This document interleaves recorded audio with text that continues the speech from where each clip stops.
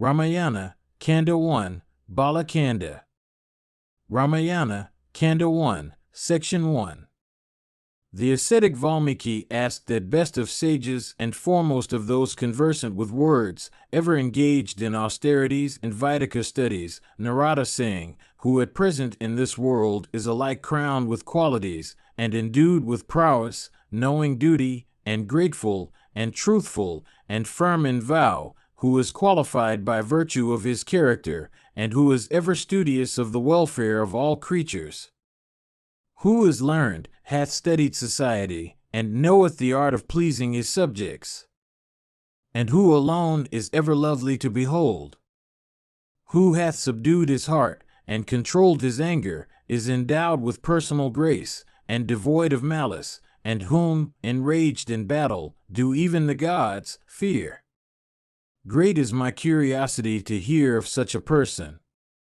Thou canst, O Maharshi, tell me of a man of this description.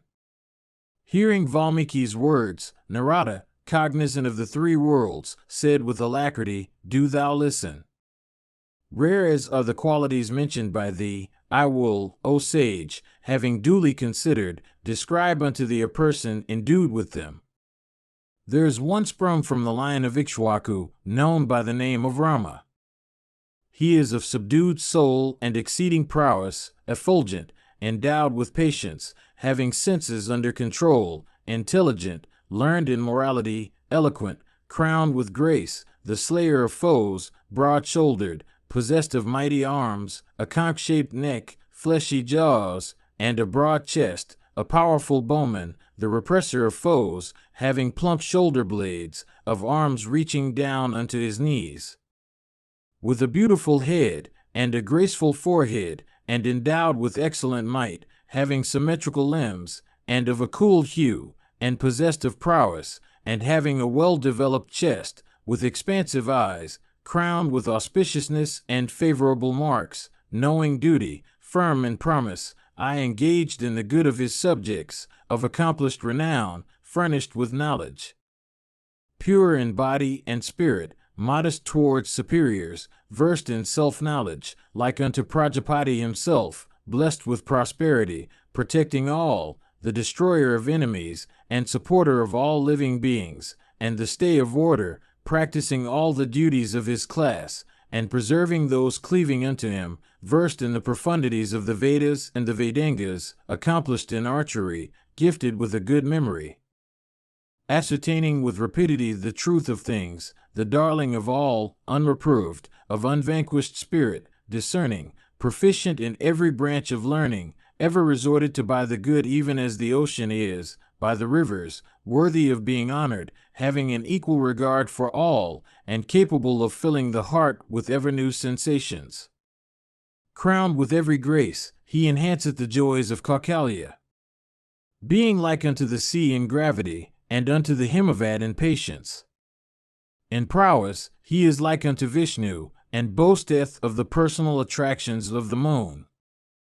In anger he resembleth the fire raging at the dissolution of all, and in forgiveness he is like unto the earth. In giving away, he is like unto Kuvara, the bestower of riches, and in truth he is like another Dharma. Desirous of doing that which would be acceptable to subject, King Dakaratha, from fullness of affection, wished to install as his associate in the kingdom his beloved and meritorious eldest son, Rama, of infallible prowess, and endued with sterling virtues, and ever intent on the welfare of the people. Beholding the provisions for the installation, that lady the king's consort, Kaikeyi, who had previously been promised 2 boons, even asked for these, viz., the exile of Rama, and the installation of Bharata. Bound by the ties of duty in consequence of that promise of his, King Dakaratha banished his favorite son Rama. In pursuance of his father's promise, and with the view of compassing the pleasure of Kaikeyi, that heroic one, commanded by his sire, wended into the forest. And on the eve of his departure for the forest, that enhancer of Sumitra's joy and favorite of his brother, Rama, his dear brother Lakshmana, endowed with humility, displaying brotherliness, followed him out of affection. And as Rohini followeth the moon, Rama's beloved spouse, sprung in Janaka's line, like unto an embodiment of divine power, dear unto Rama, as life itself, and engaged in acts of good, and furnished with every auspicious mark, and the best of wives, followed Rama. Having been followed far by his father Dakaratha along with the citizens, Rama met with the virtuous and beloved king of the Nishadas, and then, in company with Guha, Lakshmana, and Sita, dismissed his charioteer on the banks of the Ganges at Sringavarapura. Then, wending from one wood to another, and having crossed many broad rivers, they, in accordance with Bharadvaja's directions, arrived at the Chitrakuta, and constructing a romantic abode, the three began to live there as they listed. And they spent their days in delight, even like gods and Gandharvas. And when Rama had reached the Chitrakuta, King Dakaratha, distressed on account of his son, went to heaven, bewailing the latter. And when Dakaratha had ascended heaven, the mighty Bharata, although pressed by the Brahmanas headed by Vasistha to rule the kingdom, did not wish for dominion. And that hero went after Rama into the forest, with the view of propitiating that worshipful one. And having come to the high-souled Rama, with truth for his prowess, he besought his brother, with every mark of respect. And Rama said unto Bharata these words, Thou too, O thou conversant with duty, art king. And the exceedingly generous, illustrious, and mighty Rama of a cheerful countenance did not wish for the kingdom, in consonance with his father's injunction. And having made over unto Bharata, as his substitute on the throne, his own sandals, Bharata's elder brother repeatedly forbade him. And then Bharata, finding his desire not obtained, touched Rama's feet, and began to rule at Nandigrama, expecting the return of Rama. And when the auspicious Bharata, firm in promise and of subdued sense, had gone away, Rama, again perceiving there the influx of citizens and others, eagerly entered Dandaka. And having entered that mighty forest, the lotus-eyed Rama slew the Rakshasa, Virata, and saw Sarabanga, Sudakshna, Agastya, and Agastya's brother. And he then, directed by Agastya, gladly possessed himself of Indra's bow, the inexhaustible arrows, the scimitar, and the quiver. And while Rama was dwelling there with the rangers of woods, the sages came to him in a body for the destruction of the Asuras and Rakshasas. Thereupon, in the presence of those ascetics like unto flaming fire, inhabiting the Dandaka forest, he promised to slay those Rakshasas in battle. And it was while he was living there that dweller of Janasthana, the Rakshasi Serpanaka, capable of assuming any form at will, was disfigured. And it was while living there in the society of the inhabitants of Janasthana that Rama slew in battle the Rakshasas Kara and Trisura and Dashana, together with their followers, who all had been stirred up by the words of Serpanaka. And 14,000 Rakshasas were slain in that battle. And learning of the destruction of his relatives, Ravana, wrought into frenzy by anger, sought the aid of a Rakshasa named Maricha. And although strongly dissuaded by Maricha, saying, Thou ought not to enter into hostilities with that powerful one. Do thou, therefore, O Ravana, excuse me. Yet, disregarding those words of his, Ravana, urged on by fate, went into that asylum in company with Maricha. And that one, Maricha, commanding illusions, having drawn far the king's sons, Rama and Lakshmana, he, Ravana, carried away Rama's wife, slaying the vulture Jatayu. And beholding the vulture slain, and learning of the carrying off of Mithila's daughter, the descendant of Raghu, deprived of sense, bewailed in grief. And having with unassuaged sorrow burnt the vulture Jatayu, as he was searching for Sita in that wood, he fell in with a Rakshasa, Kavanda by name, of a dreadful and deformed shape. Having slain him, the mighty armed one burnt his body, and thereupon he went to heaven. And the Rakshasa addressed Rama, saying, Do thou, O descendant of Raghu, repair unto the female ascetic, Savari, conversant with all systems of morality. referring to Savari, that destroyer of foes, gifted with exceeding energy. Rama, the son of Dakaratha, highly honored by Savari, met with Hanuman on the banks of the Pampa. Then, agreeably to Hanuman's advice, the exceedingly powerful Rama saw Sugriva and detailed unto him all, specially touching Sita. Then the monkey Sugriva, having heard all from Rama, was well pleased with Rama, and in the presence of fire, made friends with him.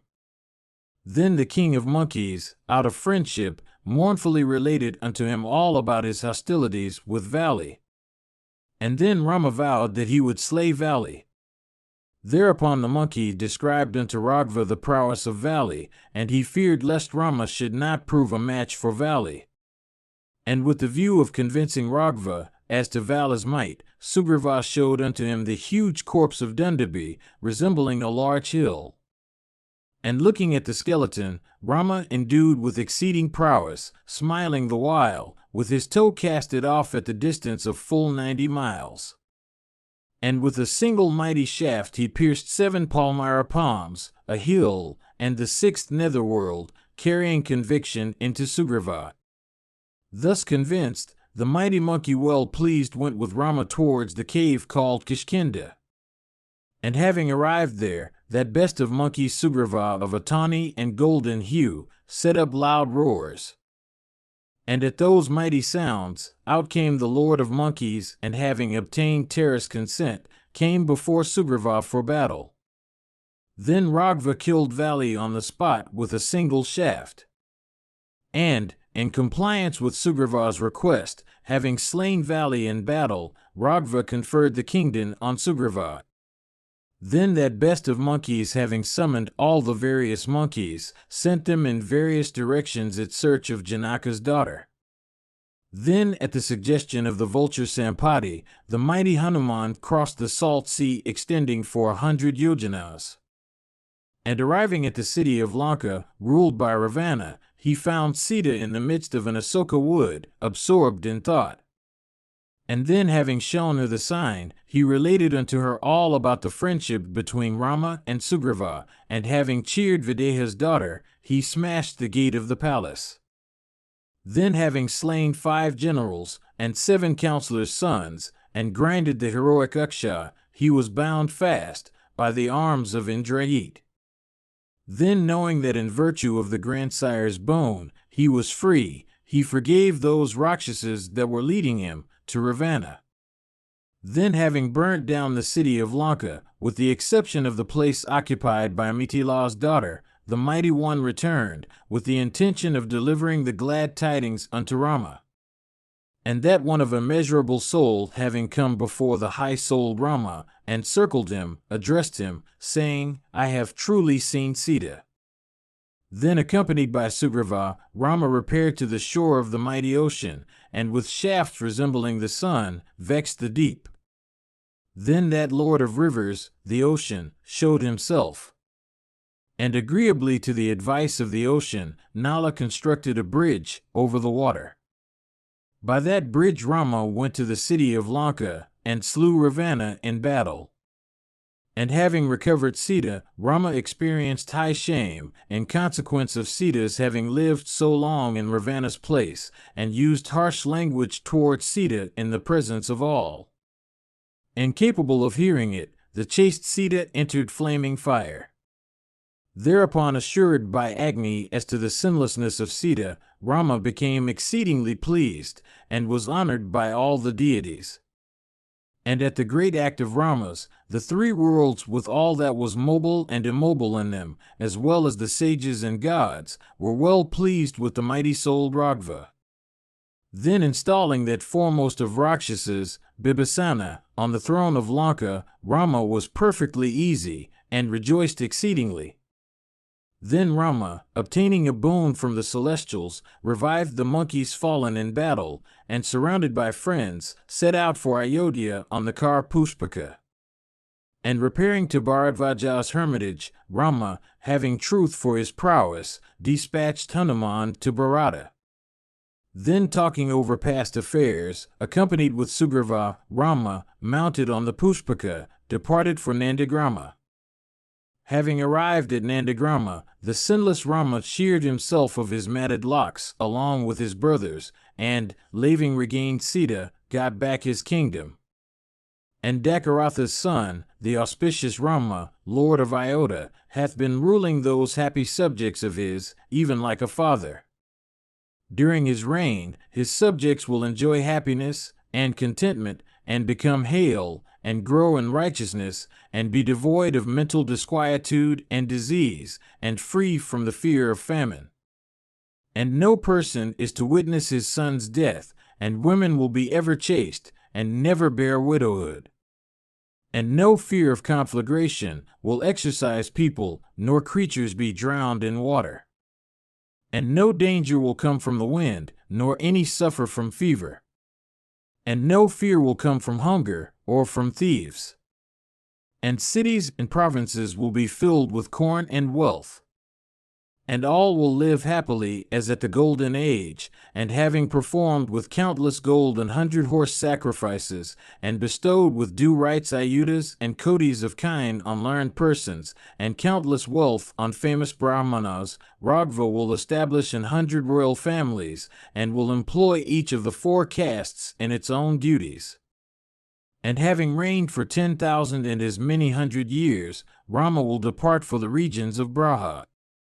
He that readeth this sacred, sin-destroying, merit-bestowing history of Rama like unto the Veda itself, becometh cleansed from all sin. And the man that readeth this Ramayana conferring length of days, after death, is honored in heaven, along with his sons, and grandsons, and relations. If a Brahmana readeth it, he attaineth excellence in speech. If a Kshatriya, he acquireth lordship over landed possessions. If a Vaishya, abundance of wealth in trade. And if a Sudra, greatness.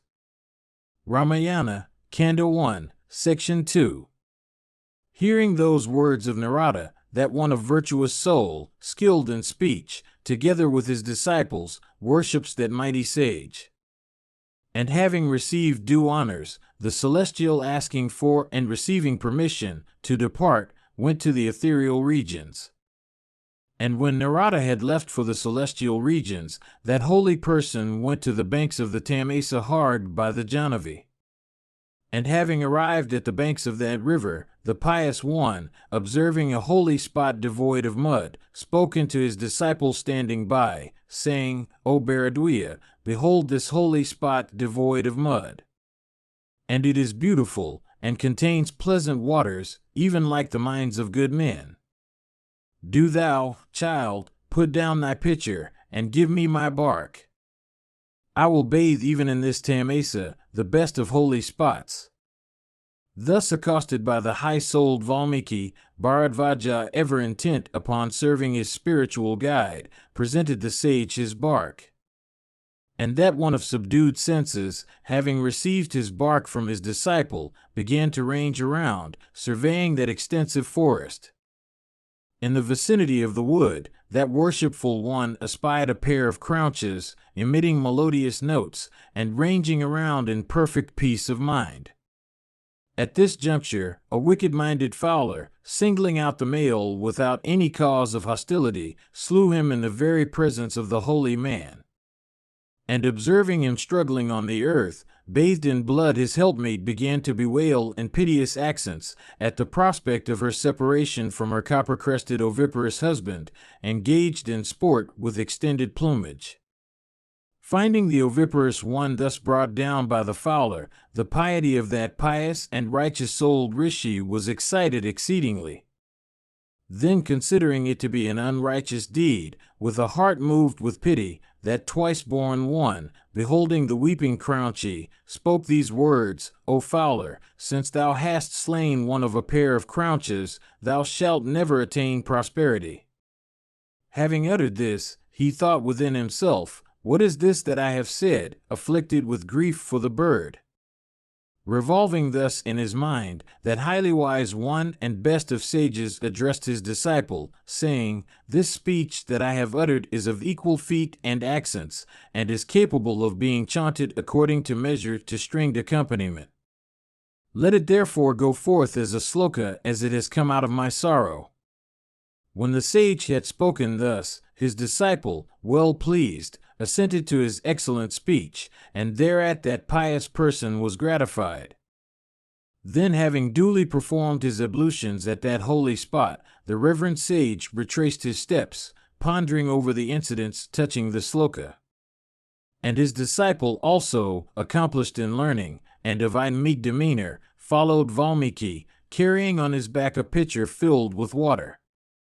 Having entered the hermitage along with his disciple, that one knowing duty, while apparently engaged in diverse kinds of talk, revolved in his mind the circumstances connected with the verses. And it came to pass that, desirous of seeing the best of sages, there arrived that Lord and Creator of all, the effulgent Brahma, furnished with 4 countenances. Beholding him, Valmiki rose up suddenly, and, wondering greatly, humbly and silently stood before him with folded hands. And duly bending low in reverence, Valmiki offered that deity water to wash his feet, and other things for reception. And having sat down on a highly honored seat, that worshipful one inquired after the welfare of that sage Valmiki, knowing no deterioration, and then asked him to be seated. And having been seated in the presence of the grandsire of all, Valmiki, his mind running upon the selfsame subject, became plunged in thought. What a sin hath been committed by that wicked-minded one, incited by hostile feeling, when he without cause slew that sweetly singing Crauncha. And thereupon, again lamenting that female Crauncha, he, in grief of heart, mentally recited those verses. Then smiling, Brahma spoke unto that excellent sage, "Those verses of thine which thou hast composed shall attain celebrity, no doubt need be entertained on this head. It is because I had intended so, that those verses had come out of thy lips. Do thou now, O best of saints, compose the entire history of Rama. Do thou relate unto the world the history of the righteous-souled and intelligent Rama, crowned with qualities. And do thou, and thou hast heard it from Narada, relate all that is known, and all that is unknown to thee, O wise one, concerning Rama, and Lakshmana, and Videha's daughter, and all the Rakshasas. And even what is not known to Narada shall be unfolded unto thee. And no words of thine in this poem shall contain an untruth. Do thou, therefore, compose into verses this delightful story of Rama. And as long as the mountains and the seas exist on earth, thy history of Ramayana will spread among men. And as long as this story of Ramayana shall retain currency, thou shalt reside both in this world and in mine." Having said this, the worshipful Brahma disappeared there. And thereat the sage and his disciples marveled greatly. And his disciples sang those verses again and again, and, momentarily experiencing pleasure, said unto him with exceeding wonder, "Those verses, composed of equal accents, and furnished with 4 parts, have been sung by the mighty saint, have, in virtue of frequent repetition, been associated with a world of pathos, and have attained the eminence of a sloka. And now it is the intention of that illustrious and self-centered sage to compose the entire Ramayana in this meter. The great ascetic Valmiki, of gracious appearance and unparalleled renown, has composed hundreds of verses in melodious measure, couching the significance of the history of Rama's line. Listen to the annals of the foremost of Raghu's race, and the destruction of the 10-headed one composed by the ascetic, with samasas, sandhyas, prakritas, and pratyas, and lucid with sweet and equally accented words. Ramayana, Kanda 1, Section 3. Having heard the entire history of the intelligent Rama, capable of conferring religious merit and the 2 other cognate objects, as well as emancipation, Valmiki again sought to get insight into it. And, seating himself facing the east on a cushion of kusa grass, and sipping water according to the ordinance, he addressed himself to the contemplation of the subject through yoga. And by virtue of his yoga powers, he clearly observed before him Rama, and Lakshmana, and Sita, and Dakaratha together with his wives in his kingdom, laughing, and talking, and acting, and bearing themselves as in real life. And he saw into all that was endured by Rama firm in promise, with his wife for the third. And like an emblet Myrobalan on his palm, that righteous souled one, by virtue of his yoga, perceived all that had happened as well as all that would happen in future. And having truly seen everything by virtue of his contemplation, that magnanimous one set about recording the charming Rama's history. And agreeably to what had been related by the mighty-souled Narada, that worshipful saint composed the history of Raghu's line, conferring profit and pleasure, and impregnated with qualities fraught with them, and, like unto the ocean, abounding in riches, and captivating ear and mind.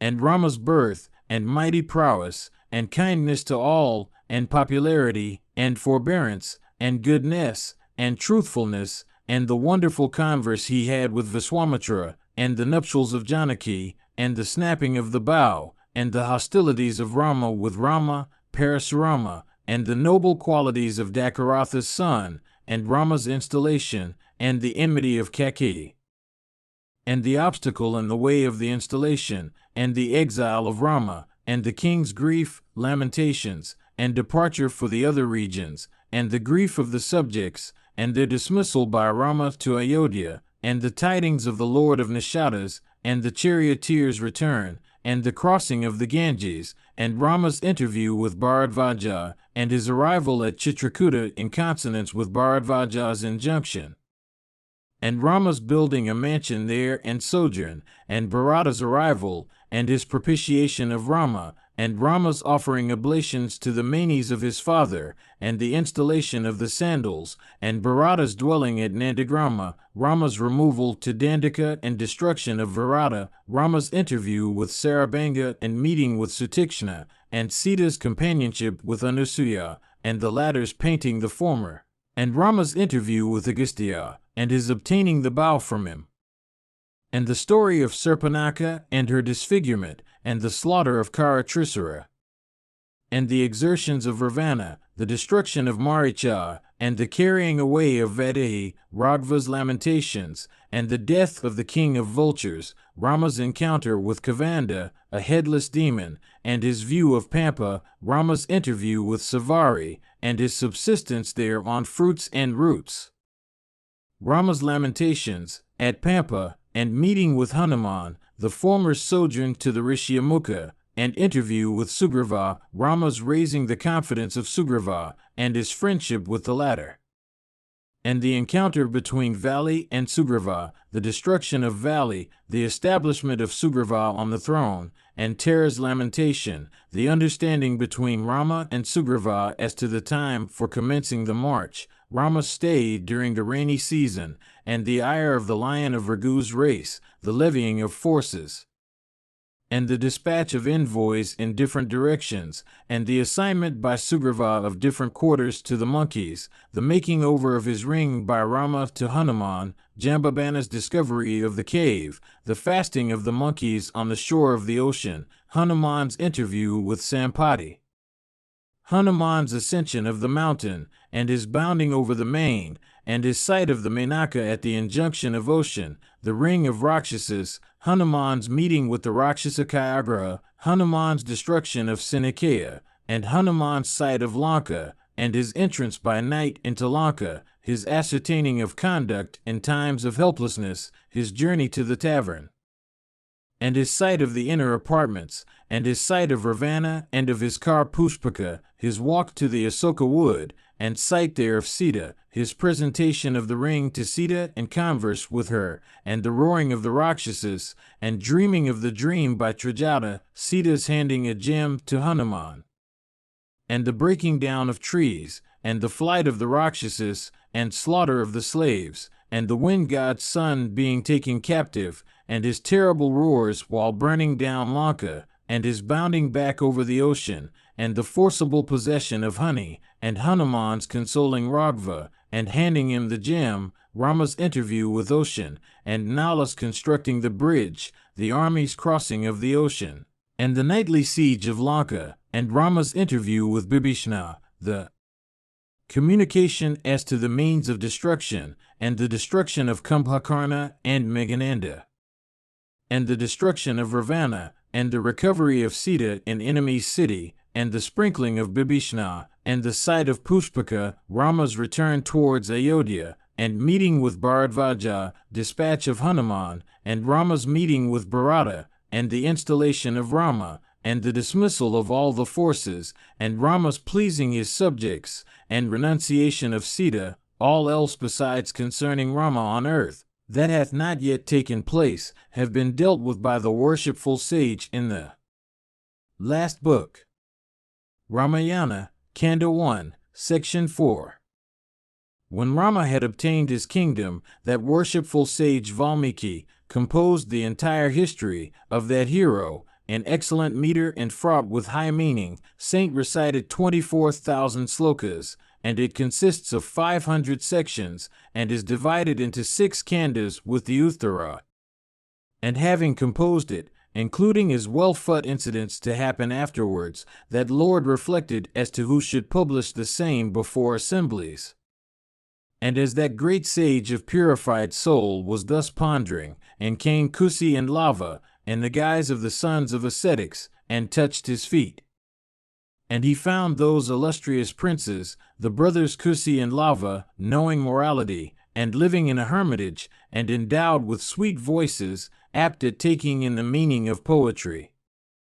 And finding them of a retentive endowment, and initiated into Vedic studies, that Lord taught them how to interpret the Vedas, and that vow-observing one taught them the great Ramayana in full, treating of Sita's life, and the destruction of Palastia.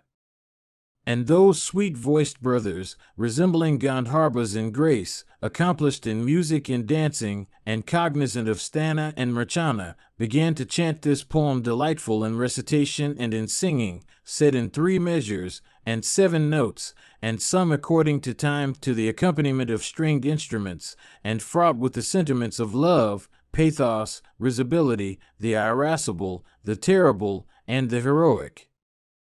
And knowing the characteristics that go to make up the drama, and gifted with mellifluous voices, those blameless princes, coming from Rama's body, and resembling him, even as the reflection of the solar or the lunar disk resembles that disk, got by heart that excellent and moral story in its entirety, and those princes versed in the fine arts, with a concentrated mind chanted it as they had learnt it, in the assemblies of ascetics and brahmanas and good men.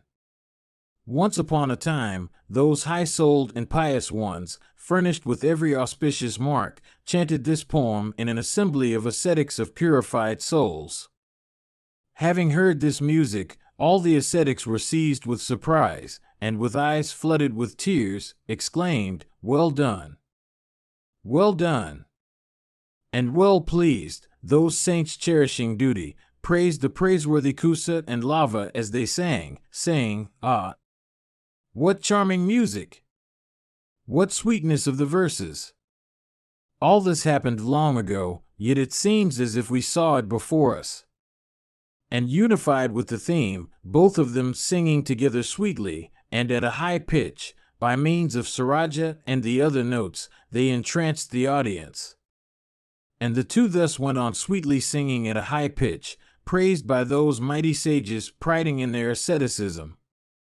Some one in the assembly pleased with them presented them with a water pitcher, and some one of high fame, being delighted, made them a present of a bark garment, and some one gave them a dark deer skin, and some holy thread, and some a kamandalu, and some great saint conferred on them a manja-made girdle, and some person granted them a vrishi, and some a kapina. And then some ascetic, well pleased, gave them an axe, and some a red cloth, and some a thread for tying up their matted locks, and some gladly gave a twine for binding faggots with, and some ascetic presented them with a sacrificial pot, and some a quantity of firewood, and some a seat made of adamvari. And some exclaimed, "Svisti," and some joyfully cried, "May ye be long-lived." And all those ascetics of truthful speech conferred on them blessings. And the sages said, "Wonderful is the story." And, O ye accomplished in all kinds of music, beautifully have ye chanted and finished this poem, charming ear and heart, and conferring long life and prosperity, which will afford themes to poets. And admired everywhere, on one occasion those singers were seen by Bharata's elder brother, in a street of Ayodhya, sparsely scattered with stalls. And having had the brothers Kusa and Lava brought under his roof, that destroyer of enemies, Rama, accorded those ones worthy of honor a respectful reception. And having seated himself on a throne of excellent gold, in the midst of his brothers and counselors, that Lord, Rama, beholding both the brothers, handsome and of modest demeanor, spoke unto Lakshmana, Bharata, and Satrughna, saying, Do ye listen to the story, fraught with excellent sense and composed in excellent measure, as sung by these ones endowed with the divine afflatus. And then he ordered the singers to begin. Thereupon causing the down of the audience to stand on end, and ravishing their minds and hearts, they began to sing melodiously and distinctly, and in as high a pitch as they could command, and in strains rivaling the notes of a veena. And that song of theirs enchanted the ear of that assembly. And Rama said, Although these Kusa and Lava, of rigid penances, look like ascetics, yet they bear on their persons the signs of royalty. And, besides, the story conduces to my fame. Do ye, therefore, listen to that history fraught with great worth. And then, commanded by Rama, they began to chant according to the Marga mode, and Rama, seated in the midst of his court, was drawn to the music, anxious for the perpetuation of his history. Ramayana, Kanda 1, Section 5. This great story of Ramayana treats of those victorious kings commencing with Prajapati, and having Ikshwaku for their founder, who ruled the entire earth as no other kings had done so before them, and in whose line Sagara was born, Sagara who dug the ocean, and whom, while out in progress, his 60,000 sons followed. We shall now chant the entire history of that dynasty from the beginning. Do ye, with minds free from ill will, listen to that story conferring merit, profit, and pleasure. There is on the banks of the Sarayu a great and flourishing country called Kosala, abounding in corn and wealth, in which the inhabitants passed their days pleasantly. And the capital of that country was Ayodhya, famed among men, which was founded by Manu himself, that foremost of men.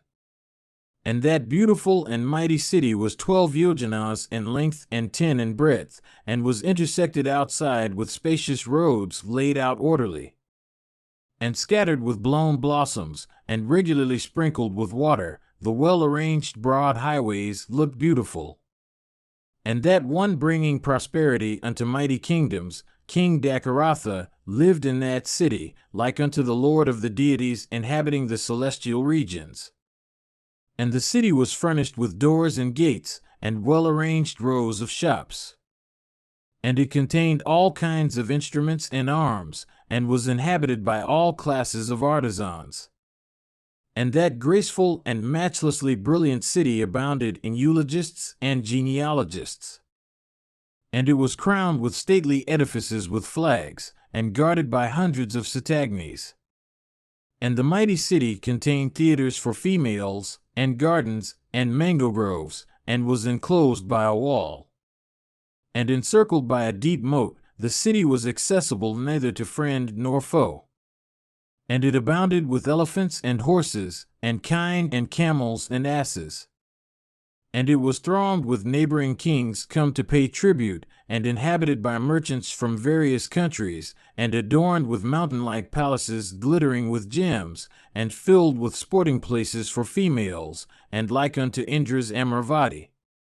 And the city was wonderful to behold, gleaming with gold-burnished ornaments, and inhabited by troops of courtesans, and abounding in all kinds of gems, and graced with royal places.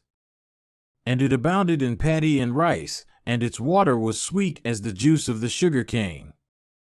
And it resounded with the sounds of dundubas and mridangas and veenas and panavas. And that foremost spot of all the earth was like unto an aerial car obtained in heaven by the Siddhas, through force of ascetic austerities, and thronged with the best specimens of humanity. And that city was filled by King Dakaratha with thousands of such Maharathas light-handed and accomplished in fight, as could by force of arms or sharpened shafts slaughter infuriated lions and tigers and boars roaming in the forest, yet as would not pierce with arrows persons lorn or abandoned or hiding or fugitive. And it abounded mostly in excellent Brahmanas, lighting the sacrificial fire, and crowned with qualities, and versed in the Vedas and the Vedangas, and giving away thousands, and ever abiding by truth, and high-souled, and resembling mighty ascetic. Ramayana, Kanda 1, Section 6. And in that city of Ayodhya resided King Dakaratha, versed in the Vedas, commanding all resources, far-sighted, of mighty prowess, dear to the inhabitants both rural and urban, and Atharatha in the Ikshwaku line, performing sacrifices, engaged in the performance of duties, self-controlled like unto a Maharshi, a royal saint famed in the three worlds, possessed of strength, the destroyer of foes, having friends, of subdued senses, comparable unto Sakra and vice Ravana by virtue of accumulated riches and other possessions, and protecting people even as the highly energetic Manu protected them. And as Indra rules Amravati, that one firm in promise, and following duty, profit, and pleasure, ruled that best of cities.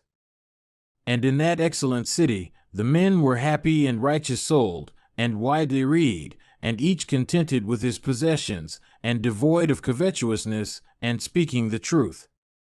And in that prime of cities, there was none who had not at his command a plenteous supply of the good things, and there was no householder who was not well off in horses and kine, and corn and wealth. And one could see nowhere in Ayodhya persons given up to lust, or unsightly, or crooked-minded, or unlettered, or atheistical. And all the men and all the women were of excellent character, and subdued senses, and a happy frame of mind, and both in respect of occupation and conduct spotless like unto Maharshis. And all wore earrings and tiaras and garlands, and abundantly enjoyed the good things of life. And all were clean, daubing their limbs, and perfuming their persons, and feeding on pure food, and giving away, and wearing ingadhas and nishkas and hand ornaments, and repressing passions, and there were not in Ayodhya persons not lighting the sacrificial fire, or not performing sacrifices, or mean-minded, or thieving, or engaged in improper occupations, or of impure descent. And the Brahmanas of subdued senses were always engaged in the performance of their own duties, giving away in charity, and studying, and receiving gifts with discrimination. And none of them was atheistical or untruthful or slenderly reed or detracting or incompetent or illiterate. And there was no Brahmana who was not versed in the Vedas and Vedangas, or not observing vows, or not giving away by thousands, or poor-spirited, or of insane mind, or afflicted. And no man and no woman was seen devoid of grace or beauty, or lacking in reverence for their monarch. And the four orders with Brahmanas at their head contained persons serving gods and guests, and endowed with gratitude, and munificent, and heroic, and possessing prowess. And the men were long-lived, and ever abode by duty and truth, and lived in that best of cities, always surrounded by sons and grandsons and wives. The Kshatriyas were obedient unto the Brahmanas, and the Vaishyas followed the Kshatriyas, and the Sudras, occupied with their proper vocations, ministered unto the three other orders. And that city was ably governed by that lord of Ikshwaku's line, even as that foremost of men, the intelligent Manu, had governed it before him. And as a mountain cavern abounds with lions, it was filled with warriors resembling flaming fire, of straight ways, unforbearing, and of accomplished learning. And the city abounded with excellent horses sprung in Kamboja, and Valaka, and Vinayu, and the banks of the Sindhu, and like unto that best of horse, Hari's charge, and with fierce elephants sprung on the Vindhya mountain, and the Himavat, filled with juice, and of exceeding strength, and resembling hills, and with Bhadra, Mandra, and Mriga elephants, and those sprung from the mixture of the three, and from the mixture of Bhadra and Mandra, and from Bhadra and Mriga, and from Mriga and Mandra. Superior like unto Airavata, and coming from Mahapadma, Anjana, and Vamana breeds, fierce, and looking like hills. And that city was over 2 yojanas, and truly it was called Ayodhya. And repressing enemies, that city was governed by the great and the exceedingly powerful King Dakaratha, even as the moon sways the stars. And that lord of earth resembling Sakra governed that city of Ayodhya, bearing a true name, furnished with strong gates and bolts, and auspicious, and graced with excellent edifices, and teeming with thousands. Ramayana, Kanda 1, Section 7. That high-souled one of Ikshwaku's line had competent counselors, capable of administering business, of diving into the motives of others, and ever intent upon the good of the monarch. And that heroic king had 8 famous counselors, pure and devoted to the royal service, viz., Drishti, and Vijaya, and Sarashtra, and Rastravardhana, and Akopa, and Dharmapala, and Sumantra the 8th, conversant with profit. And he had 2 family priests after his heart, viz., those foremost of saints, Vasista and Vamadeva. And he had other counselors besides, viz., Suyajna, and Javali, and Kasyapa, and Gautama, and the long-lived Markandeya, and the regenerate Katyayana.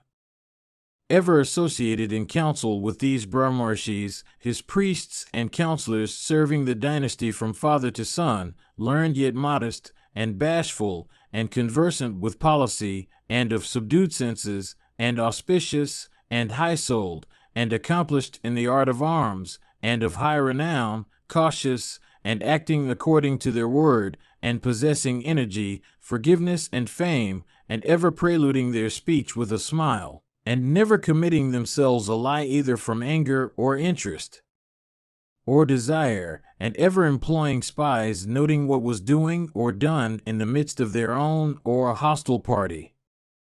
And they were adepts in intercourse with people, and well tried in friendship by the monarch. And they were ever busy in replenishing the exchequer and in levying troops. And they did not cherish ill will even towards enemies, when innocent.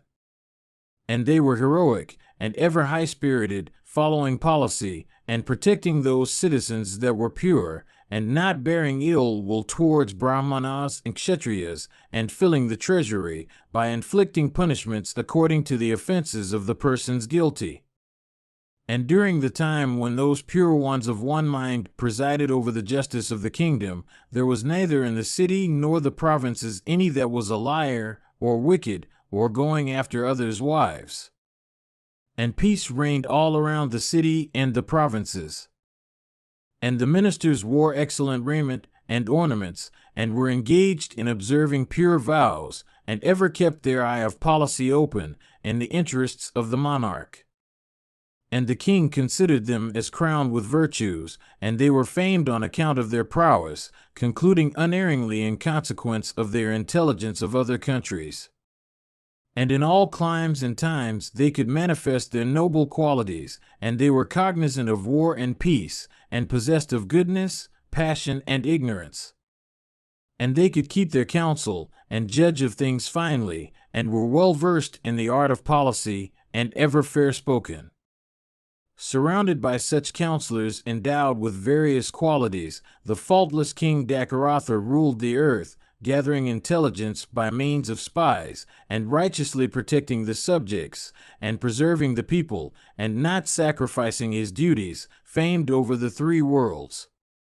And munificent, and firm in promise and battle, that best of men ruled this earth. Nor did he ever meet with a foe that was either his equal or superior. And possessed of friends, and having obedient commanders, and extricating his thorns by his might, that king ruled the earth, even as the Lord of celestials ruleth heaven. and surrounded by those counselors studious of his welfare, and bearing affection towards him, and clever, and competent, that king, by virtue of his prowess in subduing others, resembled the sun surrounded by his rays. Ramayana, Kanda 1, Section 8. And although engaged in austerities with the view of having sons born to him, the powerful and high-souled king had no son capable of perpetuating his line. And mentally turning the matter over, the high-souled one thought, why do I not celebrate a horse sacrifice with the intention of obtaining a son?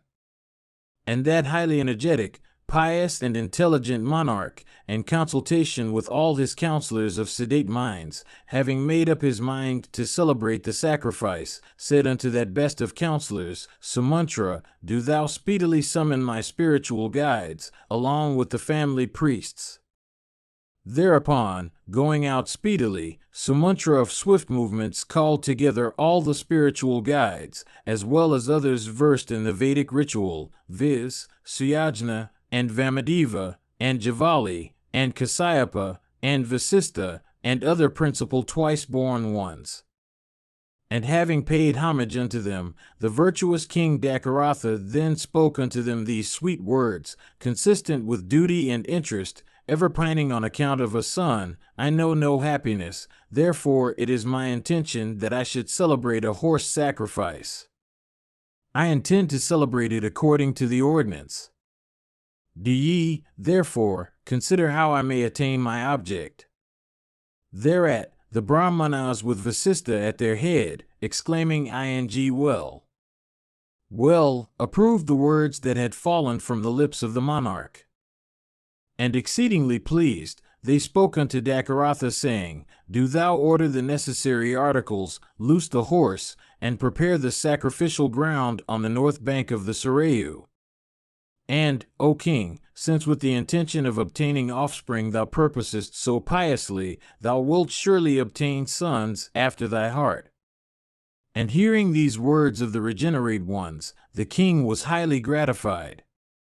And with eyes expanded in delight, he spoke unto his ministers, do ye procure the necessary sacrificial articles, according to the injunction of my spiritual preceptors, and loose a horse protected by a competent person, and followed by one of the chief family priests, and do ye prepare the sacrificial ground on the north bank of the Sarayu, and do ye in due order and according to the ordinance perform the rites required to secure an uninterrupted completion to the ceremony.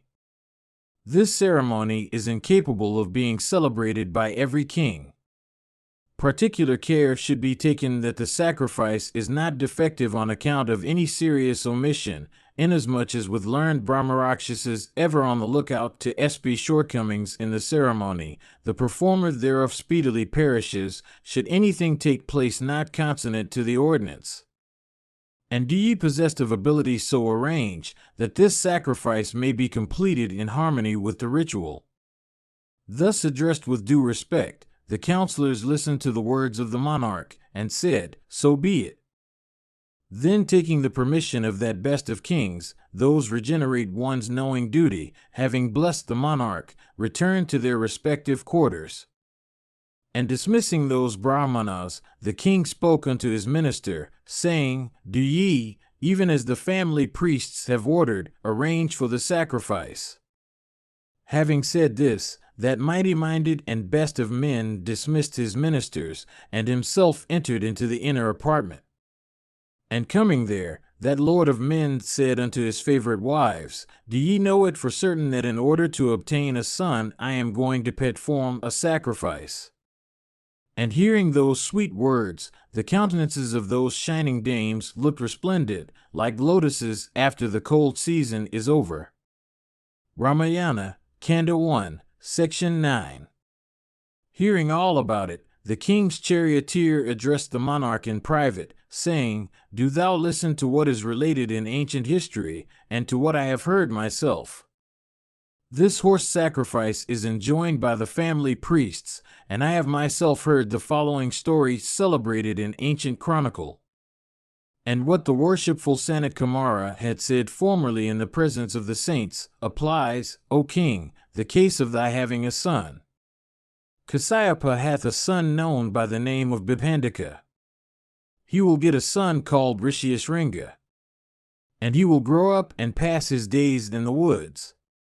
And that foremost of Brahmanas will not know aught else save following his father. And, O king, it is rumored abroad, and also always said by the Vipers, that high-souled one will practice the two modes of Brahmacharya life. And he will spend some time in serving the sacrificial fire and his famous sire. At this time, the powerful Ramapada of exceeding strength will be famed as king of the Angas. And in consequence of some default on Bif's part, there will occur in his kingdom a terrible and dreadful drought, capable of striking terror into all. And filled with grief on account of this drought, the king will call about him Veda-accomplished Brahmanas, and speak unto them, saying, Ye are conversant with the Vedic ritual and the social duties. Do ye, therefore, tell me how to expiate for this evil? And thus accosted by the king, those excellent Brahmanas versed in the Vedas will say unto that ruler of earth, Do thou, O monarch, by all means, bring Bipandika's son. And having, O king, brought that Brahmana versed in the Vedas, Bipandika's son Rishyasringa, and duly honored him, do thou, O monarch with a concentrated mind, bestow upon him thy daughter Sita, according to the ordinance. And hearing those words of theirs, the king will begin to think as to how he can bring over that one endowed with energy. Then, in consultation with his counselors, the prudent king, having come to a conclusion, will, honoring them duly, desire his priest and his courtiers to set out in quest of Rishyasringa. Thereupon, hearing the king's words, with aggrieved hearts, and with heads hanging down, they will beseech the monarch, saying, Afraid of the saint, Bipandika, we shall not be able to repair thither. Anon, hitting upon the appropriate means, they say, We will search for the Vipra, and no blame shall attach unto us. Thus, by help of courtesans, the saint's son was brought by the lord of the Angas. And then the god, Indra, poured down showers, and the king conferred on him Sita. And now thy son-in-law Rishyasringa will help thee in obtaining a son. Now I have related unto thee what Sanat Kumara had communicated. Thereupon King Dakaratha, well pleased, spoke unto Sumantra, Do thou now tell me by what means Rishyasringa was brought over by the lord of the Angas. Ramayana, Kanda 1, Section 10. Thus asked by the king, Sumantra said these words, I will relate unto thee how the counselors brought Rishyasringa. Do thou listen with thy counselors. The priest together with the counselors spoke unto Ramapada, saying, The means that we have hit upon can never fail of effect. Rishyasringa hath been brought up in woods, and is engaged in austerities and the study of the Vedas, and is ignorant of the pleasure that ensueth from contact with women. By help of things agreeably ministering unto the senses, and ravishing the soul, we shall bring him to the city. Do thou, therefore, arrange for them. Let courtesans of comely presence, clad in ornaments, repair thither. And if well treated, they will by various means bring him hither. Hearing this, the king said unto the priest, So be it, and laid the charge upon him, who, however, made it over to the courtiers. And the latter acted accordingly. And in accordance with the instructions, the courtesans entered that great forest, and remaining at some distance from the hermitage, endeavored to meet with the sober son of the saint ever dwelling in the woods. And satisfied with serving his sire, he never strayed from the hermitage, and consequently had never seen men and women, or any other creatures living in cities and towns. And it came to pass that on one occasion, walking about at will, Bipandika's son came to that spot and beheld the courtesans. And excellently attired, and singing in sweet voices, the women said unto the saint's son, Who art thou? And what dost thou, O Brahmana? We wish to learn all this. And why is it that thou rangest alone this far-off forest? Beholding these beautiful damsels never seen before, he from delight hastened to inform them of his lineage. My father is Bibhandika, and I am his son, having sprung from his loins. My name is Rishyasringa, and my occupation is known the world over. And this auspicious hermitage hard by belongs to us, and there I shall receive you all in due form. Hearing the words of the saint's son, they all consented, and the women went to behold that asylum. And when they had come there, the saint's son received them hospitably, saying, Here is aragya, here is water for washing the feet, here are fruits and roots. And thereupon they readily received his hospitality. And actuated by the fear of the saint, Bibhandika, they bent their minds upon departing soon. And they said, Do thou also, O twice-born one, receive from us these excellent fruits. And, good betide thee, O Vipra, do not tarry. And thereupon, embracing him joyfully, they gave unto him sweetmeats and various kinds of savory viands. And tasting those things, that one of exceeding energy took them for fruits, never tasted before by the dwellers of the forest. Then, having accosted him, the women, feigning the observance of some vow, went away, inspired with the fear of his father. And when they had gone, that twice-born one, Kasyapa's son, became sad, and from grief of heart went this way and that. And the next day, his mind momentarily running upon it, the graceful son of Bibhandika, endowed with prowess, came to that spot where he had encountered the comely courtesans, adorned with ornaments. And as soon as they observed him coming, they came forward, and said, Do thou, O Brahmana, come unto our hermitage. There are in that asylum diverse kinds of fruits and roots, and there thou wilt surely feed thy fill. Thereupon, hearing those words of theirs capable of influencing the heart, he became bent upon going, and the women brought him away. And when that high-souled Vipra had been brought over, the good Indra suddenly poured forth plenteous showers, enlivening the spirits of men. And when the ascetic had arrived, with showers, the king approached him in humble guise, bending his head to the ground. And he offered him aragya in due form, and with a collected mind, and asked for his favor, so that wrath could not influence the Vipra. And taking him into the inner apartments, and in due form conferring upon him in sober mood his daughter Santa, the king became happy. Thus the highly powerful Rishyasringa, together with his wife Santa, began to live there, respectfully ministered unto in regard to every desire. Ramayana, Kanda 1, Section 11. And he said again, O foremost of monarchs, do thou listen to me as I relate how that intelligent Sanat Kumara, best of deities, spoke. In the line of Ikshwaku will be born a righteous king, named Dakaratha, fair of form, and firm in promise. And that king will contract friendship with the ruler of the Amgas. And the latter will have a highly pious daughter, Santa by name. And the old king of the Amgas will have a son, named Ramapada. And repairing unto him, the highly famous king Dakaratha will speak unto Ramapada, O righteous-souled one, I am without issue. Let Santa's husband, desired by thee, take charge of this sacrifice of mine, to be celebrated with the object of my obtaining a son to perpetuate the race. Hearing these words of the king, and having pondered well, he will make over unto him Rishyasringa of subdued senses, together with Santa and his children. And taking that Vipra, that king, his mind free from anxiety, with a glad heart, will prepare for that sacrifice. And King Dakaratha, knowing duty and desirous of fame, with the intention of obtaining offspring in heaven, with joined hands, will appoint that best of Brahmanas, Rishyasringa, to conduct the ceremony. And that bringer of good will attain his object at the hands of that foremost of Brahmanas, and 4 sons will be born to him of immeasurable prowess, bringing fame unto the family, and known by all. Thus spoke formerly in the divine age, that worshipful and foremost of deities, Sanat Kumara.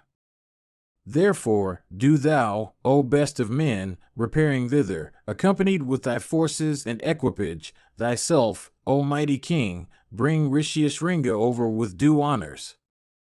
And hearing Sumantra's words, Dakaratha was exceedingly delighted.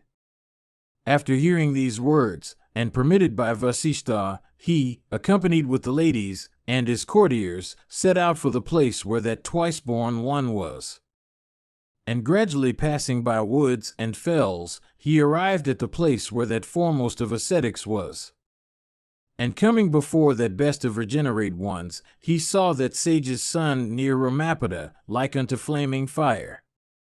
Then the king received him respectfully, and with a delighted mind, on account of the friendship he bore him. And he communicated unto the intelligent son of the saint the fact of their intimacy, and then the latter paid homage unto Dakaratha.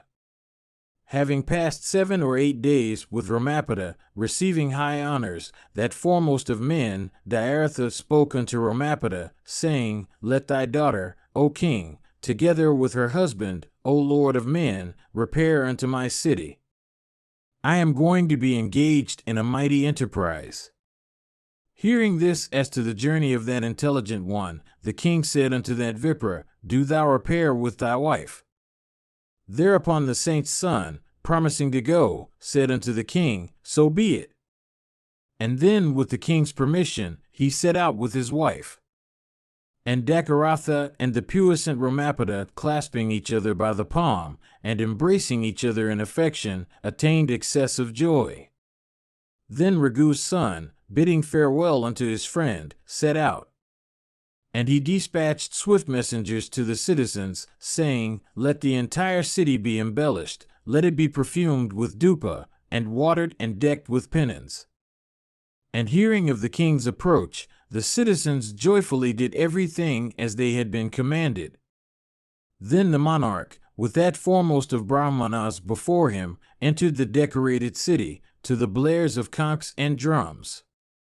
And behold Urg that Brahmana entering the city, duly honored by the prime of men, subservient unto Indra, like unto Kasyapa's son entering the celestial regions, honored of the thousand-eyed lord of the celestials, all the citizens rejoiced exceedingly. Then taking him into the inner apartment, and paying him homage according to the ordinance, the king considered himself as having gained his object, in consequence of the presence of that Brahmana. And all the inmates of the inner apartment, seeing the large-eyed Santa thus arrived with her husband, experienced excessive joy. Then honored by them and the king in especial, she happily spent there some time along with that twice-born one. Ramayana, Kanda 1, Section 12. Then after a long while, when the charming spring had appeared on the earth, the king conceived the desire of celebrating the sacrifice. Then bowing down the head unto that Vipra effulgent like a celestial, he appointed him to undertake the ceremony, for the purpose of obtaining offspring to perpetuate his line. Then that Brahmana said unto that lord of the earth, the king, So be it. Do thou order the necessary provisions, loose the horse, and prepare a sacrificial ground on the north bank of the Sarayu. Then the king spoke unto Sumantra, saying, O Sumantra, do thou summon speedily Brahmanas versed in the Vedas and priests professing the Vedanta philosophy, Suyajna, and Vamadeva, and Javali, and Kasyapa, and the priest Vasistha, together with other excellent twice-born ones. Thereupon Sumantra, endowed with activity, bestirring himself, summoned all those versed in the Vedas. Then, honoring them duly, the virtuous king Dakaratha spoke unto them these amiable words, consistent with duty and interest, aggrieved on account of a son, I have no happiness on earth, and therefore I have intended to celebrate a horse sacrifice. And by the grace of the saint's son, I shall obtain my desire. Thereupon the Brahmanas with Vasishtha at their head honored the words that fell from the king's lips, saying, Well. And the Brahmanas headed by Rishyasringa addressed the king, saying, Do thou arrange for the provisions, loose the horse, and prepare the sacrificial ground on the north bank of the Sarayu. And since thou purposest so virtuously in obtaining offspring, thou shalt obtain 4 sons of immeasurable prowess. And hearing those words of the regenerate ones, the king was exceedingly delighted. All cheerfully he spoke these auspicious words to his courtier, in accordance with the directions of my spiritual guides. Do ye speedily procure these provisions, loose the horse well protected, and followed by a priest, and prepare the sacrificial ground on the north bank of the Sarayu. And do ye perform the ceremonies capable of securing the rights from disturbance. Surely every king is competent to perform this sacrifice. Yet care must be taken that no default occurs in it. For flaws in this foremost of sacrifices are watched by learned Brahmarakshasas. And should it come to be celebrated in violation of the ordinance, the performer thereof shall meet with instant destruction. And do ye so order that this sacrifice of mine may be completed according to the prescribed ritual. Thereupon, honoring those words of the king, the ministers did as ordered. And having eulogized the king knowing duty, the twice-born ones, with the monarch's leave, departed for their respective quarters. And when the vipers had gone, the mighty-minded lord of men, dismissing his counselors, entered the inner apartment. Ramayana, Kanda 1, Section 13. And when after a full 1 year, spring had again appeared on the face of the earth, the puissant king, intent upon getting offspring through the horse sacrifice, sought Vasishtha's side. And having saluted Vasishtha and duly paid him homage, he humbly spoke unto that best of twice-born ones, with the intention of having offspring. Do thou, O Brahmana, undertake to perform this sacrifice of mine, according to the ordinance, O foremost of ascetics. And do thou order so that no impediment may happen to the sacrifice. Thou art my kind friend, and prime and mighty spiritual guide. Engaged in it, thou wilt have to bear the entire burden of the ceremony. Thereupon that best of Brahmanas said, So be it. I will do all that thou askest. He then said unto old Brahmanas well up in sacrificial affairs, and experienced carmakers, and highly pious aged people, and servants, carrying on the ceremonial operations till the end, and artists, and carpenters, and diggers, and astrologers, and artisans, and dancers, and conductors of theaters, and pure and learned persons variously versed in knowledge, do ye, in obedience to the royal mandate, engage in the sacrificial work, and fetch bricks by thousands. Do ye raise structures for the kings, commanding every convenience? And do ye rear goodly and comfortable buildings by hundreds for the Brahmanas, replenished with various meats and drinks?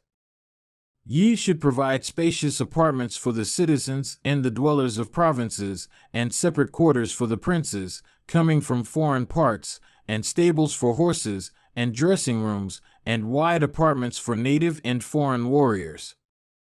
And dwellings filled with diverse kinds of viands, and commanding everything desirable, and mansions for the lower orders of the citizens, exceedingly beautiful to behold. And meats should be duly dispensed with respect, and not in the indifference of festive occasions, so that all may regard themselves as honorably entertained. None should be disregarded out of lust or passion. Those persons and artisans that will labor eagerly in the sacrifice should by turns be especially entertained, and servants who, being entertained with gifts, do everything completely and omit nothing. And do ye, with hearts mollified by love, act so, that all our friends be well pleased with us. Then they approached Vasishtha, saying, Everything hath been performed properly, without anything being left out. And what thou sayest shall be performed, and nothing omitted. Then summoning Sumantra, Vasishtha said these words, Do thou invite all those kings that are pious, and Brahmanas, and Kshatriyas, and Sudras, by thousands. And do thou with due honors bring people from all countries. And, with proper honor thyself bring the righteous, truthful, and heroic Janaka, Lord of Mithila. And it is because he is our old friend that I first mention him. Then do thou thyself bring the amiable and ever fair-spoken Lord of Kasi, of excellent character, resembling a celestial.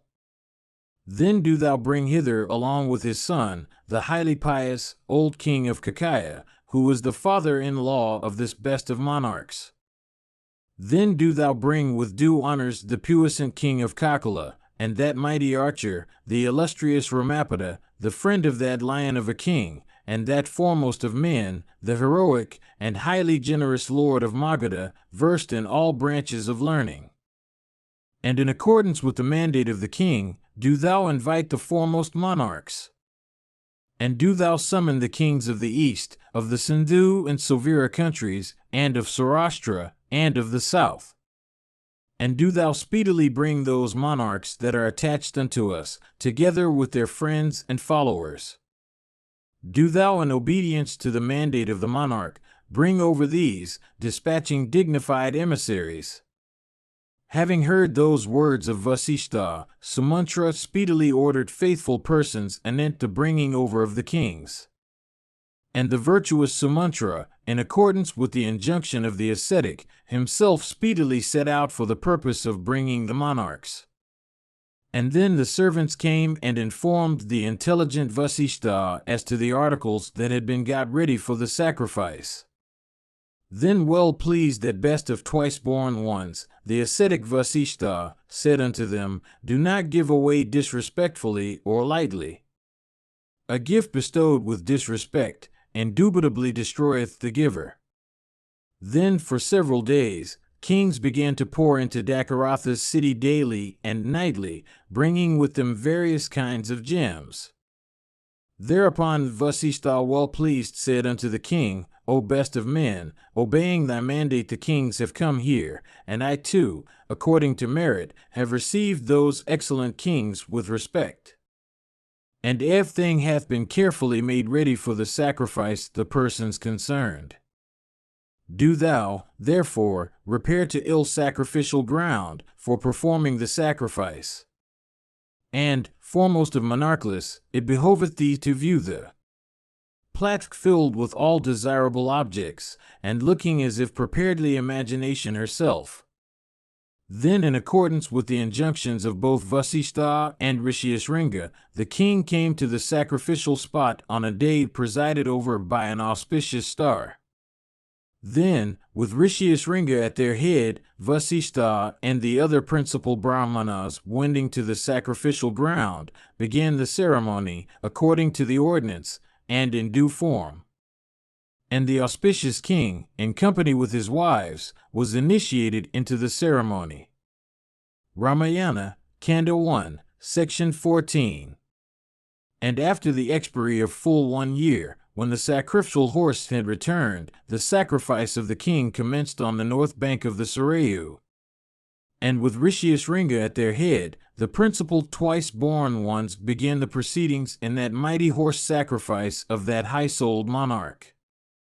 And the priests, each duly and according to the ordinance performing his proper part, engaged in the ceremony in consonance with the scriptures.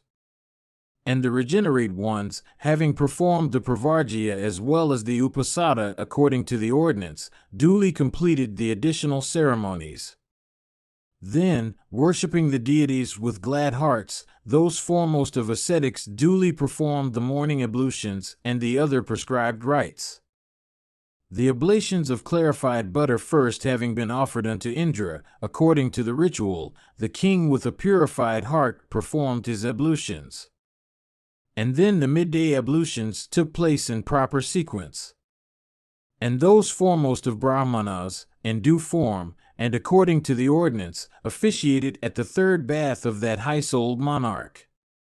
And the priests presided over by Rishyasringa, invoked Sakra and the other deities, reciting measured mantras.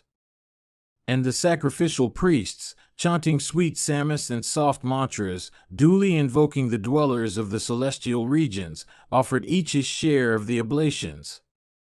And no part of the ceremony was performed improperly or left out, and everything was satisfactorily celebrated with mantras. And on that day no Brahmana ever felt tired or hungry, and there was none that was not learned, or that was not followed by 100 persons. And Brahmanas and Sudras, having among them ascetics, and Shramanas, and the aged, and the infirm, and women, and children, were continually fed. And although they ate their fill, yet they knew no repletion. And give food, and clothes of various kind, was heard all around. And those employed in the task gave away profusely. And every day food dressed properly in due form was to be seen in countless heaps resembling hills. And men and women coming from various countries to the sacrifice of that high-souled one were excellently entertained with meats and drinks. And the foremost regenerate one said, "The viands have been prepared in the prescribed form, and they taste excellent. We have been gratified. Good betide thee." All this was heard by that descendant of Ragu. And persons adorned with ornaments distributed the victuals among the Brahmanas, and they were assisted by others beaming jeweled pendants. And in the interval between the completion of one bath and the beginning of the next, mild and eloquent vipers, desirous of victory, engaged in various disputations. And every day in that sacrifice, skillful Brahmanas, engaged in the ceremony, did everything according to the ritual. And there was no twice-born one that was not versed in the Vedas and the Vedangas, or that did not observe vows, or that was not profoundly learned, nor did any assist at the sacrifice that could not argue ably. And when the time came for planting the upas, persons cognizant of arts and sacrificial rites prepared 6 upas of Vilwa, as many of Katachu, and as many of Palesa, and 1 of Sleshmataka, and 2 of Devadara well made and measuring 2 outstretched arms. Persons versed in the arts and science of sacrifice constructed these upas. And at the time of throwing up the upas, for embellishing the sacrifice, these 21 upas, each measuring 21 aratnas, having 8 angles, and smooth-faced, were decked out in 21 pieces of cloth, and were firmly planted with due ceremonies by artisans. And being wrapped up in cloths, and worshipped with flowers, they looked like the 7 rishis appearing in the welkin. And an adequate number of bricks was also duly made for the ceremony. And Brahmanas accomplished in the arts constructed the sacrificial fireplace with those bricks. And that fireplace of that lion among kings, set by skillful Brahmanas, consisting on 3 sides of 18 bricks, looked like the golden-winged Garura. And for the purpose of sacrificing them unto the respective deities were collected beasts and reptiles, and birds, and horses, and aquatic animals. And the priests sacrificed all these in proper form. And to these upas were bound 300 beasts, as well as the foremost of the best horses belonging to King Dakaratha. Then Kausalya, having performed the preliminary rites, with 3 strokes slew that horse, experiencing great glee. And with the view of reaping merit, Kausalya, with an undisturbed heart, passed one night with that horse furnished with wings. And the Hodas and Adwarius and the Wagadas joined the king's Vavada along with his Mahishi and Paravriti, and priests of subdued senses, well up in sacrificial rites, began to offer oblations with the fat of the winged horse, according to the ordinance. And that lord of men, desirous of removing his sins, at the proper time smelt the odor of the smoke arising from the fat, agreeably to the scriptures. And then 16 sacrificial priests in the prescribed form offered the various parts of the horse unto the fire. It is customary in other sacrifices to offer the oblations by means of a plaksha bow, but in the horse sacrifice a cane is used instead. The horse sacrifice, according to the Kalpa Sutras and the Brahmanas, extend over 3 days. Thereafter, on the first day was the Chatishtoma celebrated, and on the second the Uktha, and on the third the Adaratra. And then the Jyotishtoma, and then Ayastama, and the Adaratra, and the Abhijit, and the Viswajit, and the Aptarayama, All these various great sacrifices were celebrated with due rites. And in this mighty horse sacrifice founded of yore by Swayambhu, that perpetuator of his line, the king bestowed the eastern quarter on his chief sacrificial priest, the western on his Adwaryu, the southern on Brahma, and the northern on the Udgath, as dakshinas. And having completed that sacrifice, that perpetuator of his race, and foremost of men, the king, conferred on the priests the earth, and having conferred it, that auspicious descendant of Iskaku experienced high delight. And then the priests spoke unto that monarch, who had all his sins purged off, saying, Thou alone art worthy to protect the entire world. We do not want the earth, nor can we rule it, being, O Lord of earth, constantly engaged in Vaidika studies. Do thou, therefore, confer upon us something instead, as the price thereof. Do thou confer upon us gems, or gold, or kine, or anything else, for, O foremost of monarchs, we do not want earth. Thus addressed by the Brahmanas versed in the Veda, that best of kings bestowed upon them 10 lakhs of kine, and 10 kotis of gold, and 40 of silver. Then those priests in a body, accepting the wealth, brought it unto the ascetic Rishyasringa and the intelligent Vasishtha. Then having received each his share, those foremost of regenerate ones were exceedingly pleased, and said, We have been highly gratified. Then unto those Brahmanas that had come there, the king with due regard gave kotis of gold. And unto a certain poor twice-born one that asked for gifts, the descendant of Ragu gave an excellent ornament from his own arm. And, when the regenerate ones were thus properly gratified, that one cherishing the Brahmanas, with senses intoxicated by excess of joy, reverentially bowed unto them. And thereupon the Brahmanas uttered various blessings upon that generous king, bending low to the earth. Then having celebrated that excellent and sin-destroying sacrifice, bringing heaven, and incapable of being celebrated by foremost monarchs, King Dakaratha, well pleased, spoke unto Rishyasringa, saying, O thou of excellent vows, it behoveth thee to do that whereby my line may increase. Thereupon the best of Brahmanas said, Be it so. Unto thee, O king, will be born 4 sons, perpetuators of their race. Hearing these sweet words of his, that foremost of monarchs bended low unto him with controlled faculties, and experienced the excess of joy.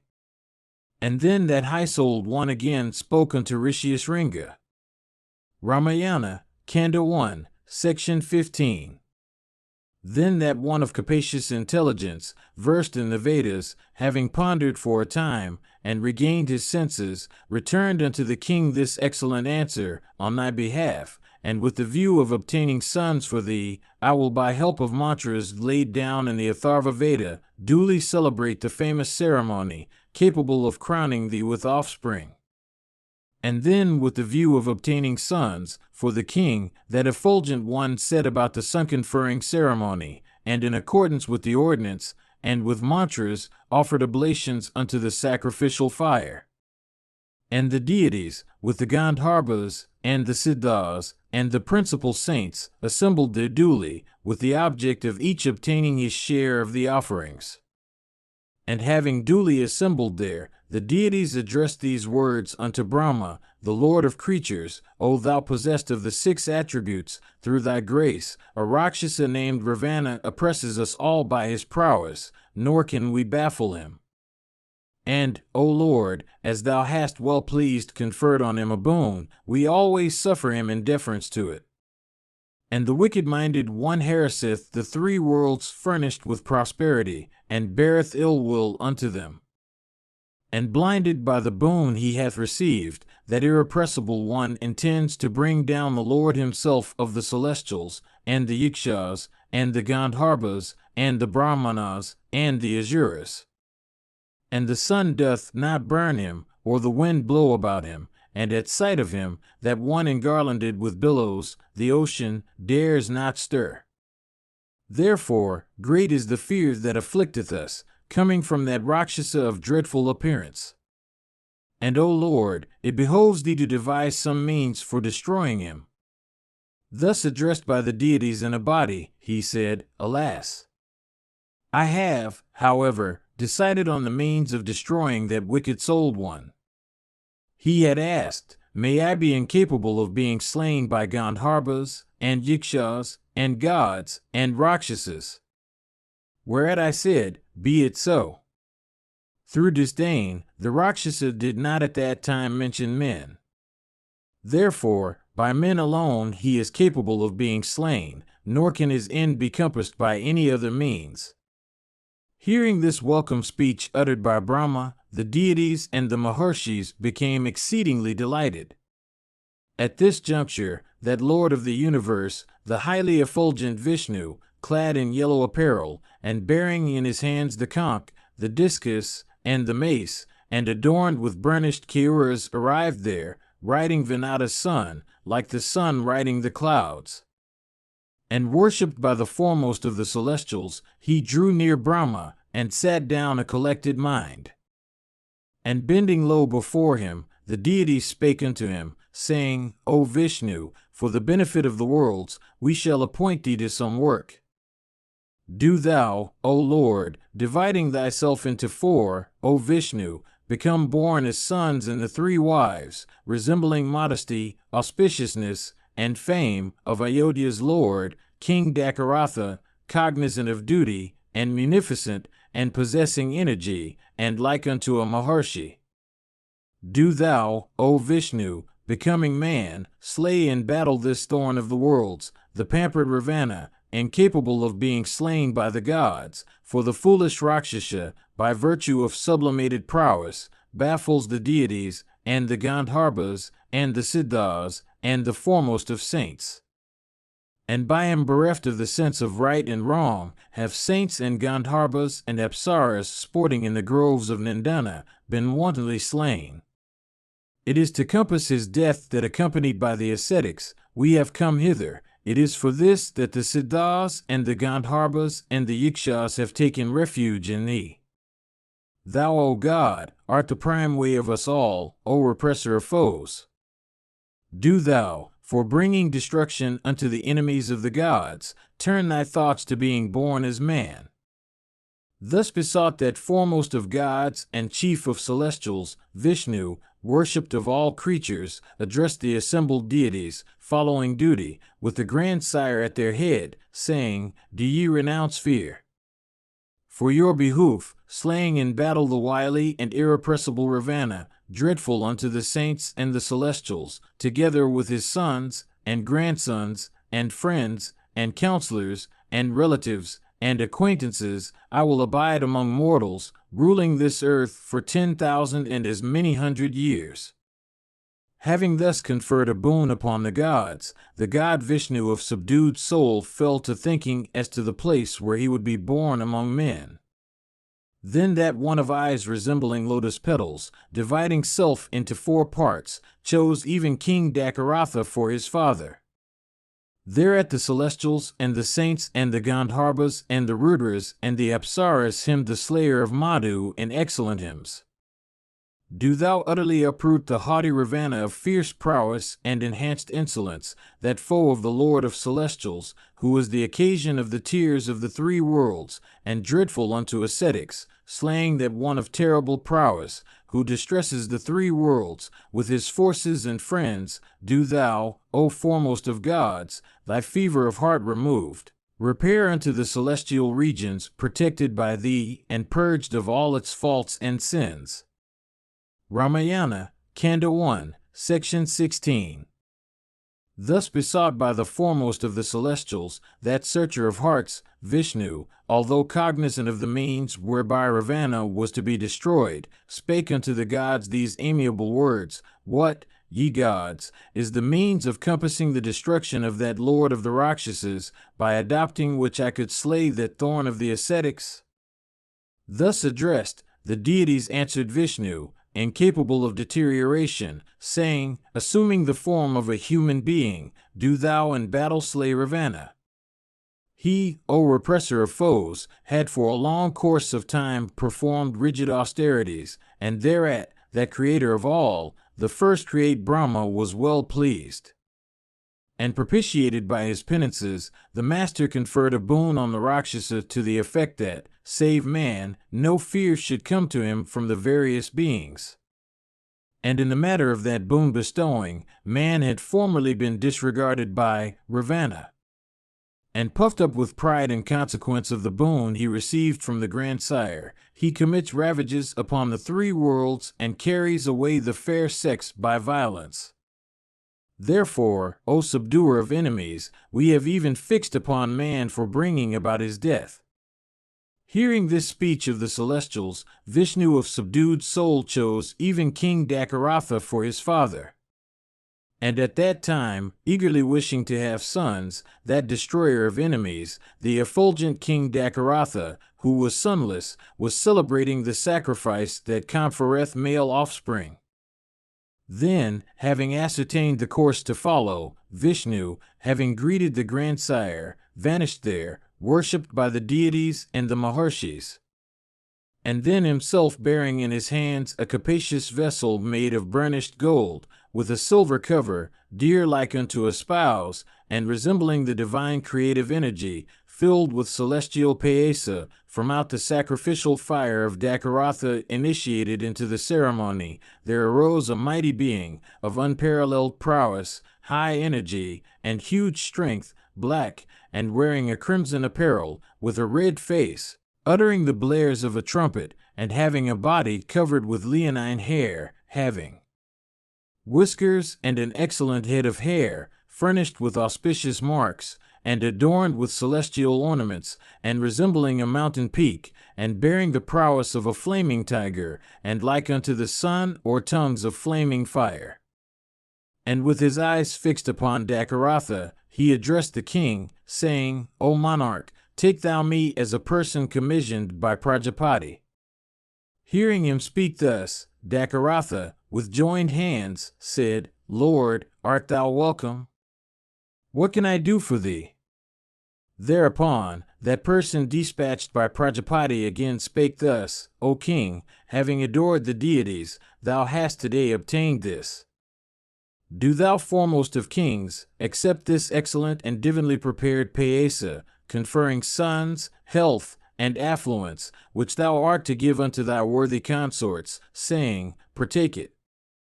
Through them thou wilt, O monarch, obtain sons, for obtaining whom thou hast performed this sacrifice. Thereupon, saying, So be it, the Lord of men delightedly placed that divinely bestowed golden vessel filled with the celestial paesa upon his head. And having saluted that wonderful being of gracious presence, he in excess of joy began to go round him again and again. Then Dakaratha, having received that divinely prepared paesa, waxed exceeding glad, like unto a pauper attaining plenty. Then that highly effulgent being of a wonderful form, having performed that mission of his, vanished even there. And Dakaratha's inner apartment, being graced with the rays of joy, looked like unto the welkin flooded with the lovely beams of the autumnal moon. Then entering the inner apartment, he spake unto Kausalya, saying, Take thou this paesa, for this will make thee bear a son. Having said this, the king offered unto her a portion of this paesa. Then he conferred upon Sumitra a fourth of it. Then, in order that she might have a son, King Dakaratha made over unto Kaikeyi an equal portion of what remained. And then, having reflected, the mighty-minded one gave unto Sumitra the remaining portion of the paesa resembling ambrosia. Thus the king dispensed the paesa unto each and all of his wives. And those foremost wives of the king, having received that paesa, became exceedingly delighted, and considered themselves as highly honored. Then those excellent consorts of the Lord of Earth, having separately partaken of that choice paesa, shortly bore offspring, resembling fire or the sun. And the king, beholding those wives of his bearing children, obtained his desire and became delighted, even as that foremost of the celestials, Indra, while being worshipped by the Siddhas and the ascetics. Ramayana, Kanda 1, Section 17. When Vishnu had accepted the sonship of that high-souled king, the self-create Lord addressed the celestials, saying, "For assisting the heroic Vishnu firm in promise, always seeking the welfare of us all, do ye create powerful beings, assuming shapes at will, cognizant of illusions, heroic, furnished with the celerity of the wind, versed in morality, possessing intelligence, like unto Vishnu in prowess, unslayable, knowing the ways and means of war and peace, gifted with excellent bodies, capable of resisting all weapons, and resembling immortals. And from forth the bodies of the foremost Apsaras, and Gandharbis, and Yakskis, and Panagis, and Rikshis, and Vidhidharas, and Kanaris, and Vanaris do ye produce sons wearing the shapes of monkeys. Formerly I had created that foremost of bears, Jambavana, who suddenly came out of my mouth as I was yawning." Hearing this mandate of him possessed of the 6 attributes, they began to produce sons endowed with monkey forms. And high-souled ascetics, and siddhas, and vidhadharas, and uragas, and charanas generated heroic sons, rangers of woods. And Indra begot as his son that foremost of monkeys, Valley, resembling the Mahendra hill, and that best of those imparting heat, the sun, Sugriva. And Vrahaspati begot the mighty ape named Tara, the most excellent and intelligent of the prime monkeys. And the bestower of riches begot as his son the graceful ape Gandhamadana. And Vikwakarma begot that mighty monkey named Nala, and Agni begot as his son the powerful and graceful Nila in effulgence like unto the fire, who surpassed even his sire in energy, prowess, and renown. And the beautiful Aquans, endowed with the wealth of loveliness, begot Maindra and Dvivida. And Varuna begot the monkey named Sashina, and Pariyanya begot Sarava, possessed of great strength. And the wind god begot the graceful monkey named Hanuman, endued with a frame hard as adamant, and fleetness like unto Vinata's offspring, and the most intelligent as well as the most powerful amongst all the principal monkeys.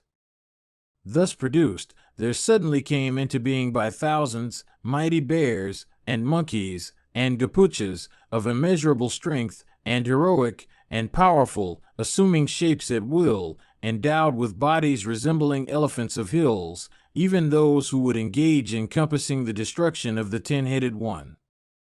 And the sons of the deities retained distinctly the respective hues, forms, and prowess that characterized their several sires. And those that sprang from the Galangulas possessed even more than the might of the gods. Likewise, on Rikshis and Kanaris were gladly begot thousands upon thousands of monkeys, by gods, and Maharshis, and Gandharvas, and Tarkshiyas, and famous Yakshas, and Nagas, and Kempurushas, and Siddhas, and Vidyadharas, and Uragas. And upon the principal Apsaras, and the Vidyadharis, and the daughters of the Nagas, and the Gandharbis were begot by the Charanas as sons, heroic monkeys of gigantic bodies, ranging the forests and living on fruits and roots. And all these monkeys were endowed with strength, and could assume shapes and repair everywhere, at will. And they were like unto lions and tigers, both in pride and in prowess. And they fought with crags and hurled hills. And they fought with nails and teeth, and were accomplished in all weapons. And they could move the largest hills, and crush the fixed trees, and with their impetus vex that lord of rivers, the ocean. And they could with their kicks rend the earth, and swim over the mighty main. And they could penetrate into the welkin, and capture the clouds. And they could subdue mad elephants ranging the forest. And with their roars, they could bring down birds singing. Thus came into being coteries of high-souled leaders of monkey herds, assuming forms at will. And these became the leaders of the principal monkey herds, and they, in their turn, generated heroic monkeys, the foremost of the leaders of herds. Some of these monkeys began to dwell on the top of the Rikshavana mountain, while others inhabited various other mountains and forests. And all the leaders of monkey herds stayed with those brothers, Sugriva, the son of the sun god in valley, that of Sakra, and also with Nala, and Nila, and Hanuman, and other leaders of monkey herds. And endowed with the might of Garura, and accomplished in fight, they ranged around, pounding lions, and tigers, and mighty uragas. And the mighty armed valley of great prowess and redoubtable strength, protected by virtue of the energy of his arms, rickshaws, and gapuchas, and monkeys. And this earth, furnished with mountains, and forests, and oceans, began to teem with those heroic lords of leaders of monkey herds, inhabiting different places, bearing characteristic marks, resembling masses of clouds, or mountain peaks, possessed of mighty strength, and of terrible bodies and visages, in order that they might assist Rama. Ramayana, Kanda 1, Section 18. When the horse sacrifice of the high-souled Dakaratha had been completed, the immortals, accepting each his share, returned whence they had come. And the monarch, having observed all the rules of initiation, entered the palace with his equipage and retinue. And the lords of the earth, having been received suitably by the king, with glad hearts set out for their own countries, saluting that foremost of ascetics, Rishyasringa. And clad in bright apparel, the delighted forces belonging to those graceful kings repairing to their own homes, looked exceedingly beautiful. When the lords of the earth had gone away, the graceful king Dakaratha re-entered his palace, with the foremost of regenerate ones at his head. And followed by the intelligent monarch with his retinue, Rishyasringa, having been duly honored, set out with Santa. Having thus dismissed them all, the king, his object attained, began to dwell there happily, expecting sons. And then when 6 seasons had rolled away after the completion of the sacrifice, in the 12th month, on the 9th lunar day, under the influence of the Punarvasu asterism, when the Sun, the Moon, Saturn, Jupiter, and Venus were at Aries, Capricorn, Libra, Cancer, and Pisces, and when Jupiter had arisen with the Moon at Cancer, Kaukelya gave birth to that Lord of the universe, bowed unto by all the worlds, Rama, the descendant of Ikshwaku, furnished with excellent marks, the one half of Vishnu, exceedingly righteous, with rosy eyes, and mighty arms, and crimson nether lip, and endowed with a voice like the sound of a kettle drum.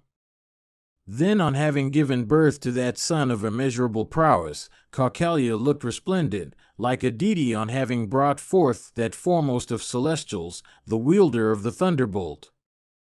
And then was born of Kakeyi, Bharata, having truth for prowess, endowed with all the virtues, and the very fourth part of Vishnu.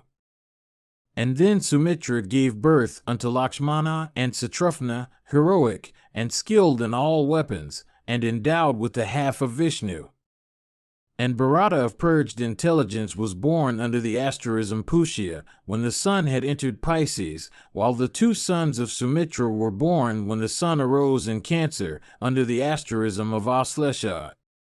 And thus were separately born 4 high-souled sons unto the king, crowned with qualities, and graceful, and in loveliness resembling the constellations Prastapata. Thereat the Gandharvas began to chant sweetly, and the Apsaras to dance. And the celestial kettledrum sounded, and there showered down blossoms from the sky. And high festivities were commenced by the multitude in Ayodhya. And the spacious highways became filled with players and dancers, glittering with all kinds of gems, and resounding with the music of singers and performers on instruments. And the king bestowed gifts upon bards and genealogists and panegyrists, and he also gave kine by thousands to Brahmanas. And when the 11th day had gone by, the king performed the naming ceremony of his sons. And experiencing great delight, Vasishtha conferred the names. And the high-souled eldest one was called Rama, and Kakeyi's son was called Bharata, and Sumitra's son was called Lakshmana, and the last was named Satrughna.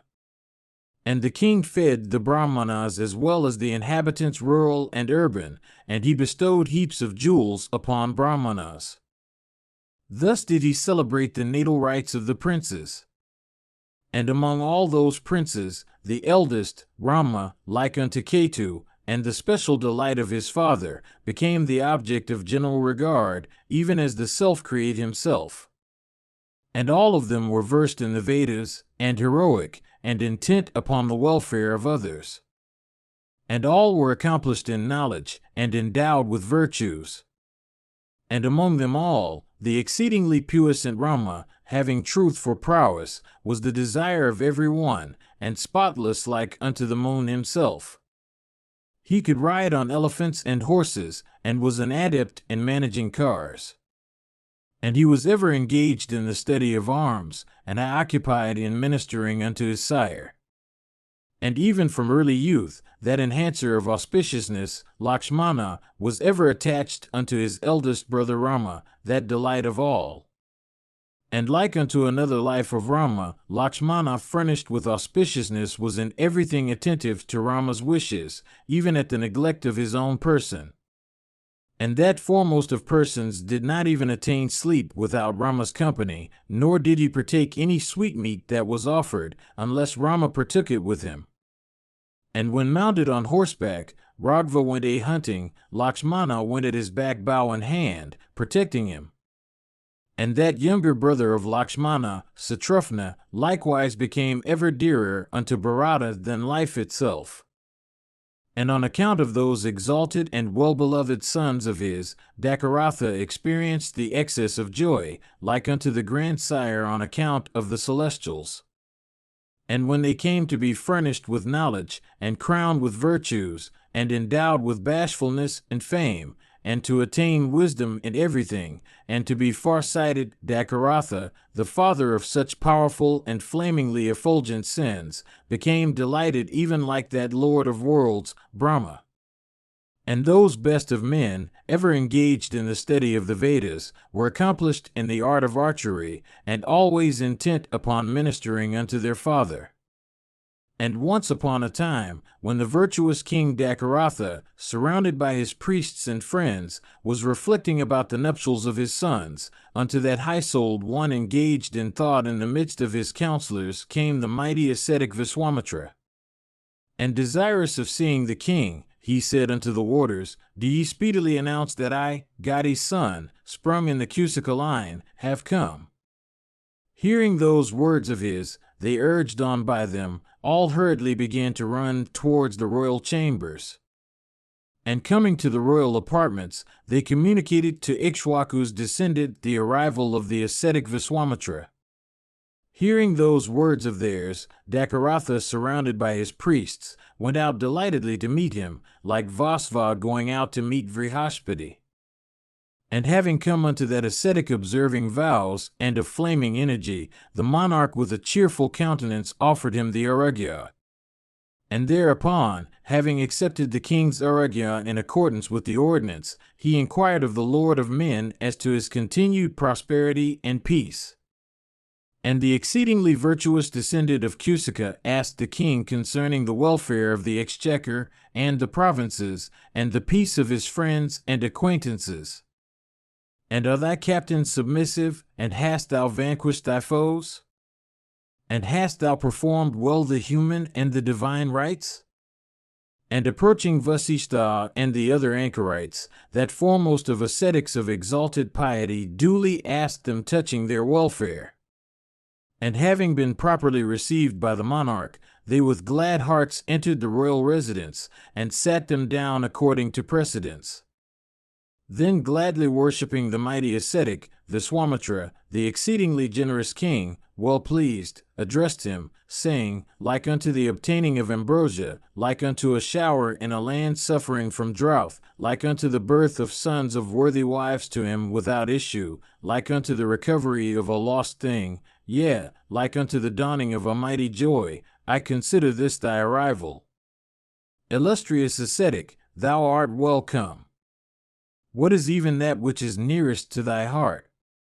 What shall I do for thee, experiencing sincere pleasure? Thou, O Brahmana, art worthy of my best services. By luck it is that, O bestower of honor, I have gained thee. Today my birth hath been crowned with fruit, today hath my life attained its object. And truly yesternight hath been succeeded by an auspicious morning, since I have beheld thee. Having first attained exceeding effulgence by virtue of austerities performed for obtaining the title of Rajarshi, thou hast afterwards obtained the status of a Brahmarshi. Thou art worthy of manifold homage from me. This thy exceedingly holy arrival appeareth wonderful. O Lord, by beholding thee, surely my body hath been rendered pure. Tell me, what is it that thou wouldst have, and what is the purpose of thy coming? I wish that I may be obliged by doing thy will.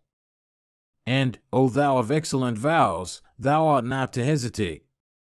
I will every way accomplish thy will, for thou art my God.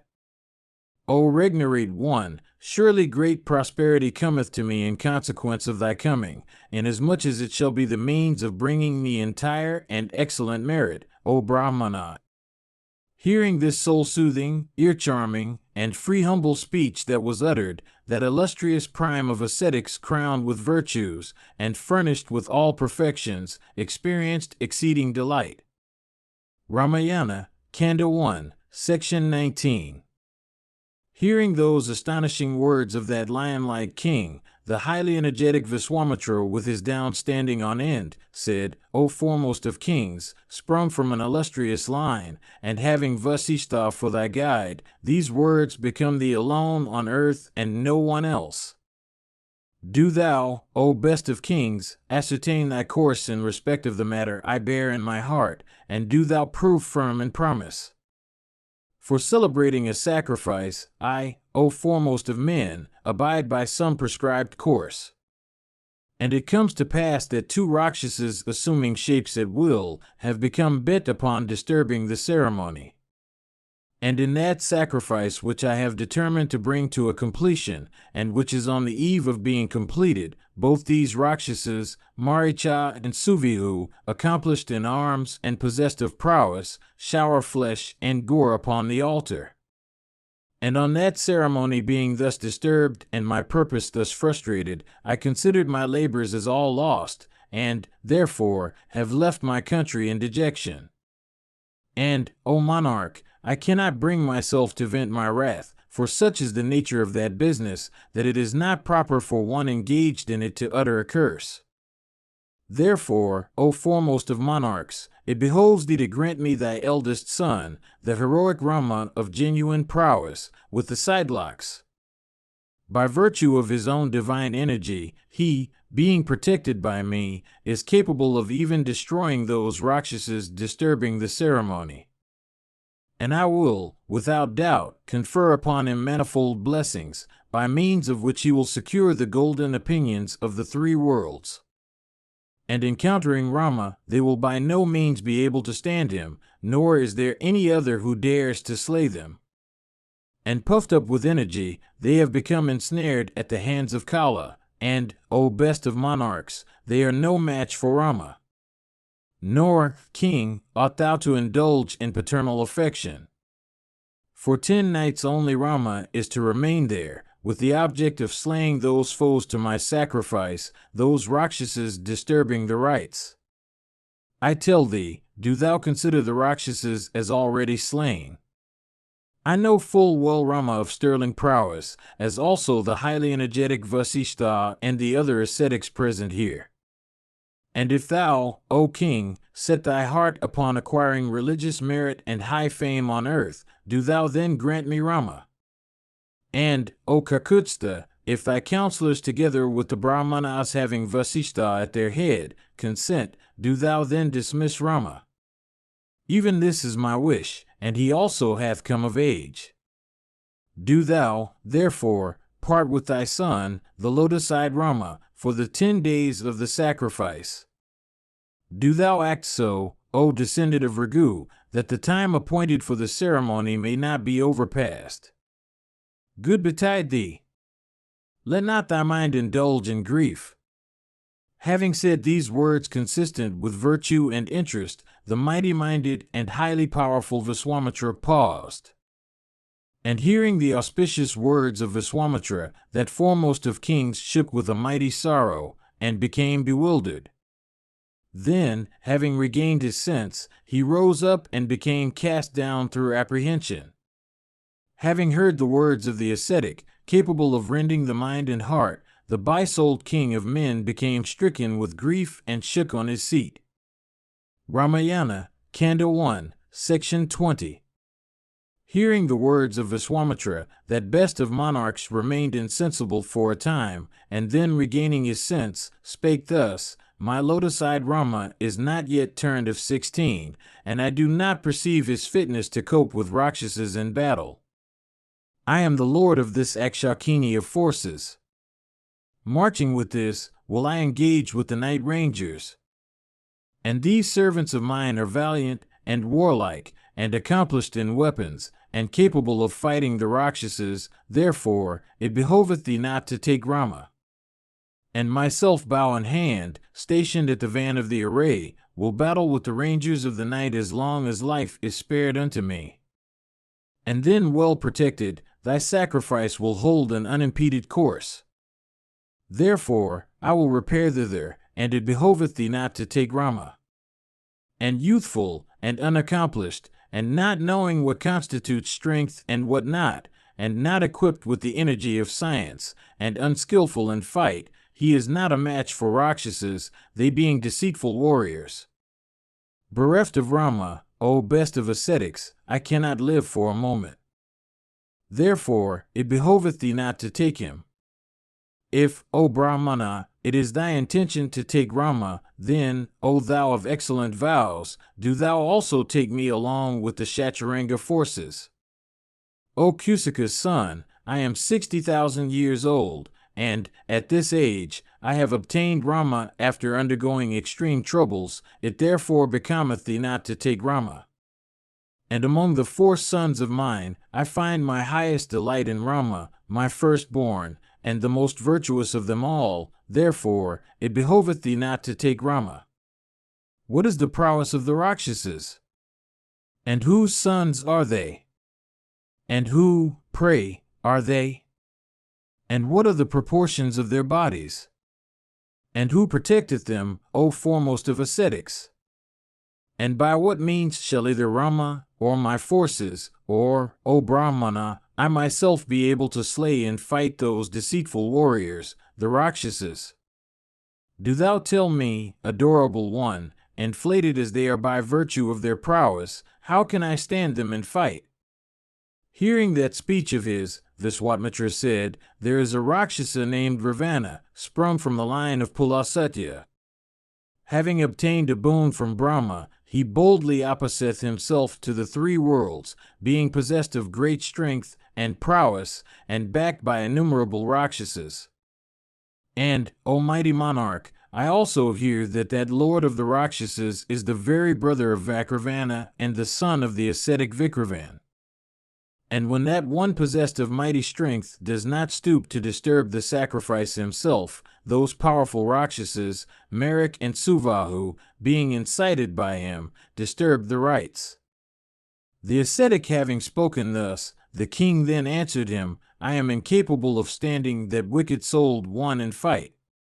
Therefore, do thou, O thou versed in morality, extend thy favor unto my son. Of slender fortune as I am, thou art my guide and my God. Even the celestials and the Danavas and the Gandharvas and the birds and the snakes are incapable of bearing Ravana in battle. What then is man? He depriveth in conflict even the puissant of their prowess. I cannot fight either with him or with his forces. And, O foremost of ascetics, whether thou art accompanied with my son or my forces, thou wilt not be able to stand him. And how can I, O Brahmana, make over unto thee my son, of tender years, resembling an immortal, who is ignorant of warfare? I will not part with my son. The sons of Sunda and Upasunda resemble Kala himself in battle, and it is they who are disturbing thy sacrifice. Therefore I will not part with my son. And Maricha and Suvahu are possessed of prowess, and accomplished in weapons. but with my friends I will repair to encounter one of them. If thou do not consent to this, I beseech thee with my friends, do thou desist. Hearing these words of the Lord of men, a mighty ire took possession of that foremost of regenerate ones, Kusika's son, and the fire of the Maharshi's wrath flamed up even like unto a fire fed by fuel and clarified butter. Ramayana, Kanda 1, Section 21. Hearing those words of Dakaratha, composed of letters faltering with affection, Kusika's son, stirred up with anger, answered the monarch, saying, having promised me first, thou endeavorest to renounce that promise of thine. This surely is unworthy of a descendant of Raghu, and this can bring destruction upon the dynasty. If, king, in acting thus, thou hast acted properly, I will then repair to the place whence I had come. O Kakutsta's descendant false in promise, do thou attain happiness, being surrounded by thy friends. And when the intelligent Vikwamitra was exercised with wrath, the entire earth began to tremble, and the gods even were inspired with awe. And knowing that the entire universe was in trepidation, that mighty saint, the Siddiq Vasishtha of excellent vows, said these words unto the king, born in the line of Ikshwaku, thou art the very second self of virtue. And endowed with patience, and auspicious, and observing excellent vows, thou ought not to renounce virtue. The descendant of Raghu is famed over the three worlds as righteous souled. Do thou maintain thy habit of adhering to promise, for it doth not behove thee to act unrighteously. If having promised, I will do so, thou dost not act up to thy word, the merit thou hast achieved by digging tanks and by performing sacrifices shall come to naught, therefore do thou renounce Rama. Accomplished or not accomplished in weapons, the Rakshasas cannot bear him protected by Kusika's son, like ambrosia, by flaming fire. This one is virtue incarnate, this one is the foremost of those possessing prowess. This one surpasseth all others in learning, and is the refuge of asceticism.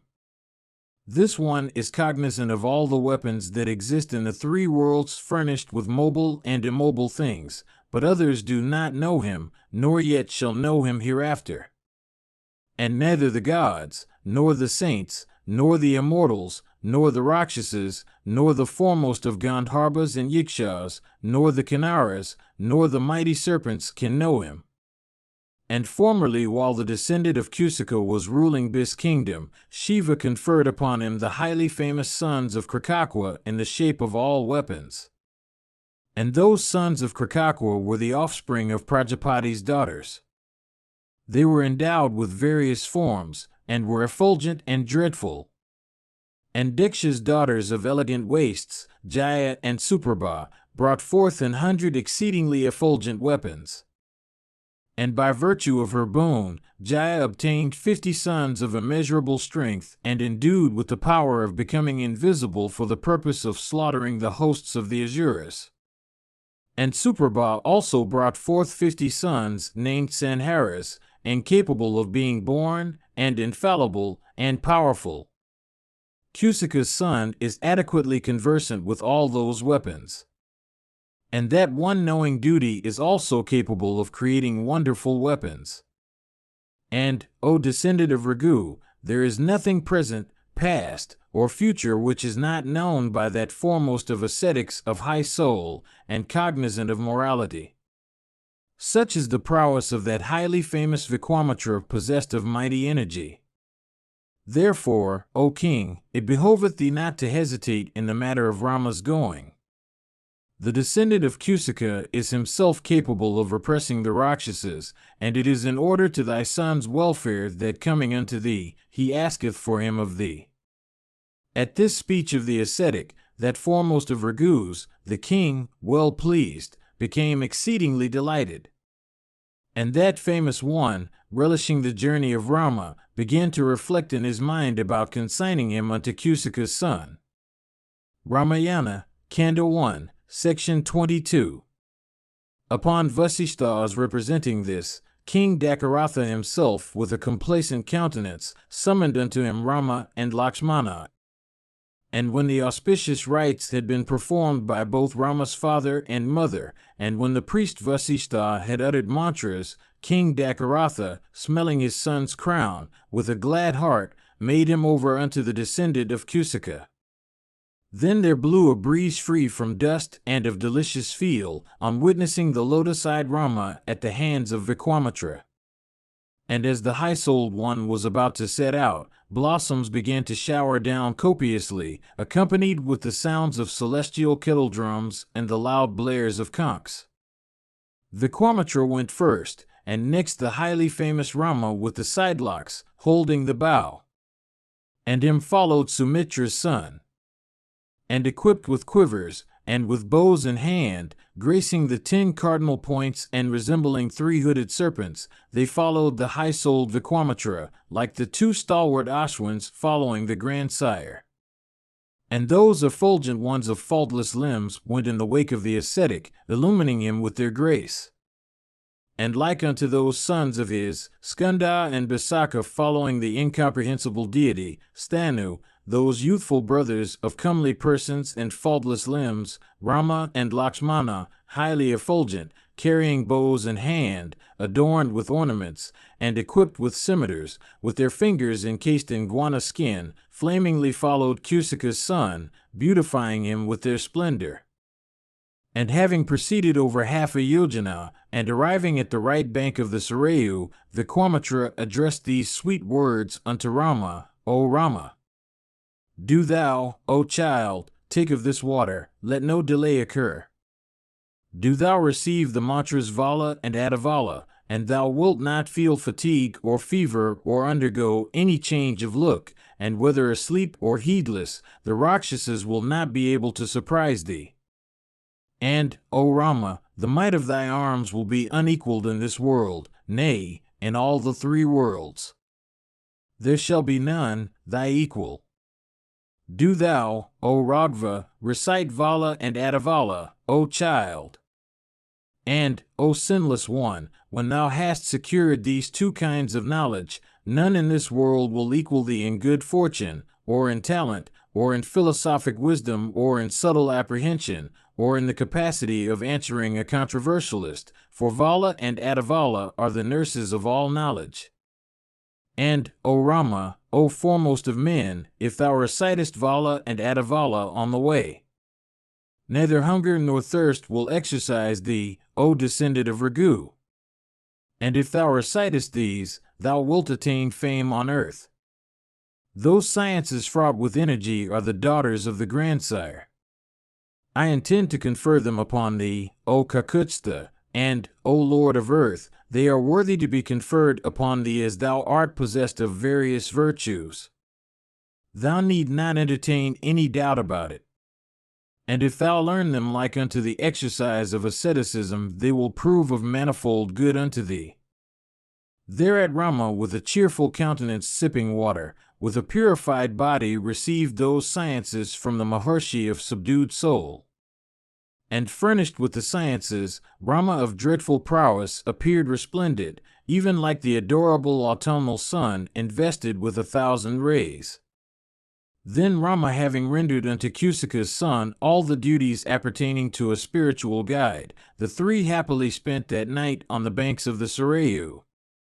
And although those excellent sons of Dakaratha lay down on an unbeseeming bed of grass, yet in consequence of the sweet converse of Kusika's son, the night seemed to pass pleasantly away. Ramayana, Kanda 1, Section 23. And when the night had passed away, the mighty ascetic spoke unto Kakutstha, lying down on a bed of leaves, O Rama, the best son of Kaukalya, the first sandhya should now be performed. Do thou, O foremost of men, arise. Thou shouldst perform the purificatory rites and contemplate the gods. Hearing those proper words of the ascetic, those foremost of men, endowed with heroism, bathed, and, offering aragya, began to recite the Gayatri. And having performed these daily duties, those exceedingly powerful ones, greeting Vikwamitra having asceticism for wealth, stood before him, with the object of starting on their journey. And as those ones endowed with exceeding prowess were proceeding, at the shining confluence of the Sarayu and the Ganga they beheld a noble river flowing in 3 branches. And there lay a holy hermitage, belonging to ascetics of subdued souls, where they had been carrying on their high austerities for thousands of years. Beholding that sacred asylum, those descendants of Raghu, exceedingly delighted, spake unto the high-souled Vikwamitra these words, Whose is this sacred hermitage? And what man liveth here? O worshipful one, we are desirous of hearing this. Surely, great is our curiosity. At those words of theirs, that foremost of ascetics, smiling, said, Hear, O Rama, as to whom the asylum belonged in time past. Kundarp, called Kama by the wise, was once incarnate on earth. And it came to pass that as that lord of the deities, Stanu, having performed here his austerities in accordance with the prescribed restrictions, was wending his way in company with the Maruts, that foolhardy wight dared disturb the equanimity of his mind.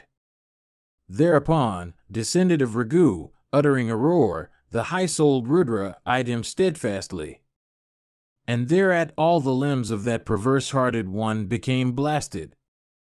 On his body being consumed by that high-souled one, Kama was deprived of his person in consequence of the ire of that foremost among the deities, and, O Raghava, from that time forth he hath become known as an Anga. And the place where he was deprived of his body is the lovely land of Anga. This sacred hermitage belongs to Shiva, and these ascetics engaged in pious acts, O hero, have been from father to son his disciples. And no sin toucheth them. Here, O Rama, in the midst of the sacred streams, will we spend the night, O thou of gracious presence, crossing over on the morrow. Let us then, having purified ourselves, enter the holy hermitage. It is highly desirable for us to sojourn here. Here will we happily spend the night, having bathed, and recited the mantras, and offered oblation unto the sacrificial fire, O best of men. As they were conversing thus, the ascetics were highly delighted on discovering them by means of their far-reaching spiritual vision, and they rejoiced greatly. Then giving Kusika's son water to wash his feet and Aragya, and extending unto him also the rites of hospitality, they next entertained Rama and Lakshmana. And having experienced their hospitality, they, the guests, delighted them with their talk. And then the saints with collected minds recited their evening prayers. And having been shown their destined place of rest along with ascetics of excellent vows, they happily passed that night in that hermitage, affording every comfort. And that foremost of ascetics, the righteous-souled son of Kusika, by means of his excellent converse, charmed the prepossessing sons of the monarch. Ramayana, Kanda 1, Section 24. Then next morning, which happened to be fine, those repressors of their foes, with Vikwamitra, who had performed morning rites at their head, came to the banks of the river. And those high-souled ascetics observing vows, having brought an elegant bark, addressed Vikwamitra, saying, Do thou ascend the bark with the princes at thy head. May thy journey be auspicious, let no delay occur. Thereupon saying, So be it, and having paid homage unto those ascetics, Vikwamitra set about crossing that river with them, which had replenished the ocean. And it came to pass that while thus engaged, they heard a sound augmented by the dashing of the waves. And having come to the middle of the stream, the highly energetic Rama with his younger brother became curious to ascertain the cause of that sound. And reaching the middle of the river, Rama asked that best of ascetics, What is this loud uproar that seemeth to come riving the water? Hearing Raghava's words dictated by curiosity, that righteous-souled one spake, unfolding the true cause of the noise, O Rama, there is in the Kailaka mountain an exceedingly beautiful pool, created mentally by Brahma, O foremost of men, and hence this watery expanse goeth by the name of Manasa pool, and the stream that issues from that liquid lapse flows through Ayodhya, the sacred Sarayu issues from that pool of Brahma. And as the Sarayu meets the Jahnavi, this tremendous uproar is heard, being produced by the clashing of the waters. Do thou, O Rama, bow down to them with a concentrated mind. Thereupon, both of these exceedingly righteous ones bowed down unto those streams, and betaking themselves to the right bank, began to proceed with fleet vigor. And beholding a dreadful trackless forest, that son of the foremost of men, Ikshwaku's descendant, asked that best of ascetics, saying, Ah! Deep is this forest, abounding in crickets, and filled with terrible ferocious beasts, and various birds possessed of shocking voices, and screaming frightfully, and graced by lions, and tigers, and boars, and elephants, and crowded with davas, and aquas, and karnas, and kukubas, and vilmas, and tendukas, and padalas, and bad eris. Whence is this dreadful forest? Him answered thus the mighty ascetic Vikwamitra, endowed with high energy, Do thou listen, O Kakutsha, as to whom belongeth this dreadful forest. Here were formerly, O foremost of men, two flourishing provinces, named Maleda and Karusha, built by celestial architects. In days of yore, O Rama, on the occasion of the destruction of Vritra, the thousand-eyed one came to have hunger, to be besmeared with excreta, and to slay a Brahmana. And when Indra had been thus besmeared, the deities, and the saints having asceticism for wealth, washed him here, and cleansed his person from the dirt. And the deities, having renounced here the filth that had clung unto the person of the mighty Indra, as well as his hunger, attained exceeding delight. And thereat Indra, becoming purified, attained his former brightness, and became devoid of hunger. And mightily pleased with this region, he conferred on it an excellent boon, saying, Since these two places have held excreta from my body, they going by the names of Maleda and Karusha, shall attain exceeding prosperity and fame among men. And beholding the land thus honored by the intelligent Sakra, the deities said unto the subduer of Paka, Well,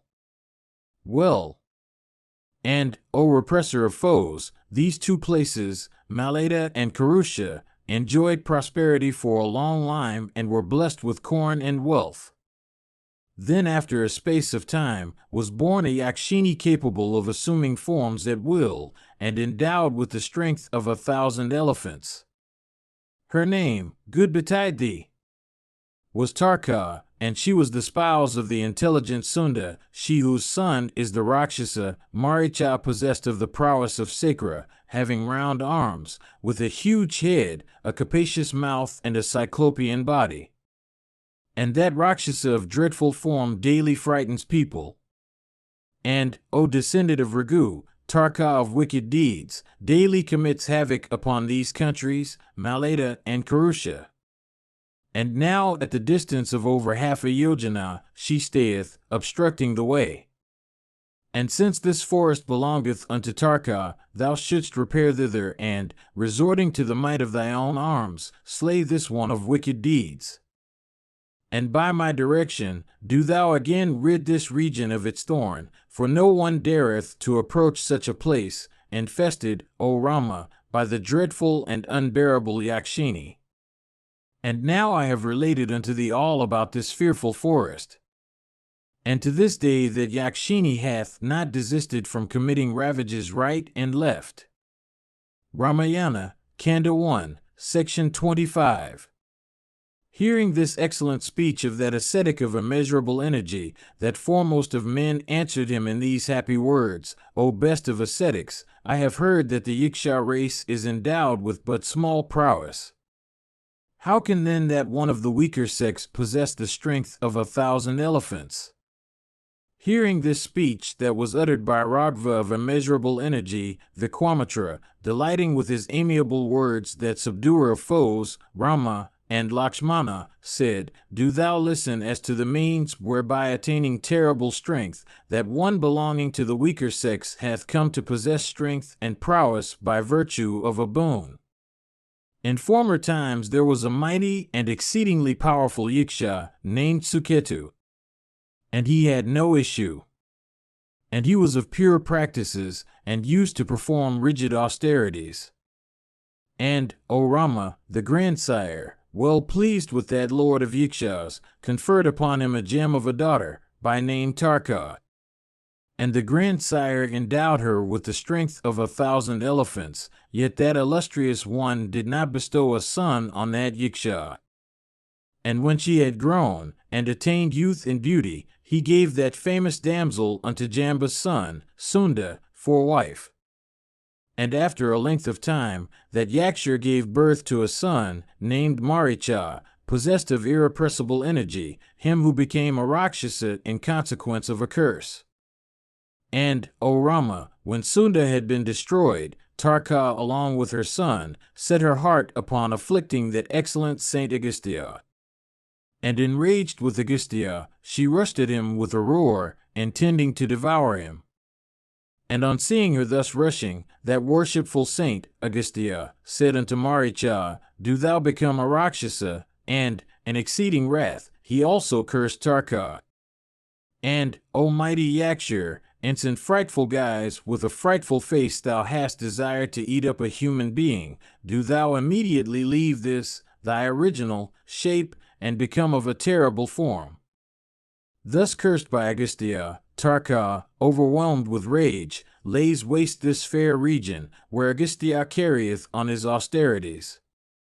Do thou, O descendant of Raghu, for the welfare of Brahmanas and kine, slay this exceedingly terrible Yakshur of wicked ways and vile prowess. Nor, O son of Raghu, doth any one in the 3 worlds, save thee, dare to slay this Yakshur joined with a curse. Nor shouldst thou, best of men, shrink from slaying a woman, for even this should be accomplished by a prince in the interests of the 4 orders. And whether an act be cruel or otherwise, slightly or highly sinful, it should, for protecting the subjects, be performed by a ruler. Of those engaged in the onerous task of government, even this is the eternal rule of conduct. Do thou, O Kukutstha, slay this impious one, for she knoweth no righteousness. We hear, O king, that in days of yore, Sakra slew Vairocana's daughter, Manthara, who had intent to destroy the earth. And formerly, O Rama, Vishnu destroyed Kavya's mother, the devoted wife of Bhrigu, who had set her heart upon making the world devoid of Indra.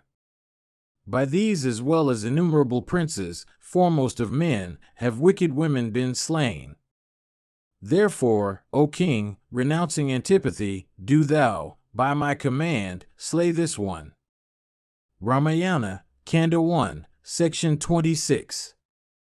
Hearing those bold words of the ascetic, the son of that foremost of men, Raghava, firm in his vows, with clasped hands answered, In accordance with the desire of my sire, and in order to glorify it, I ought fearlessly to do even as Kusika's son saith.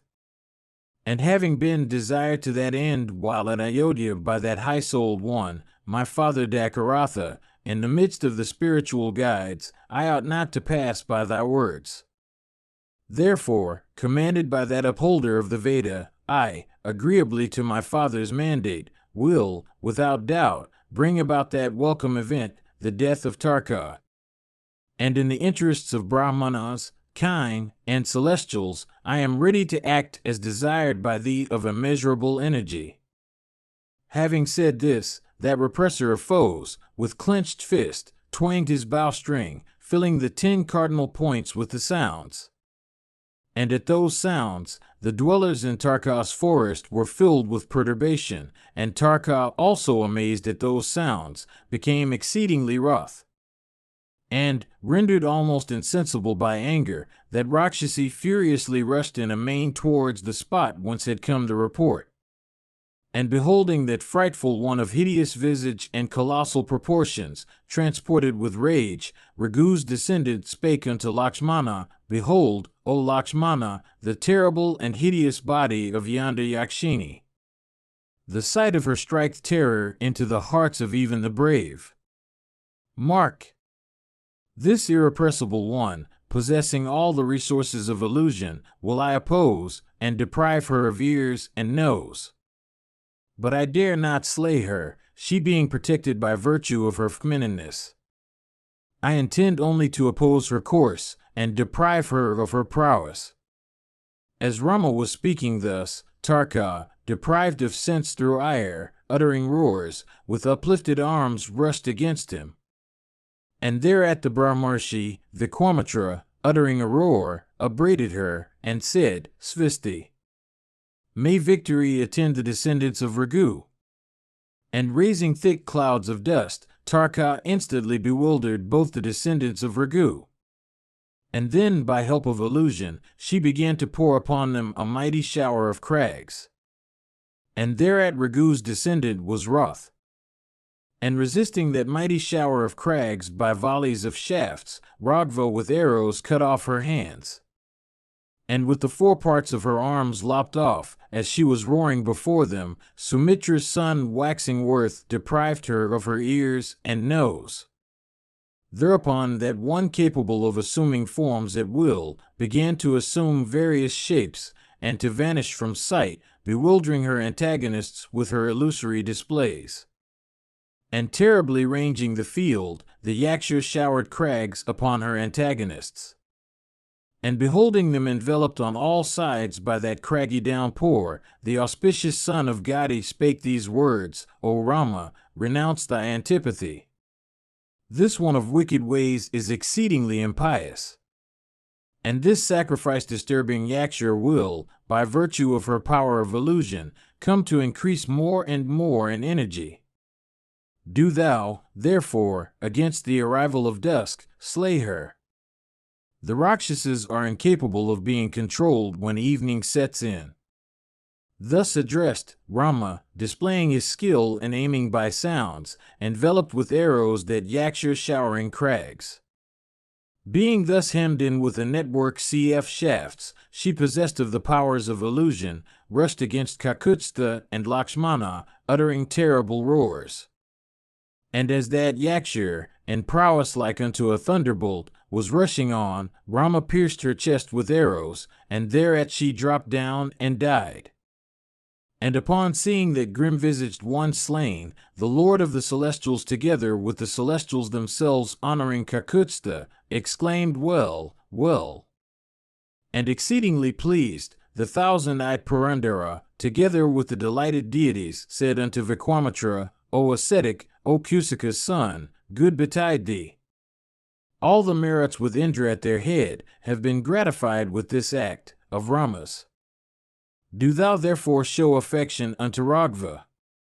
Do thou, O Brahmana, confer upon Raghu's descendant the sons of Prajapati Krakakwa, of true prowess, and charged with ascetic energy. And ever following thee, he, O Brahmana, is fit to receive them of thee. And this son of the king is to accomplish a mighty task in the interest of the celestials." Saying this, the deities, having paid homage unto Vikwamitra, joyfully entered the celestial regions. And now came evening on, when that best of ascetics, gratified at the destruction of Taraki, smelt Rami's crown and said these words, "Here, O Rama of gracious presence, shall we pass the night, and morrow morning wend unto that hermitage of mine." Hearing Vikwamitra's words, Dakatatha's son, glad at heart, happily passed that night in the forest of Tarka. And being thus freed from all disturbances from that day forth, that forest appeared charming, even like unto the forest of Chitraratha. Having thus slain the Yaksha's daughter, Rama, eulogized by celestials and Siddhas, spent there that night with the saint, being awakened by the latter at the break of day. Ramayana, Kanda 1, Section 27.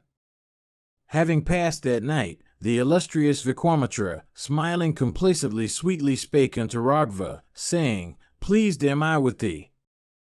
Good betide thee, O highly famous prince.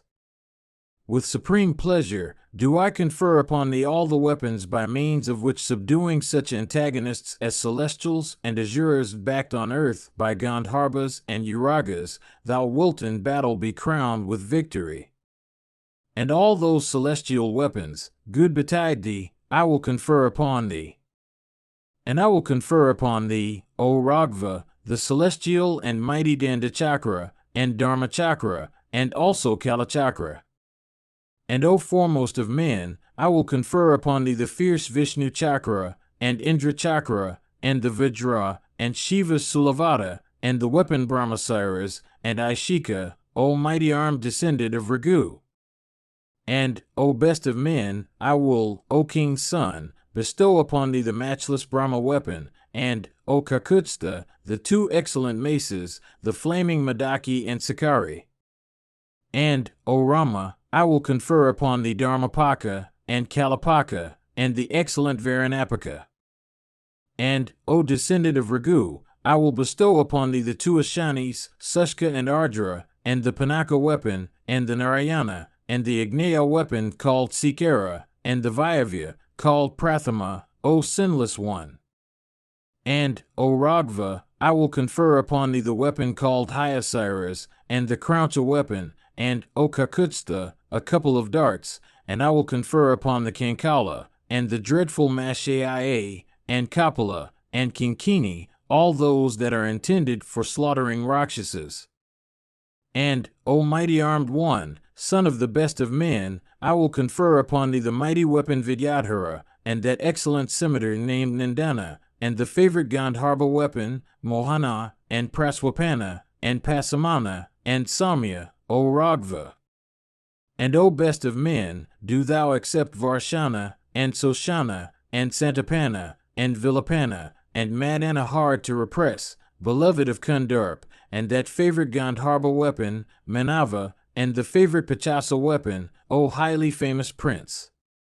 And do thou, O mighty armed Rama, speedily accept the Tamasa, O best of men, and the exceedingly powerful Samana, and the irrepressible Samvarta and Mashala, O son of the king, and the Satya weapon, and the supreme Mayamaya, and the Sora.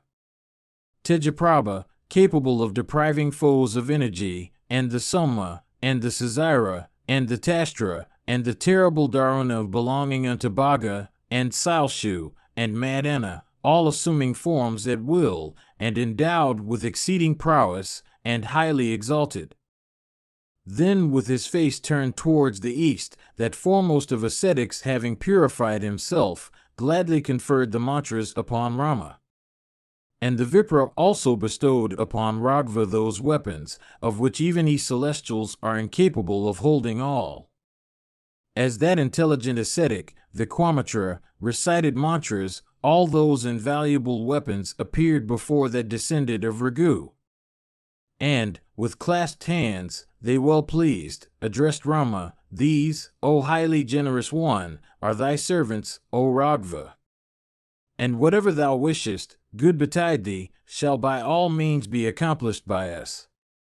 Thus addressed by those highly powerful weapons, Kakutstha Rama, with a delighted soul, accepting them, touched them with his hand, and said, Do ye appear before me as I remember you?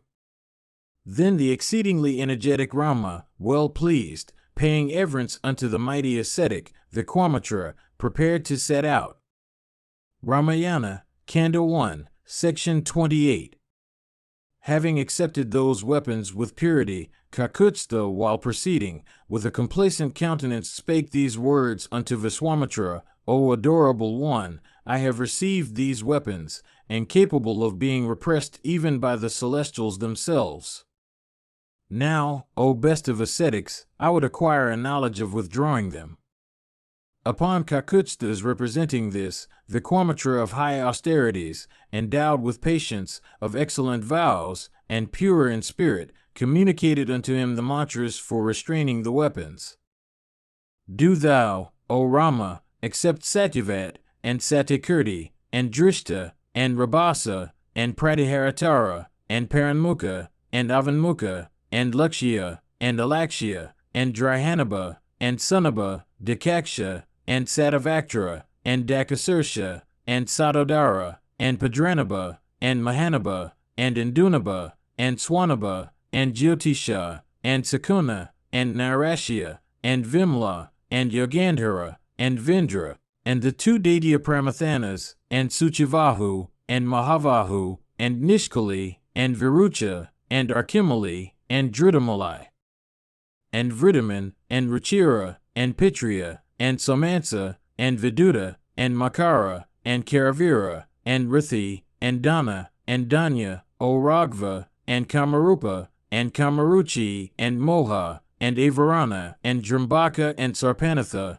and Pantana, and Varana, these sons of Krakaswa, O Rama, effulgent, and assuming shapes at will. And, good betide thee, O descendant of Ragu, thou art worthy to receive these weapons. Thereupon, Kakutsta, with a heart overflowing with delight, said, So be it. And those weapons were furnished with celestial and shining persons, and endowed with visible shapes, and capable of conferring happiness. And some of them were like live coals, and some comparable unto smoke, and some were like unto the sun or the moon. And with folded hands they spake unto Rama in honeyed accents, O chief of men, here we are. Do thou command as to what we are to do on thy behalf. Then the descendant of Ragu answered, saying, Repair whithersoever ye will. Recurring to my memory, do ye in time of need render me assistance. Thereupon, paying homage unto Rama, and having gone round him, they replied unto Kakutsta, Be it so, and returned whence they had come. And having learned all about those weapons, Ragva, while proceeding, spake sweetly unto that mighty ascetic, Vikwamitra, What is yonder wood hard by the hill, appearing like clouds? Great is my curiosity. It is pleasing unto the sight, and abounds in beasts, and is exceedingly romantic, and is adorned with various birds singing sweetly. Now, O foremost of ascetics, we have come out of a wilderness capable of making one's hair stand on end. And from the pleasantness attaching to this place, I have come to a conclusion. Tell me, O reverend sir, whose hermitage is this? Where, O eminent ascetic, is that hermitage where dwell those wicked-minded wretches of impious deeds, given to slaughtering Brahmanas, who disturb thy sacrifice? Where, O adorable one, is that spot, repairing unto which, O Brahmana, I am to protect thy sacrificial rites, and to slay the Rakshasas? All this, O foremost of ascetics, I desire to hear, O Lord. Ramayana, Kanda 1, Section 29. Hearing those words of Rama of measureless prowess, Vo had asked the question. The highly energetic Vikwamitra answered, saying, Hear, O mighty armed Rama, Vishnu of mighty asceticism, worshipped of all the deities, for years upon years, and hundreds of yugas, dwelt for carrying on his austerities and yoga. This, O Rama, was formerly the hermitage of the high-souled Vamana. And this is famed as Siddhakrama, in consequence of that one of potent asceticism having attained fruition there. And it came to pass that at this time Vairocana's son, King Vali, having vanquished the celestials with Indra and the Maruts, established that dominion of his, famous in the three worlds. And that mighty chief of the Asuras celebrated a sacrifice. And as Vali was performing that sacrifice, the deities with Agni at their head, coming unto Vishnu himself at this asylum, addressed him, saying, Vairocana's son, Vali, O Vishnu, is celebrating a sacrifice. Do thou, before the ceremony is finished, accomplish thy own end. He duly conferreth upon such as repair unto him from various quarters all those things that they ask for. And do thou thyself, O Vishnu, aided by thy power of illusion, assuming a dwarf form, accomplish the welfare of the celestials. In the meantime, O Rama, the wonderful Kasyapa, resembling fire in splendor, and flaming in energy, having in company with, and with the assistance of, the divine Aditi, O Rama, accomplished his vow, lasting for 100 years, began to him the destroyer of Madhu ready to confer boons. By means of warm austerities, do I behold thee composed of penances, a mass of mortifications, and endowed with a form and a soul of austerities. And in thy person, O Lord, do I behold this entire universe. And in thee without beginning, and incapable of being pointed out, do I take refuge. Thereupon exceedingly pleased, Hari spake unto Kasyapa, with his sins purged off, saying, Do thou mention the boon? Good betide thee. Methinks thou deservest a boon. Hearing these words of his, Marichi's son, Kasyapa, said, Aditi, the gods and I myself crave of thee this, and, O bestower of boons, it behoveth thee well pleased to confer on us this boon, O thou of excellent vows. Do thou, O sinless one, become born as my son and Aditi, O adorable deity. Do thou become the younger brother of Sakra, O destroyer of Azuras. It behoveth thee to help the celestials afflicted with grief. And this place through thy grace will attain the name of Siddhakrama. The work, O Lord of the celestials, hath been accomplished. Do thou now, O thou of the 6 attributes, ascend from hence. And accordingly Vishnu of mighty energy took his birth in Aditi. And assuming the form of a dwarf, he presented himself before Vairocana's son. And then asking for as much earth as could be covered by 3 footsteps, that one ever engaged in the welfare of all creatures, with the object of compassing the good of all, stood occupying the worlds. And having by his power restrained Valley, that one of exceeding energy, again conferred the 3 worlds upon the mighty Indra, and made them subject to his control. Formerly he used to dwell in this asylum capable of removing fatigue. And through reverence for the dwarf, I reside here. And this hermitage is infested by Rakshas's disturbing rites.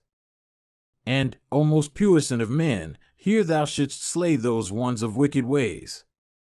Today, O Rama, will I repair unto this supremely excellent Siddhakrama. And this asylum, child, is as much thine as mine.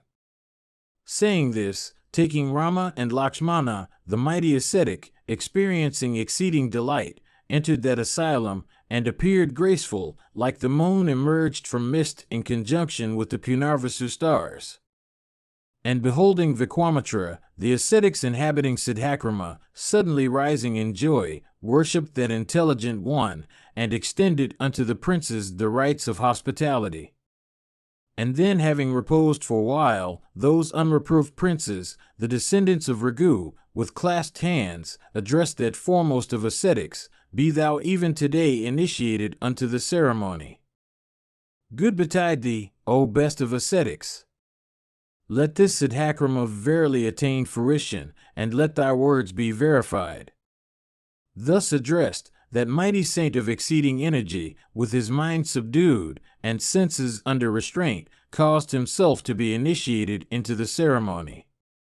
And like unto the Kumaras, Rama and Lakshmana, having passed the night pleasantly, rose in the morning, and having finished their morning worship, and with purity and self-restraint recited the prime mantras, paid their obeisance unto the sacrificial fire and the sacrificer, Vikwamitra, who was seated. Ramayana, Kanda 1, Section 30.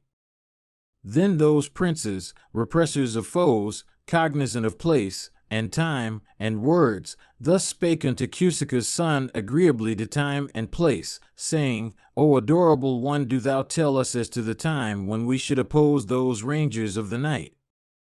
Let not that hour pass away. Upon the 2 Kakutstas saying this, and finding them prompt for the encounter, those ascetics well pleased, fell to extolling the sons of the king. For 6 nights from today, ye should protect us. This ascetic hath been initiated into the sacrifice, and must therefore observe taciturnity. Hearing these words of theirs, those illustrious princes, renouncing sleep, began to guard the hermitage 6 days and nights, and those heroic and mighty archers with their armors on protected that best of ascetics and subduer of enemies. And when time had thus gone by and the 6th day had arrived, Rama said unto Sumitra's son, being well equipped, Be thou vigilant. When Rama, manifesting emotion, and being eager for encounter, had said this, the priests and spiritual guides lit up the altar. And along with Vikwamitra and the family priests, they lit up the altar furnished with kuka, and kaka, and ladles, and faggots, and flowers. And as reciting mantras, they were about to duly engage in that sacrifice, there arose a mighty and dreadful uproar in the sky. And as in the rains, masses of clouds appear enveloping the firmament, the Rakshasas, displaying illusions in that wise, began to rush onward. And Maricha and Suvahu, together with their followers coming in dreadful forms, began to shower down blood upon the altar. And on seeing the altar deluged with gore, Rama suddenly rushed forward and beheld them in the sky.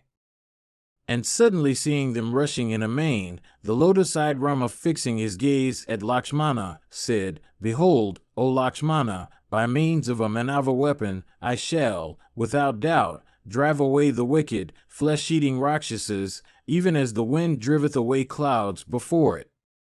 Surely I cannot bring myself to slay such as these."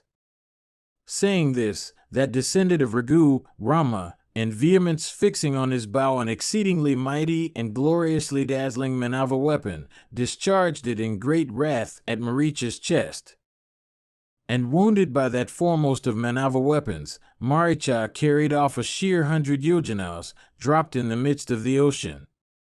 And finding Maricha senseless, and whirling, and afflicted by the might of the weapon, and overcome, Rama addressed Lakshmana, saying, "Behold, O Lakshmana, this Manava weapon first used by Manu, depriving him of his senses, hath carried him off, and yet hath not taken his life. But these shameless, wicked, and blood-drinking Rakshasas, addicted to wrongdoing, these disturbers of sacrifices, will I slaughter." Having said this, anon showing unto Lakshmana his lightness of hand, Raghu's descendant took out a mighty Agneya weapon, and discharged it at the breast of Suvahu. Thereat being pierced with that shaft, he fell down upon the ground. Then taking a Vayavaya weapon, the illustrious and exceedingly generous Raghava, bringing delight unto those ascetics, slew the rest. And having destroyed all those Rakshasas disturbing sacrifices, Raghu's descendant was honored by the saints, even as Indra in days of yore, after having vanquished the Asuras. And when the sacrifice had been completed, the mighty ascetic Vikwamitra, beholding all sides cleared of Rakshasas, spake unto Kakutstha, saying, "O mighty armed one, I have obtained my desire, and thou hast executed thy preceptor's mandate. And, O illustrious hero, thou hast truly made this a Siddhakrama." Having thus extolled Rama, he took Rama and Lakshmana to perform his evening devotions. Ramayana, Kanda 1, Section 31. Those heroes, Rama and Lakshmana, their interest secured, with glad hearts passed that night there. And when the night had passed away and the morning come, they together appeared before the saint, Vikwamitra, and the rest. And having saluted that foremost of ascetics resembling flaming fire, they of honeyed speech spake unto him words exceedingly lofty. "These servants of thine, O best of ascetics, have come before thee. Do thou command, O chief of anchorets, what command of thine are we to execute?" Thus addressed by them, the Maharshis with Vikwamitra at their head spake unto Rama, saying, "A highly meritorious sacrifice, O foremost of men, is to be celebrated by Mithila's lord, Janaka. Thither shall we repair. And thou, O great among men, must accompany us, and there behold a wonderful jewel of a bow. And formerly this bow of immeasurable energy, and dreadful, and exceedingly effulgent at the sacrifice, had been conferred in court by the celestials on King Devarata. And neither gods nor Gandharvas, neither Asuras nor Rakshasas nor men, can fix the string upon it. And desirous of being acquainted with the prowess of this bow, many kings and princes came, but they, in spite of their mighty strength, failed in stringing it. There, Kakutstha, thou wilt behold that bow belonging to the high-souled king of Mithila, as well as his exceedingly wonderful sacrifice. That rare bow, O foremost of men, furnished with an excellent device for griping it, had been solicited by Mithila's lord as the fruit of his sacrifice, and the celestials conferred it upon him. And now, O descendant of Ragu, in the residence of king, the bow is worshipped like a deity with a guru, dupa, and various other incenses. This having been said, that foremost of ascetics, in company with Kakutsta and the saints, departed.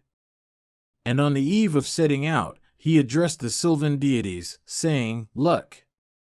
I will, with my desire obtained, go from forth this Siddhakrama unto the Himavat mountain on the north of the Jahnavi. Having said this, that tiger-like ascetic, Kusika's son, along with other anchorets having asceticism for their wealth, set out in a northerly direction. And as that best of ascetics proceeded, he was followed by Brahmanas upholding the Veda, carrying the sacrificial necessaries on 100 cars. And birds and beasts dwelling in Siddhakrama followed the high-souled Vikwamitra having asceticism for wealth.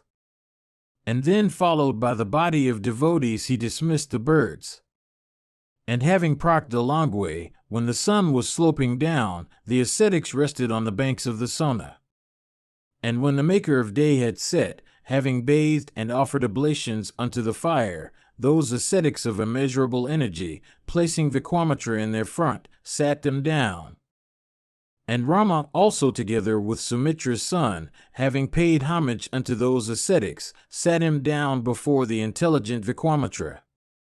Then Rama of exceeding energy, influenced by curiosity, asked that foremost of ascetics, Vikwamitra, having asceticism for his wealth, saying, O worshipful one, what country is this, graced with luxuriant woods? I am desirous of hearing this. Good betide thee, it behoveth thee to tell me this truly. Thus addressed by Rama, that one of high austerities and excellent vows began in the midst of the saints to describe the opulence of that region. Ramayana, Kanda 1, Section 32. Once upon a time there was a mighty son of Brahma, of high austerities, named Kuka. And he was cognizant of duty, and ever engaged in observing vows and honoring good men. And that high-souled one begot on Vedarbi, sprung from a respectable line, and endowed with all noble qualities, for sons like unto himself, and possessed of extraordinary prowess, Kusyamva, and Kukanaba, and Asatarajas, and Vasu, resplendent and breathing exhaustless spirits. And with the Diyasra of enhancing Kshatriya merit, Kuka said unto his truthful and virtuous sons, Ye sons, do ye engage in the task of governing, and thereby acquire immense merit?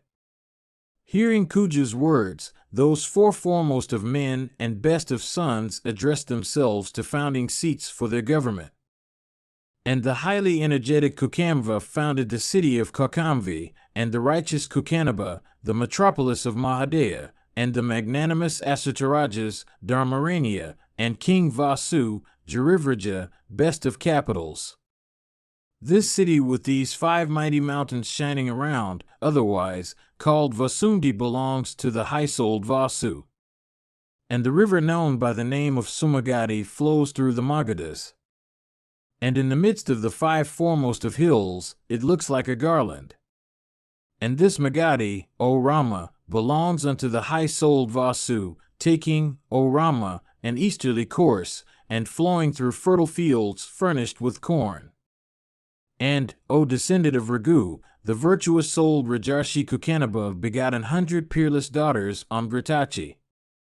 And it came to pass that they endowed with youth, beautiful, and like unto the lightning in the rainy season, decked in excellent ornaments, coming to their garden, were merrily singing and dancing and playing on musical instruments, O Ragva.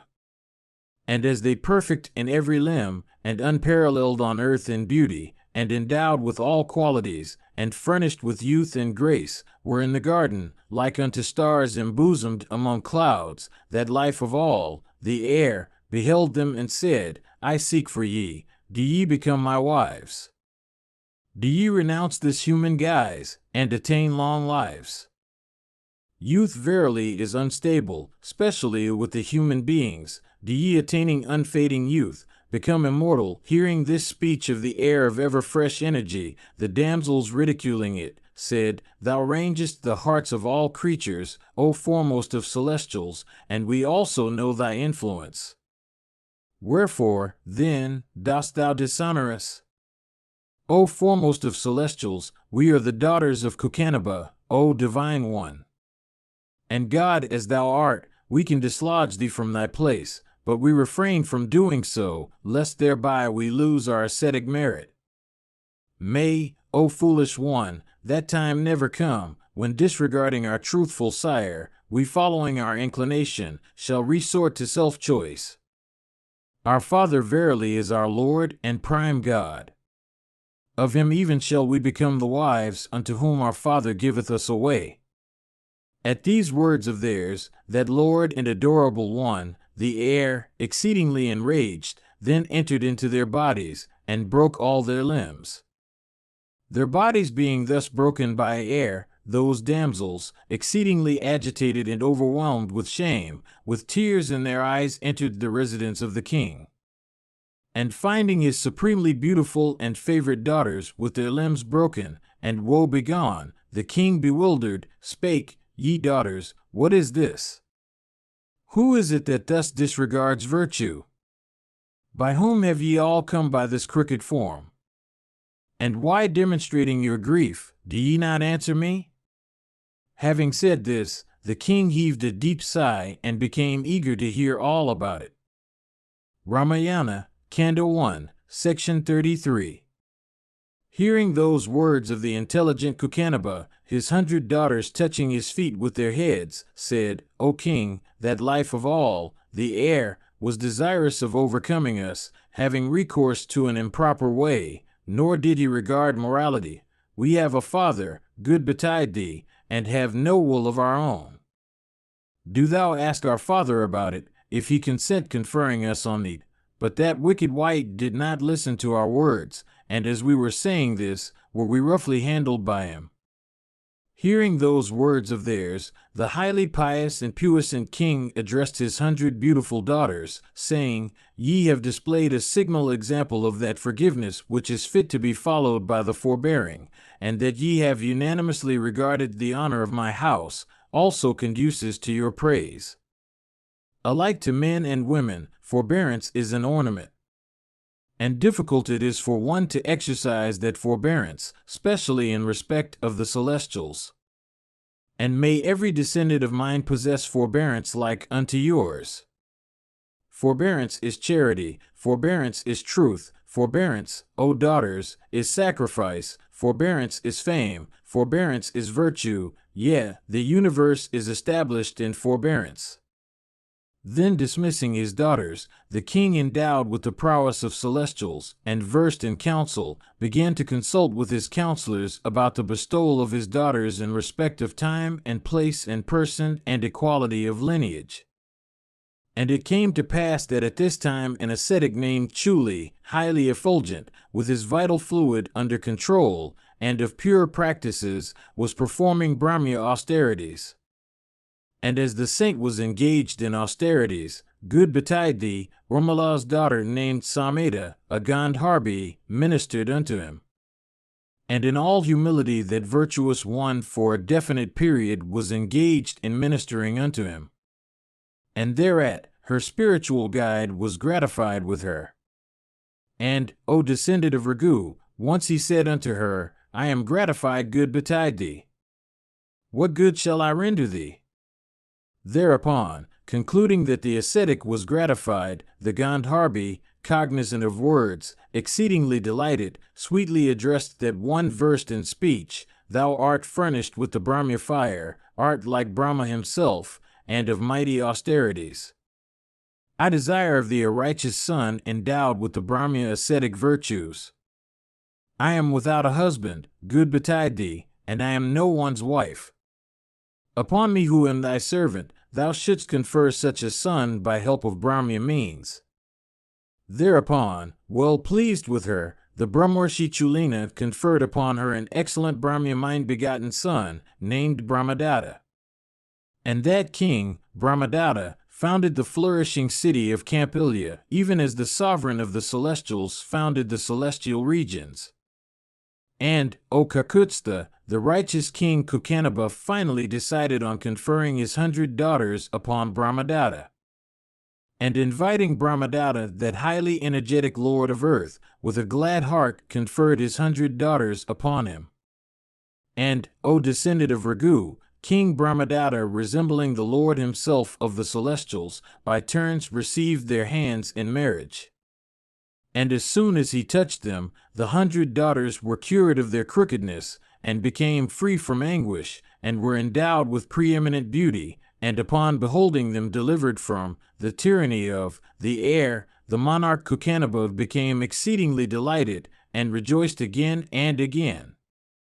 And he dismissed the newly married lord of earth, King Brahmadatta, in company with his consorts and the priests.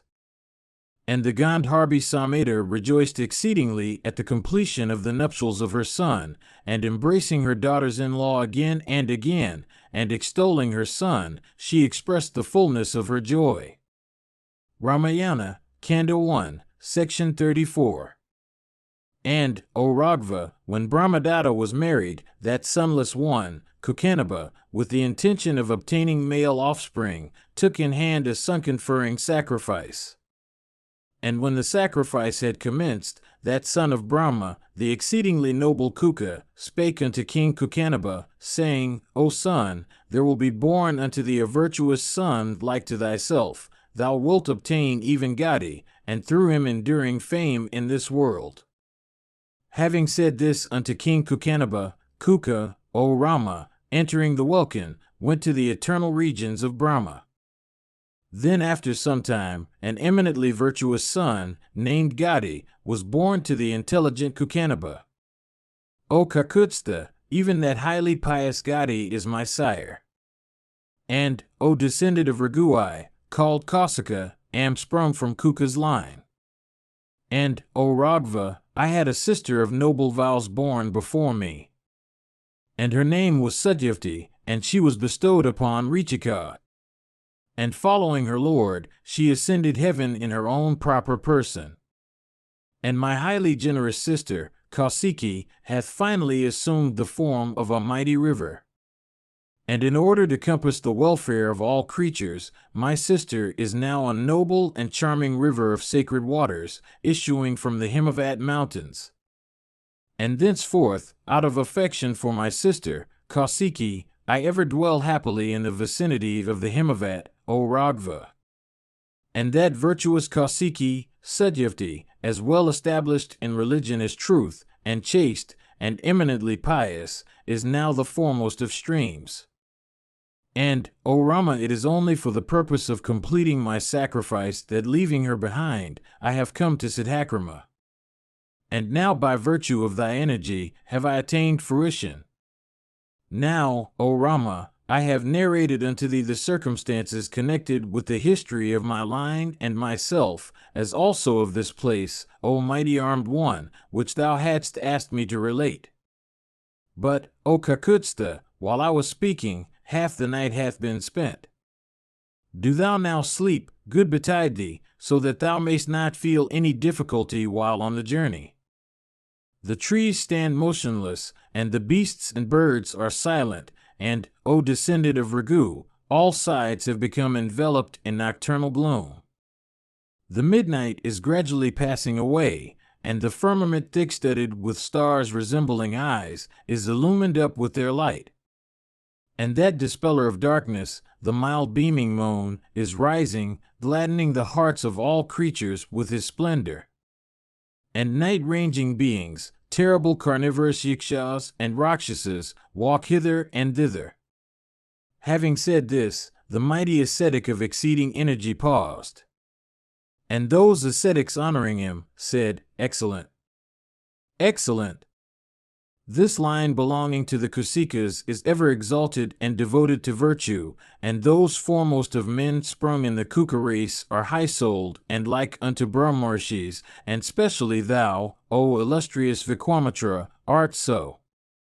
And that best of streams, Kausiki, hath added luster unto thy line, and the auspicious son of Kusika having been extolled by those delighted ascetics, the foremost of their order, slept, like unto the sun, when setting. And Rama too, along with Sumitra's son, having in admiration praised that best of ascetics, enjoyed the luxury of slumber. Ramayana, Kanda 1, Section 35. Having in company with the ascetics passed the remainder of the night on the banks of the Sona, Vikwamitra, when the day broke, spake, O Rama, the night hath passed away, and the morn hath come. The hour for performing the prior devotions hath arrived. Arise! Arise! Good betide thee! Do thou prepare for going? Hearing these words of his, Rama, having finished his morning devotions and rites, and ready for departure, said, This is the Sona, of excellent waters, fathomless, and studded with islets. O Brahmana, by which way shall we cross? Thus addressed by Rama, Vikwamitra replied, Even this path hath been fixed upon by me, that, namely, which the Maharsais go. And having proceeded far, when the day had been half spent, they beheld that foremost of streams, the Jahnavi, worshipped by ascetics. And having beheld that river furnished with sacred waters, and frequented by swans and cranes, the ascetics who accompanied Raghava were exceedingly delighted. And they took up their quarters on the banks of the river. And then, having bathed and duly offered oblations of water unto the gods and the manes of their ancestors, and performed Agnihotra sacrifices, and partaken of clarified butter like unto nectar, those high-souled and auspicious ones, with glad hearts, sat down, surrounding Vikwamitra. And the descendants of Raghu also sat down, occupying prominent places as befitted their rank. Then Rama, with a heart surcharged with cheerfulness, spake unto Vikwamitra, saying, O adorable one, I desire to hear how the Ganga, flowing in three directions and embracing the three worlds, falls into the Lord of streams and rivers. Influenced by Rama's speech, the mighty ascetic Vikwamitra entered upon the history of the Ganga's origin and progress. O Rama, that great mine of ore, Himavat, is the foremost of mountains. Unto him were born two daughters, unparalleled on earth in loveliness. And, O Rama, their mother of dainty waist, the amiable daughter of Meru, named Meena, was the beloved wife of Himavat, she of whom was born Ganga, the elder daughter of Himavat. And, O Raghava, a second daughter was also born unto him, named Uma. And it came to pass that once upon a time, the deities, with the view of accomplishing some work appertaining to them as divine beings, and a body besought that foremost of mountains for that river flowing in three directions, Ganga. Thereupon, desirous of the welfare of the three worlds, Himavat, in obedience to duty, conferred upon them his daughter, flowing everywhere at will, and sanctifying all creatures. Thereat, in the interests of the three worlds, accepting her, those having the welfare of the three worlds at heart, went away with Ganga, considering themselves as having attained their desire. The other daughter of the mountain, O descendant of Raghu, adopting a stern vow, began to carry on austerities, having asceticism for her wealth. And that best of mountains bestowed upon Rudra of unequaled form his daughter Uma, furnished with fiery asceticism, and worshipped of the worlds. And these, O Raghava, are the daughters of that king of mountains, worshipped of all, viz. Ganga, the foremost of streams, and the divine Uma. Now, O best of those endowed with motion, have I related unto thee how that sin-destroying one, flowing with her waters in three diverse directions, first, O child, went to the firmament and then ascended the celestial regions. Ramayana, Kanda 1, Section 36. When the ascetic had spoken thus, both the heroes, Rama and Lakshmana, saluting that first of anchorets, said, O Brahmana, thou hast delivered this noble narration fraught with morality. Now it behoves thee to speak about the elder daughter of the mountain king. Thou art extensively conversant with everything relative to men or gods. Why is it that that purifier of the worlds laveth three directions? And why is that foremost of streams, Ganga, famous as wending in three ways? And, O thou cognizant of morality, What are her performances in the three worlds? Thereat Vikramacha, having asceticism for his wealth, began to relate unto Kakutstha that history in detail in the midst of the ascetics. In days of yore, O Rama, the blue-throated one of mighty asceticism, having entered into matrimony, commenced upon knowing the goddess. And as that intelligent blue-throated god, Mahadeva, was thus engaged in sport, a divine 100 years passed away, and yet, O Rama, chastiser of foes, no son was born of her. Thereat all the gods with the grandsire at their head became exceedingly anxious. Who will be able to bear the offspring of this union? And thereupon the celestials, repairing unto Mahadeva, thus addressed him, saluting low, O God of gods, O mighty deity, ever engaged in the welfare of all, it behoveth thee to be propitious at the humble salutations of the celestials. The worlds, O foremost of celestials, are incapable of bearing thy energy. Therefore, for the welfare of the three worlds, do thou, being furnished with Brahma asceticism, in company with the goddess practice austerities, and reign in thy energy by thy native indomitableness. Do thou preserve these worlds, for it becometh thee not to destroy all. Hearing the words of the deities, the great God of the world said unto them, So be it. And addressing them again he said, Ye gods, by my own energy I will, assisted by Uma, bear my virile vigor, therefore let the creation find rest. But tell me, ye foremost of celestials, who will sustain my potent virility rushing out from its receptacle? Being thus addressed, the gods answered him, having the bull for his mark, The earth will today bear thy vital flow. Thus assured, the mighty lord of the celestials let go his vital fluid, and thereat the earth containing mountains and forests was overspread with the energy. Then the god spake unto the fire, saying, Do thou in company with the wind enter into this fierce and mighty energy. And when the wind had entered into it, it was developed into a white hill, and a forest of glossy reeds, resembling fire or the sun. And here sprang from fire Kartikeya of mighty energy. And thereupon the celestials and the saints, with gratified hearts, began to pay enthusiastic adorations unto Uma Aud Shiva. Then the mountain's daughter, O Rama, addressed the celestials, cursing them with eyes reddened in wrath, while in association with Mahadeva for obtaining sons, I was broken in upon by ye, for this, ye shall not be able yourselves to beget offspring on your wives. And from this day forth, your wives shall remain without issue. Having thus spoken unto the celestials, she cursed the earth also, saying, O earth, thou shalt have various forms, and many shall lord it over thee. Nor, stained because of my ire, shalt thou experience the pleasure that is felt on obtaining a son, O thou of wicked understanding, O thou that dost not wish me a son. Witnessing the gods thus distressed, the Lord of the Celestials set out in the direction presided over by Varuna. And having repaired to the north side of that mountain, Mahesvara along with the goddess became engaged in austerities on the peak Himavaprabhava. I have now related unto thee, O Rama, the spread of the mountain's daughter, Ganga. Do thou how together with Lakshmana listen to the narration of Bhagirath's potency. Ramayana, Kanda 1, Section 37. And on that celestial being engaged in austerities, the deities with Indra and Agni at their head, desirous of gaining over the generalissimo, appeared before the grandsire.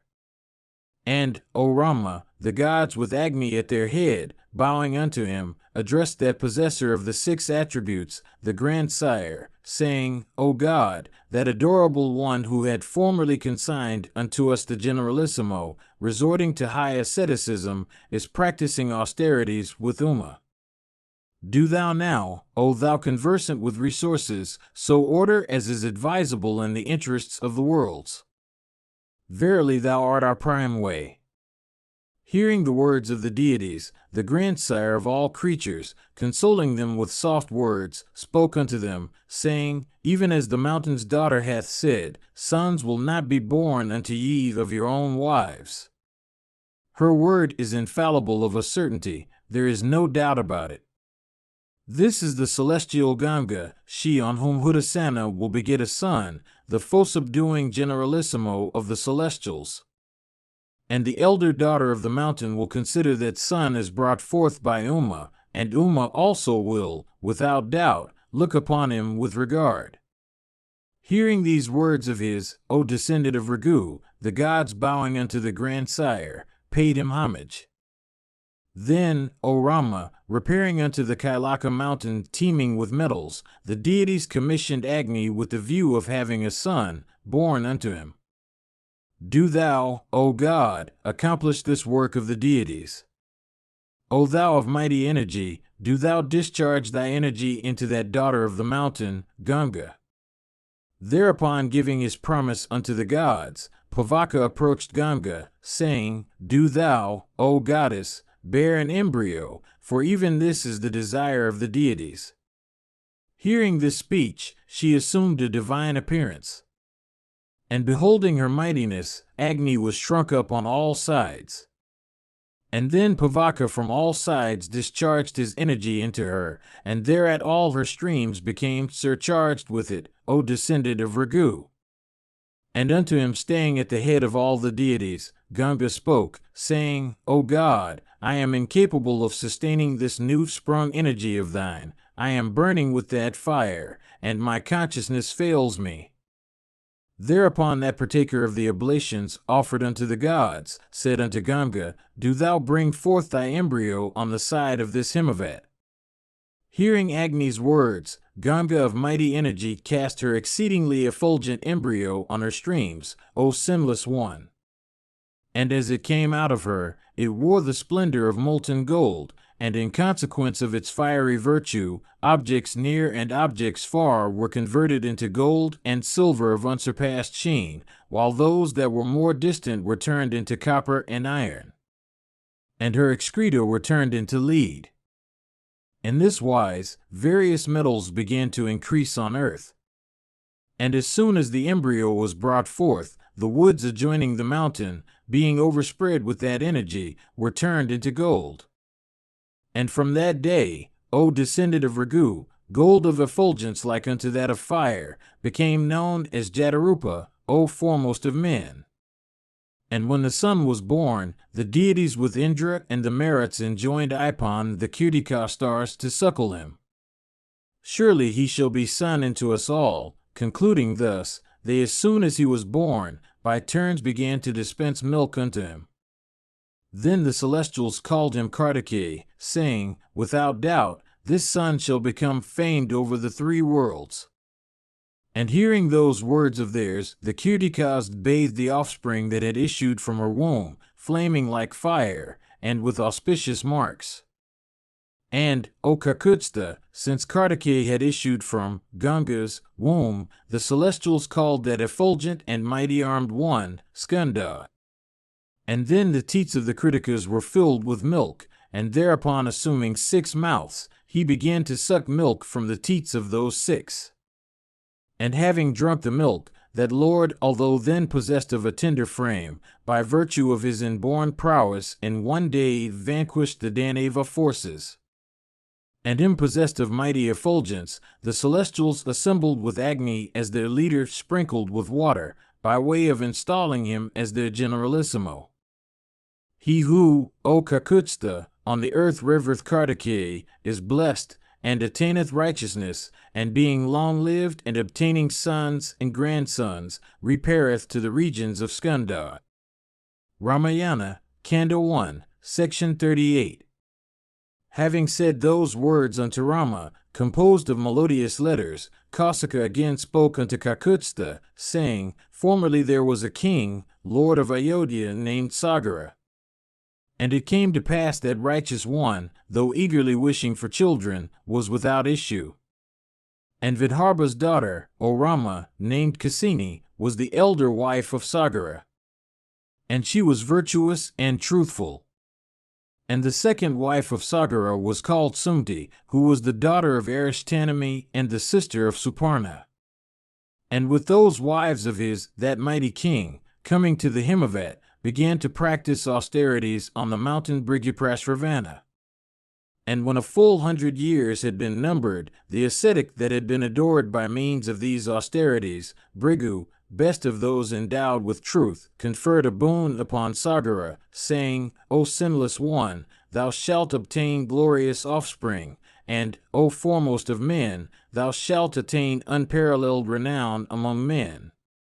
And, O child, one of thy consorts shall bring forth a son who will perpetuate thy race, and the other give birth to 60,000 sons. As that best of men was saying this, those daughters of kings, exceedingly delighted, propitiating him, addressed him with clasped hands, Who of us, O Brahmana, shall produce a single son, and who many? This, O Brahmana, we wish to hear. May thy word prove true. Hearing this, the highly pious Bhrigu said these pregnant words, Do ye unfold your minds? Who wishes for what boon, between a single perpetuator of the line, and innumerable sons, possessed of mighty strength, and furnished with fame, and endowed with high spirits? Hearing the ascetic's words, O descendant of Raghu, Cassini in the presence of the monarch chose, O Rama, a single son to perpetuate the line, and Suparna's sister, Sunti, 60,000 sons, high-spirited and furnished with fame. And then, O son of Raghu, having gone round the saint and bowed down the head, the king went to his own capital, accompanied by his consorts. And after a length of time, the elder, Cassini, bore a son unto Sagara, known by the name of Asamanja. And Sundi, O foremost of men, brought forth a gourd. And when it burst open, out came from it 60,000 sons. And the nurses fostered them by keeping them in jars filled with clarified butter. And after a great length of time, they attained to youth. And after a long lapse of time, Sagara's 60,000 sons attained to youth and beauty. And O foremost of men, the eldest son of Sagara, taking those children, would, O descendant of Raghu, often cast them into the Sarayu, and in mirth behold them sinking in the waters. Being thus evil disposed, and injuring honest folks, and engaged in doing wrong unto the citizens, he was banished by his father from the city. And Asamanja had a son possessed of prowess, named Ansuman. And he was beloved of all men and fair-spoken towards every one.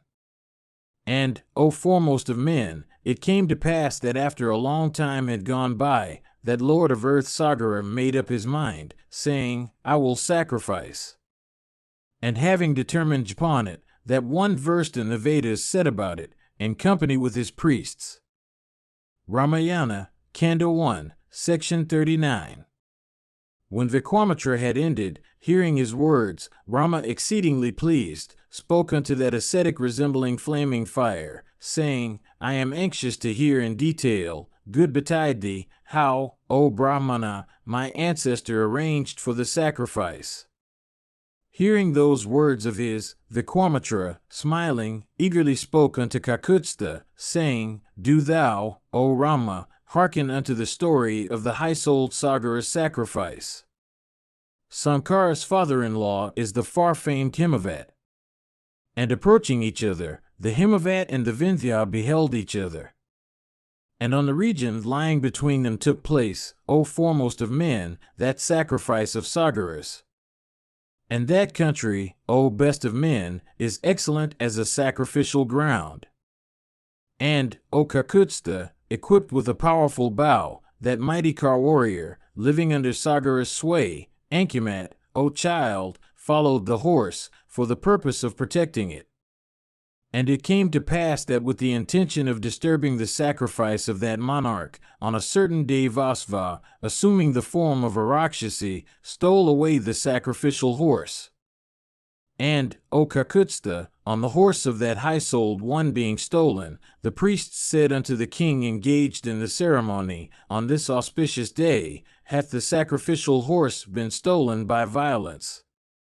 Do thou, O Kakutstha, slay him that steals the horse, and bring it back.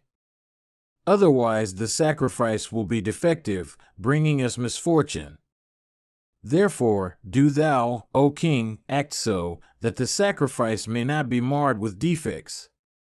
Hearing the words of the priests, the king addressed his 60,000 sons in the midst of his court, saying, being, as this great sacrifice is, presided over by eminently pious Brahmanas sanctified by mantras, I do not, ye foremost of men, ye sons, see how Rakshasas may find entrance into it. Therefore, repair ye, and seek for the horse, ye sons. Good betide you. Do ye search the entire earth engarlanded with oceans, and do ye search Yuyana after Yuyana, ye sons? And do ye delve the earth till ye light upon the horse, by my command following the track of that stealer of the horse? I have been initiated into this sacrifice with my grandsons and priests. And thereat the mighty princes, enjoined by their father, breathing high spirits, began to range the earth, O Rama. Then they each fell to delving the bowels of the earth for the space of a yuyana in length and breadth, with their hands resembling thunderbolts in feel, and with darts like unto thunderbolts, and with gigantic plowshares. And being thus riven, the earth, O descendant of Raghu, began to send forth loud cries. O Raghava, O thou hard to repress, there arose an uproar from serpents, and asuras, and rakshasas, and other creatures that were being slaughtered. And, O descendant of Raghu, they excavated the earth, O Rama, for 60,000 yojanas, yea, as if they had intended to reach the lowest depths underground. Thus, O foremost of kings, those sons of the monarch dug all around Jambudvipa, filled with mountains. Thereat, the gods together with the Gandharvas, and Asuras, and Panagas, and trepidation appeared before the grandsire. And propitiating that high-souled one, they with melancholy countenances and in exceeding agitation spoke these words unto the grandsire, O adorable one, the entire earth is being excavated by the sons of Sagara, and many are the high-souled ones as well as the aquatic animals that are being slain in consequence. This one is the disturber of our sacrifice, and by him hath the sacrificial horse been stolen. Saying this, Sagara's sons are committing havoc upon all creatures. Ramayana, Kanda 1, Section 40. Hearing the speech of the celestials, that possessor of the 6 attributes, the grandsire, spoke unto them exceedingly frightened and deprived of their senses on beholding the prowess of Sagara's sons, like unto the destroyer himself. This entire earth belongeth unto the intelligent Vasudeva, she being his consort. And that adorable one is indeed her lord. And assuming the form of Kapila, he unceasingly sustaineth the earth. And the sons of King Sagara will be consumed by the fire of his wrath. The preordained excavation of the earth, as well as the destruction of Sagara's sons, had been foreseen by the far-sighted. Hearing the words of the grandsire, those repressors of their foes, the 33 celestials, being exceedingly rejoiced, went back to their respective quarters. And as the sons of Sagara were riving the earth, there arose a mighty noise, like unto the bursting of thunder.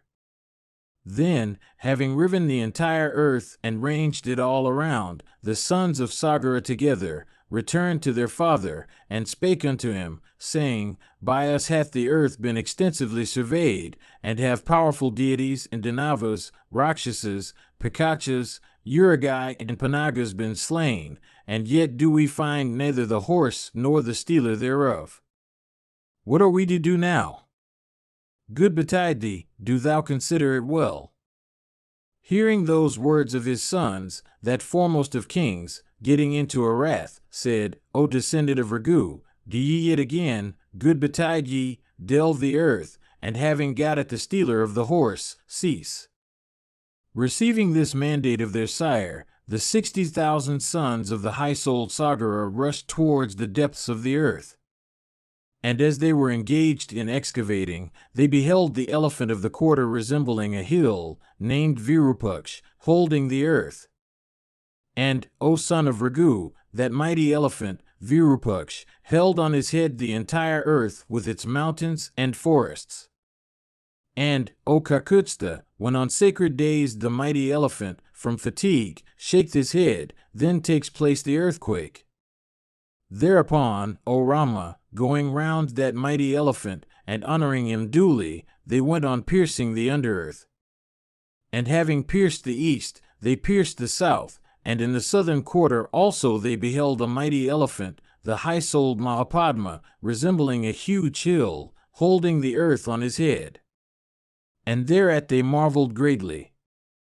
And having gone round him, the 60,000 sons of the high-souled Sagara began to penetrate into the western region. And in the western quarter also those highly powerful ones beheld the elephant of that quarter named Samanasa, resembling a mighty mountain. And having gone round him, and asked him as to his welfare, they delving on, arrived at the northern region. And on the north likewise, O foremost of the Raghus, they beheld Bhadra, white as snow, holding this earth on his goodly person. And having felt as well as gone round him, those 60,000 sons of Sagara went on penetrating the depths of the earth. Then repairing to the famous northeastern region, Sagara's sons, becoming enraged, began to dig the earth. And there those high-souled, exceedingly powerful and vehement ones beheld the eternal Vasudeva in the guise of Kapila. And there also, experiencing exceeding delight, O descendant of Raghu, they found his horse, browsing hard by. And knowing him to be the destroyer of the sacrifice, they bearing spades, and plows, and innumerable trees and crags, with eyes reddened with ire, furiously rushed against him, exclaiming, "Stay! Stay! And thou it is that hast stolen our sacrificial horse. O thou of wicked understanding, know that thou hast fallen into the hands of the sons of Sagara." Hearing this speech of theirs, Kapila, O descendant of Raghu, overwhelmed with rage, uttered a tremendous roar. And then, O Kakutsta, the sons of Sagara were reduced to ashes by the high-souled and incomparable Kapila. Ramayana, Kanda 1, Section 41. Seeing the delay on the part of his sons, King Sagara, O son of Raghu, addressed his grandson, flaming in his native energy, saying, "Thou art heroic and accomplished, and like unto thy uncles.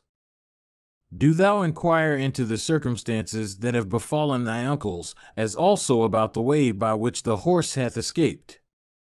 And as there are strong and mighty creatures inhabiting the earth's interior, with the view of resisting them, do thou take thy bow along with thy scimitar. And honoring those that deserve to be honored, and slaying such as disturb thee, do thou, having attained thy end, come back, becoming the instrument for the completion of my sacrifice." Thus duly enjoined by the high-souled Sagara, Ankumat, endowed with fleet vigor, taking his bow as well as his scimitar, set out. And commanded by the monarch, O best of men, he found the underground way that had been carved out by those high-souled ones.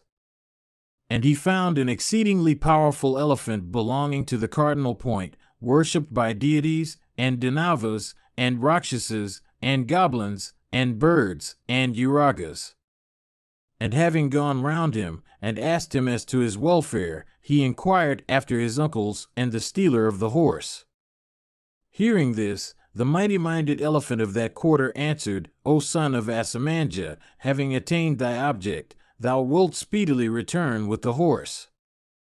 And hearing those words of his, Ankumat by turns duly asked the same question of all the elephants belonging to the cardinal points. And being honored by those guardians of the cardinal points, knowing words as well as their application in regard to time, place, and person, he was asked by them, saying, "Do thou come with the horse?" Hearing those words of theirs, that one of fleet vigor repaired unto the spot where the sons of Sagara, his uncles, had been reduced to a heap of ashes. And, arriving there, Asamanja's son, smitten with grief, and being exceedingly afflicted at their destruction, bewailed in heaviness of heart. and exercised by grief and sorrow, that foremost of men espied there the sacrificial horse straying near. And desirous of offering oblations of water unto those princes, that highly powerful one in need of water did not find any watery expanse in the neighborhood. And it came to pass, O Rama, that surveying wide, he descried the maternal uncle unto the princes, Suparna, the lord of birds, resembling the wind. And thereupon Vinata's son, possessed of mighty strength, spoke unto him, saying, Do not lament, O foremost of men. The destruction of these was for the welfare of all. These highly powerful ones had been consumed by the peerless Kapila, therefore thou ought not to offer water unto them in consonance with social usage. Ganga, O foremost of men, is the elder daughter of Himavat. In her streams do thou perform the watery rites of thy uncles, O mighty armed one. Let that purifier of the worlds lave these, reduced to a heap of ashes. And on these ashes being watered by Ganga, dear unto all, the 60,000 sons of Sagara will repair unto the celestial regions. Do thou, O highly pious one, go back, taking this horse, O foremost of men, and do thou complete the sacrifice of thy grandfather, O hero. Hearing Suparna's speech, the exceedingly powerful Ankumat of mighty asceticism, speedily taking the horse, retraced his steps. Then coming to the king who had been initiated into the ceremony, he, O descendant of Ragu, faithfully communicated unto him the words of Suparna. Hearing this sorrowful intelligence, the king duly finished the sacrifice agreeably to the scriptures. And having seen the completion of the sacrifice, that lord of earth entered his capital, but the king could not see how to bring Ganga on earth. And without being able to ascertain it, the mighty monarch, after a long course of time, and having reigned for 30,000 years, ascended heaven. Ramayana, Kanda 1, Section 42. When Sagara had bowed unto the influence of time, the subjects selected the righteous Ankumat for their king. And, O descendant of Ragu, Ankumat proved a great ruler. And his SBN, the celebrated Dilapa, was also a great king. And, O Ragu's son, consigning unto Dilapa his kingdom, Ankumat entered upon rigid austerities on the romantic summit of the Himavat. And having for the space of 3200 of thousands years carried on austeries in the woods, that highly famous one, crowned with the wealth of asceticism, attained the celestial regions. And the exceedingly powerful Dilapa, hearing of the destruction of his grandfathers, was stricken with grief, yet he could not ascertain his course about it. And he constantly thought as to how Ganga could be brought down, how to perform their watery rites, and how to deliver them. And as that pious one furnished with self-knowledge was always meditating upon this, an eminently virtuous son was born unto him named Bhajaratha. And performing numerous sacrifices, the mighty king Dilapa reigned for 30,000 years. And without having arrived at any definite decision in regard to their deliverance, the king, O puissant one, being attacked with an ailment, breathed his last. And having sprinkled his son Bhajaratha in the way of installing him in the kingdom, that prime of men, the king, by virtue of his own acts, repaired to the region of Indra. And, O descendant of Ragu, that royal Saint Bhajaratha was possessed of righteousness, and being without issue, and desiring to obtain it, the mighty monarch consigned his kingdom and his subjects to the care of his counselors, and engaged in bringing down Ganga. And, O Ragu's descendant, restraining his senses, and eating once a month, and surrounding himself with 5 fires, and with arms upraised, he for a long lapse of time performed austerities at Gokarna. And as he was performing his terrible austerities, 1,000 years rolled away. And thereat that possessor of the 6 attributes and lord of all creatures, Brahma, was well pleased with that high-souled monarch. And presenting himself together with the celestials, the grandsire thus spoke unto the high-souled Bhajaratha engaged in austerities, O Bhajaratha, O mighty monarch, pleased am I with thee, O Lord of men, on account of thy ardent austerities. Do thou, O thou of excellent vows, ask for the boon thou wouldst have. Thereupon that great car warrior, the highly powerful and mighty armed Bhajaratha, with clasped hands, said unto the grandsire of all creatures, If, adorable one, thou art pleased with me, if thou wouldst grant me the fruit of my asceticism, may Sagar's sons receive water at my hands, and on the ashes of those high-souled ones being laved by the waters of Ganga, may my great-grandfathers without fail repair unto heaven. And, O Divine One, I beseech thee, may our line never languish for want of offspring. May, O God, this prime boon light upon Ikshwaku's race. When the king had said this, the grandsire addressed him these sweet and auspicious words composed of melting letters, O mighty car warrior Bhajaratha, high is this thy aim. Be it so, good betide thee, thou enhancer of the Ikshwaku line. This Hamvati Ganga, Himavat's elder daughter, even her to hold, O king, do thou employ Hara, for Ganga's fall, O king, earth will not be able to sustain. And to hold her, O king, find I none save the wielder of the trident. Having thus addressed the monarch, and greeted Ganga, the creator of the worlds repaired to heaven with the celestials. When that god of gods had gone away, Bhajaratha, O Rama, pressing the earth with his thumb, spent a year in adoring Shiva. And when the year was complete, Uma's lord, Pakyapati, worshipped of all the worlds, spake unto the king, saying, O foremost of men, I am well pleased with thee, I will do what will be for thy welfare. I will hold the mountain's daughter on my head. Then, O Rama, that one bowed unto by all creatures, the elder daughter of Himavat, assuming an exceedingly mighty shape, with irresistible impetus precipitated herself from the welkin upon Shiva's gracious head. And that divine one, Ganga, exceedingly difficult to sustain, thought, I will enter the nether regions, carrying off Sankara by my streams. Knowing her proud intention, the adorable Hara waxed wroth, and the three-eyed deity set his heart upon enveloping her. And, O Rama, as that sacred one plunged upon Rudra's holy head of tangled locks, resembling Himavat, she could by no means reach the earth, despite all her endeavors, nor did she obtain egress from under the matted locks. And she wandered there for many a year. And finding Ganga in this plight, Bhajaratha became again engaged in high austerities. And thereupon Shiva, O descendant of Ragu, was exceedingly gratified, and cast Ganga off in the direction of the Vindu lake. And as she was let off, 7 streams branched out from her. And the 3 streams of the excellent Ganga of auspicious waters went in an easterly direction, while the Suchakshu, the Sita, and that mighty river the Sindhu flowed on the auspicious west. And the 7th followed Bhajaratha's car. And that royal saint, the exceedingly puissant Bhajaratha, mounted on a superb car, went before, and Ganga followed him.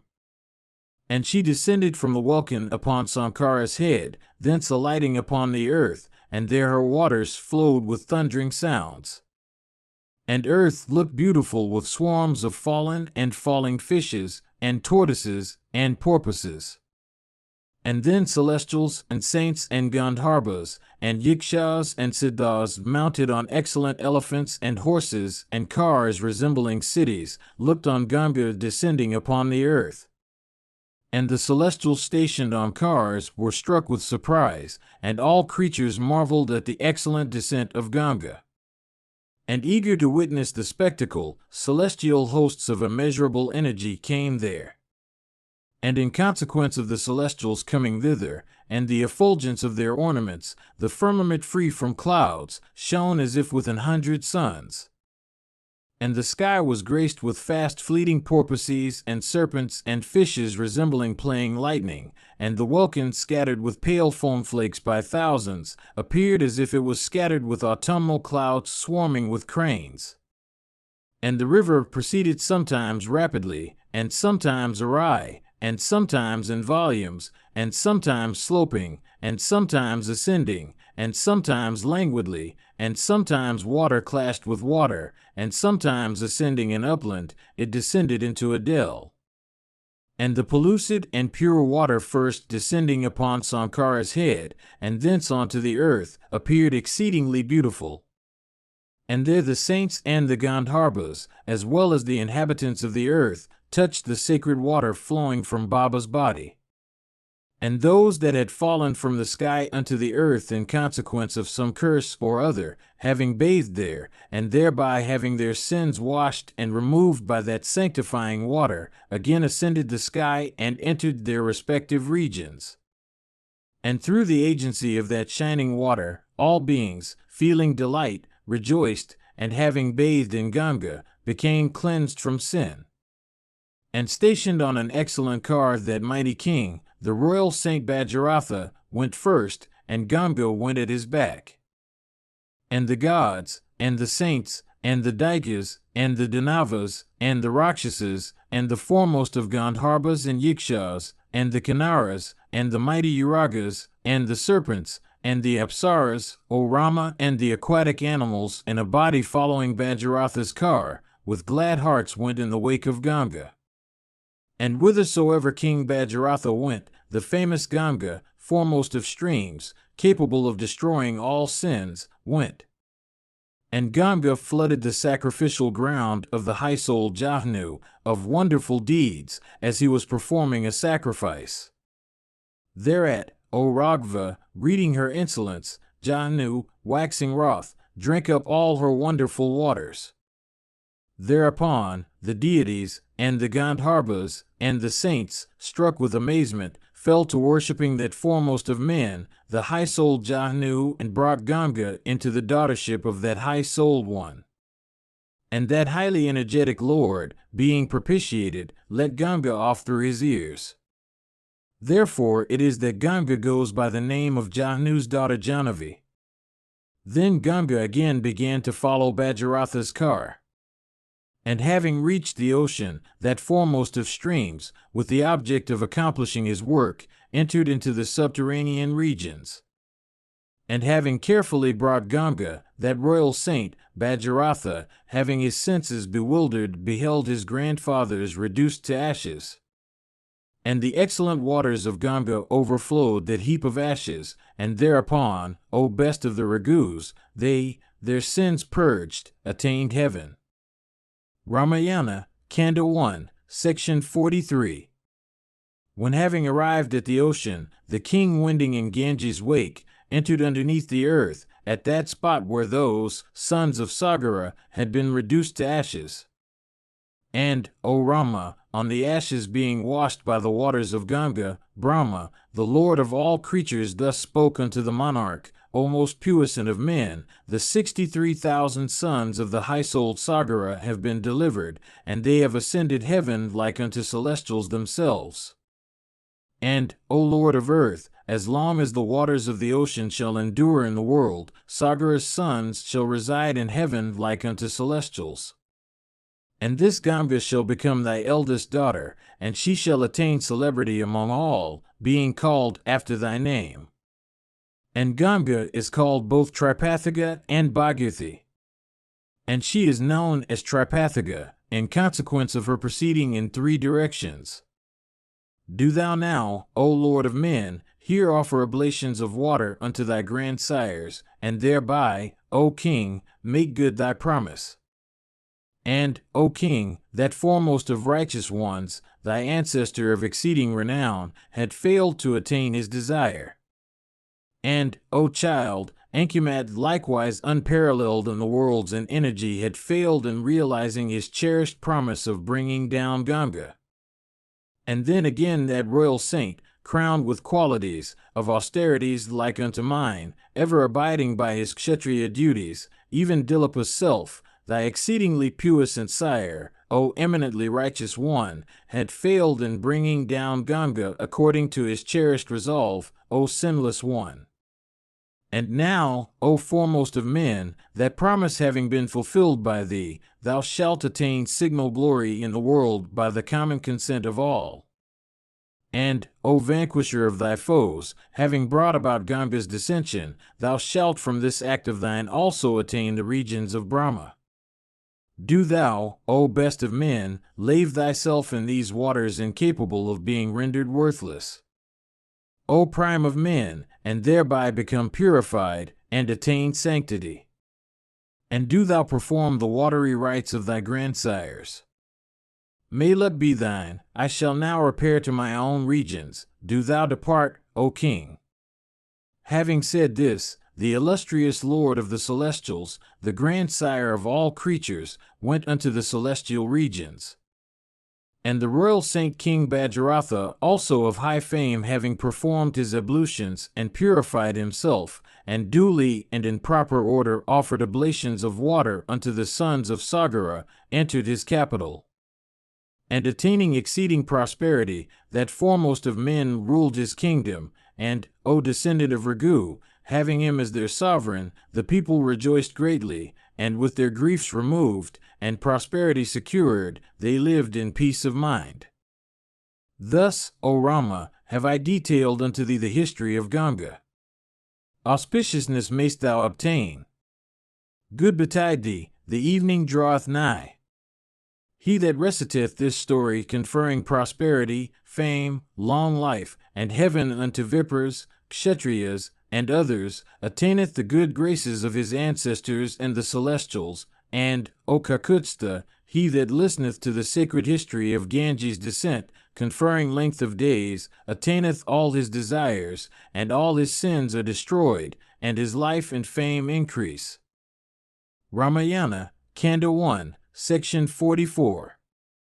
Hearing the words of Vikwamitra, Raghava, together with Lakshmana, was struck with amazement, and spoke unto Vikwamitra, saying, O Brahmana, wonderful is the story that thou hast recited unto us, viz., that of Ganga's sacred descension and the replenishing of the ocean.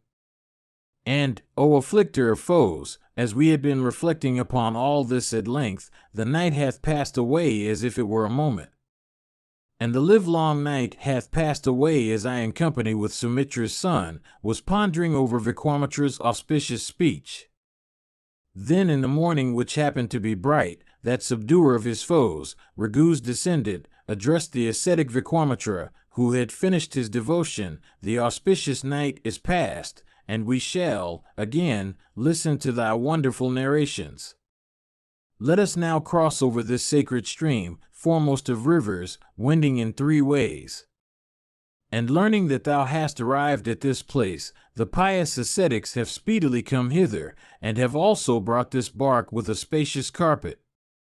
Hearing those words of the high-souled Raghava, Kausika crossed over the crowds of ascetics, and on reaching the north bank, he paid homage unto the saints. And when they had landed on the banks of Ganga, they beheld a city named Vikala. And thereupon speedily that foremost of ascetics, in company with Raghava, went towards Vikala, beautiful and elegant like unto the celestial regions. Then the highly wise Rama, with folded hands, asked that mighty ascetic Vikwamitra concerning the excellent city of Vikala, O mighty ascetic, what royal line resideth in yonder large city? I desire to hear this, good betide thee, and great is my curiosity. Hearing those words of Rama, that foremost of ascetics began to relate the history of Vikala, saying, Do thou listen, O Rama, to what I had heard from Sakra relating this history, and, O descendant of Raghu, do thou listen to all that befell in this city. Formerly in the Krita age, O Rama, Dithi's highly powerful sons, as well as those of Aditi, possessed of prowess, and virtuous and pious, high-souled ones both, O foremost of men, fell to reflecting, how can we become exempt from decrepitude and disease, and immortal? And as they reflected, it struck them, by churning the ocean of milk, we must obtain ambrosia. Then deciding upon churning, the ocean, those ones of immeasurable energy making Vasuki the cord, and the Mandara, hill, the stick, began to churn the deep. And after 1,000 years had gone by, the hoods of the serpent, serving as the churning cord, began to vomit virulent venom and to bite at the crags with their fangs. And thereat there came out powerful poison like unto fire, and in consequence the entire universe with celestials and asuras and men began to burn. And thereupon, intending to seek refuge, they appeared before that mighty god, Sankara, or Pakyapati, or Rudra, hymning him, "Save us! Save us!" When that master, the lord of the celestials, was being thus addressed by the deities, there appeared before them Hari bearing the conch and the discus. And smiling Hari said unto the trident-bearing Rudra, "O chief of the celestials, since thou art the foremost of the gods, this that hath come out of the ocean churned by the celestials is thine. Remaining here, O Lord, do thou receive the first offering in the form of this poison." Having said this, that best of celestials vanished there. Witnessing the dismay of the celestials, and hearing also the words of Sarnjan, Shiva took in that dreadful poison as if it were nectar, and then leaving the deities, the worshipful Hara went away. And then, O descendant of Ragu, as the celestials resumed the churning, that foremost of hills serving as the cord, entered the subterranean regions. Thereupon the gods and the Gandharvas fell to extolling the slayer of Madhu, saying, "Thou art the way of all beings, of the celestials in especial. Do thou, O mighty armed one, protect us, and recover the mountain." Having heard this, Hrishikesa, or Hari, assuming the form of a tortoise, stood in the sea, supporting the hill on his back, and that soul of all, Kakava best of male beings, taking hold of the top of the hill by his hand, began to churn the deep, stationed in the midst of the celestials. And after 1,000 years had rolled on, arose a male being impregnated with the Ayurveda, of exceedingly righteous soul, called Dhanwantari, bearing in his hands a stick, and a kamandalu. And there arose also, from the cream of the churning waters, those magnificent dames the shining Apsaras. And, O foremost of men, as they had emerged from water, they are called Apsaras. And there sprang 60 kodis of shining Apsaras. And, O Kakutstha, the female attendants of those are numberless. And neither the deities nor the Danavas would accept them, and in consequence of this non-acceptance, they are known as women belonging to all. And then, O Ragu's descendant, arose the eminently pious daughter of Varuna, Varuni, who fell to looking for acceptance. And Diti's sons, O Rama, did not accept the daughter of Varuna, and Aditi's sons, O hero, accepted that one of blameless limbs. And hence Diti's sons go by the name of Asuras, and Aditi's by that of Suras. And the celestials became exceeding glad on having accepted Varuni. And, O foremost of men, next arose Achakrava, best of horses, and also Kaustubha, and next, the excellent Ambrosia. And Vorama, tremendous was the carnage for the procession thereof, Ambrosia, and Aditi's and Diti's sons fought together. And the Asuras assembled together with the Rakshasas, and, O hero, mighty was the battle that was fought, striking terror into the 3 worlds. And when a great havoc had been committed, the highly powerful Vishnu, assuming a captivating form, speedily stole away the ambrosia. And those that came forward before that best of male beings, Vishnu, knowing no deterioration, were crushed in conflict by Vishnu in a different form.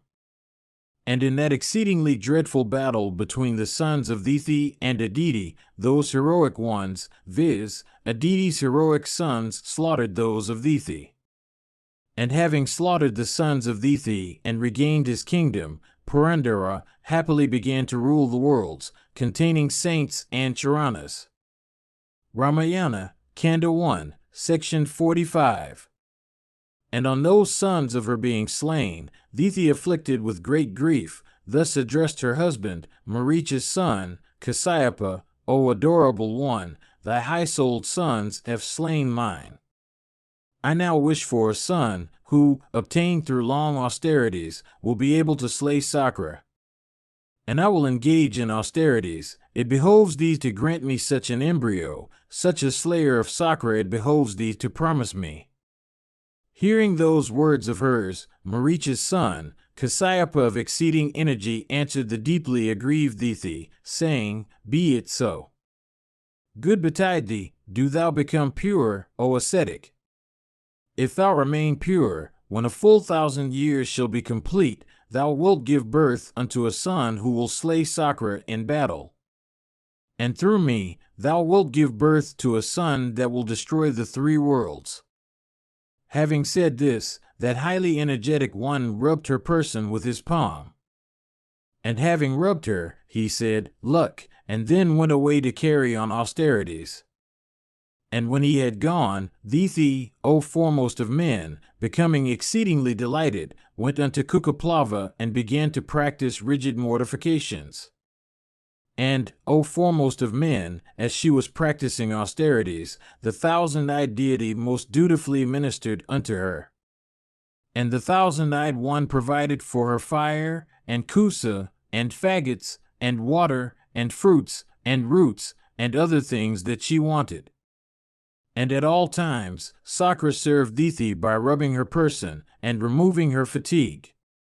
And when 10 years only were wanting to complete the 1,000 years, Dithi, O descendant of Ragu, being exceedingly delighted, thus spoke unto the 1,000-eyed one, O best of those endowed with prowess, of me engaged in austerities, 10 years only remain, to complete the period. And after that time, good betide thee, thou wilt behold thy brother. I will, O son, bind him unto thee in affection, whom I had besought for to compass thy destruction, so that, the fever of thy heart removed, thou wilt with him enjoy the victory of the 3 worlds. On thy high-souled sire having been besought by me, he, O foremost of celestials, granted me the boon that after 1,000 years I shall obtain a son. And it came to pass that having said this, the sun being in his meridian, the worshipful Dithi with her feet placed at that part of the bed which should contain her head, was overpowered by sleep. And thereupon seeing her resting her feet at the place where she should place her head, and consequently unclean, Sakra was exceedingly delighted, and smiled. And, O Rama, Purandara entered into her womb, and that highly self-controlled one severed the embryo in 7 parts. And the embryo being pierced by the thunderbolt of 100 knots, cried at the top of its voice, and thereat Dithi awoke. Do not cry, exclaimed Sakra, and even while it was crying, the mighty-minded Vasva continued piercing it. Do not slay it, said Dithi. Thereupon, in consideration of the honor of his mother, Sakra went out. Then he with clasped palms accosted Dithi, saying, O worshipful one, thou didst sleep with thy feet placed where thy head should have lain, and hast therefore become impure. And finding this opportunity, I severed in 7 pieces that would be slayer of mine in battle. Do thou, O worshipful one, excuse me. Ramayana, Kanda 1, Section 46. When the embryo had been sundered in 7, Dithi exceedingly aggrieved humbly spoke unto the irrepressible 1,000-eyed deity, saying, By my fault it is that the embryo hath been sundered in 7. O chief of the celestials, herein thou art guilty of no transgression, O destroyer of Vala, and since calamity hath befallen the embryo, I wish to do thee a good turn. Let the 7 parts become the guardians of the 7 merits. And, O son, let my sons having noble forms, becoming famous as Marudas range the Vadaskanda regions in heaven. And let one range Brahma's regions, and another Indra's, and the highly illustrious third also range around, being known as Divyavayu. And, O best of celestials, by thy command, let the 4 remaining sons of mine known by the name which thou hast mentioned, range about in appointed periods. Hearing her words, that destroyer of Vala, the 1,000-eyed Purandara, with clasped palms said, All this that thou hast said must come to pass, there is no doubt about it. Good betide thee, thy sons endowed with celestial forms shall range about. And it hath been heard by us that having thus ascertained in that hermitage, the mother and the son, O Rama, went to heaven, their desire obtained. Even this, O Kakutstha, is the place where formerly the mighty Indra sojourned, and where he attended upon Dithi of accomplished ascetic success. And, O most powerful of men, Ikshwaku had an exceedingly righteous son born unto him of Alamvasha, known by the name of Vikala. And here stood a palace, built by him, called Vikala. And Vikala's son, O Rama, was the mighty Hemacandra. And after Hemacandra comes the celebrated Suchandra. And, O Rama, the son of Suchandra was Dhamraswa. And then was born Srinjaya, son unto Dhamraswa. And Srinjaya's son was the powerful Sadeva. And Sadeva's son was the preeminently pious Kukakwa. And Kukakwa's son was the puissant Somadatta. And now, O Kakutstha, Somadatta's son, the effulgent and invincible and renowned Sumdi, resideth in this city. And by the grace of Ikshwaku, all the sovereigns of Vikala are long-lived, and high-souled, and puissant, and pious. And here will we happily spend a night, and on the morning of the morrow thou wilt, O foremost of men, behold Janaka.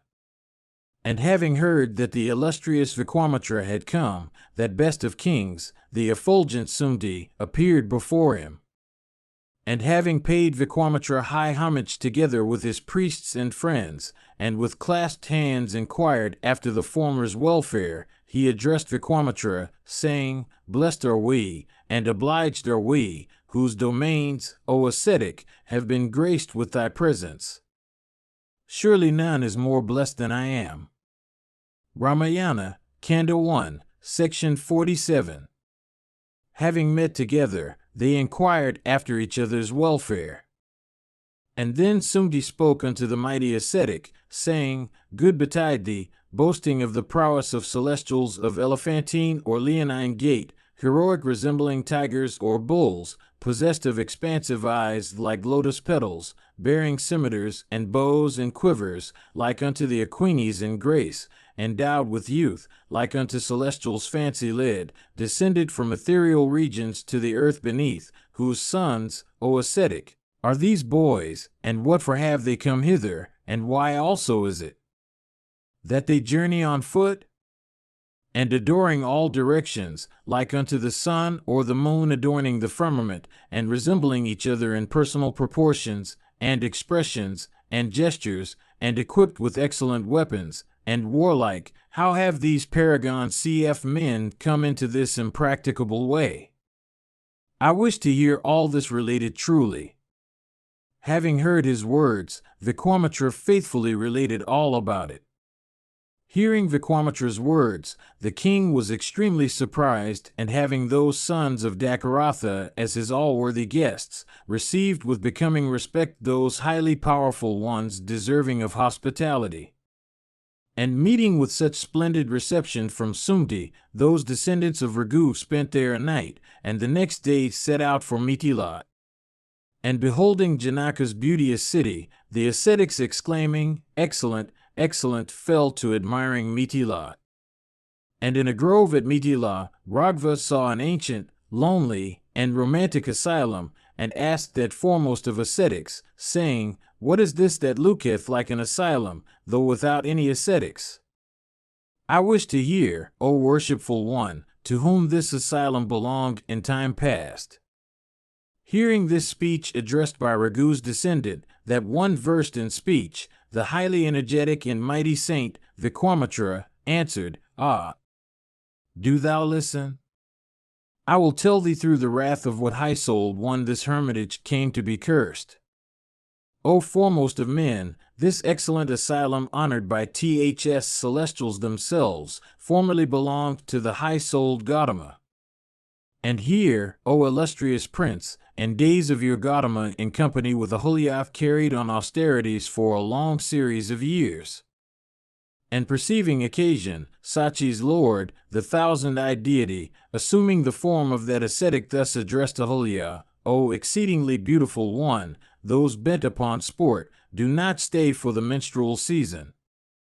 And, O graceful one, I desire to enjoy thy company, on the instant. Thereupon, out of curiosity, that one of perverse understanding consented to the proposals of the chief of the celestials. Then, having attained her object, she spoke unto that foremost of the celestials, saying, O best of the immortals, I have obtained my desire. Do thou speedily go from this place, O Lord. Do thou, O Lord of the celestials, from a sense of respectability preserve thyself and me also. Indra too smiling, said unto Ahulya, O thou of shapely hips, pleased am I. Now I repair unto my own place. Having known her thus, Indra, Rama, exceedingly apprehensive of Gautama, then hurriedly sallied out of the thatched cottage. Just at this time, Indra saw that mighty ascetic Gautama entering, that foremost of anchorets, and capable of being repressed by the deities and the Danavas, and equipped with ascetic energy, having bathed in the waters of holy spots, and flaming like fire, carrying faggots and kusa grass. And seeing him, the countenance of the Lord of the Celestials turned pale. And seeing the wicked thousand-eyed deity in the guise of an ascetic, the well-behaved anchoret fired with rage said, And since, O thou of wicked understanding assuming my form, thou hast done this foul deed, thou shalt lose thy scrotum. And soon as the high-souled Gautama had said this in ire, the scrotum of the thousand-eyed one dropped to the earth. And having seen Sakra in this plight, he cursed his wife also, For 1,000 years thou shalt live here feeding upon air, without food, tormented with repentance, and thou shalt remain in this hermitage unseen of any. And when the irrepressible son of Dakaratha Rama shall come to this deep wood, thou shalt be cleansed of thy sin. And, O wicked one, ministering unto him the rites of hospitality, with a mind free from ignorance and covetousness, thou shalt in thy own form with joy regain my side. Having said this to that wicked woman, the highly energetic Gautama of rigid austerities, forsaking this hermitage, began to carry on penances on the romantic summit of the Himavat, inhabited by Siddhas and Charanas. Ramayana, Kanda 1, Section 48. And having been deprived of his scrotum, Sakra, with eyes tremulous with fear, addressed the celestials with Agni at their head, as well as the Siddhas and the Gandharvas and the Charanas, saying, I have accomplished the work of the celestials by stirring the ire of the high-souled Gautama, and thereby disturbing his austerities. And in doing so, I have been deprived of my scrotum, and Ahulya also hath been put down. And I have deprived him of his ascetic energy by causing him to utter a mighty curse, and, therefore, ye celestials, and saints, and Charanas, ye should restore my scrotum unto me who have served the gods. Hearing Satakrata's words, the deities along with the Maruts led by Agni, presented themselves before the divine Pitris. And then Agni addressed the latter, saying, This ram is possessed of a scrotum, while Sakra hath been deprived of his. Do ye, taking the scrotum of the ram, furnish Sakra with it? And although deprived of the scrotum, the ram will be able to grant consummate satisfaction unto ye. And on those that will offer such a ram for your entertainment, ye will bestow undying and profuse merit.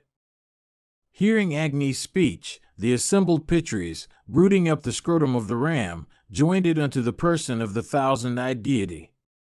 Thenceforth, Kakutstha, the divine Pitris together feast upon scrotumless rams, for their scrotum had been joined unto the person of Indra. And thenceforth, O Raghava, Indra also through the high-souled Gautama's ascetic energy, hath been bearing the scrotum of a ram. Therefore, O highly powerful one, do thou enter the hermitage of that pious one, and deliver the dignified and divinely fair Ahulya.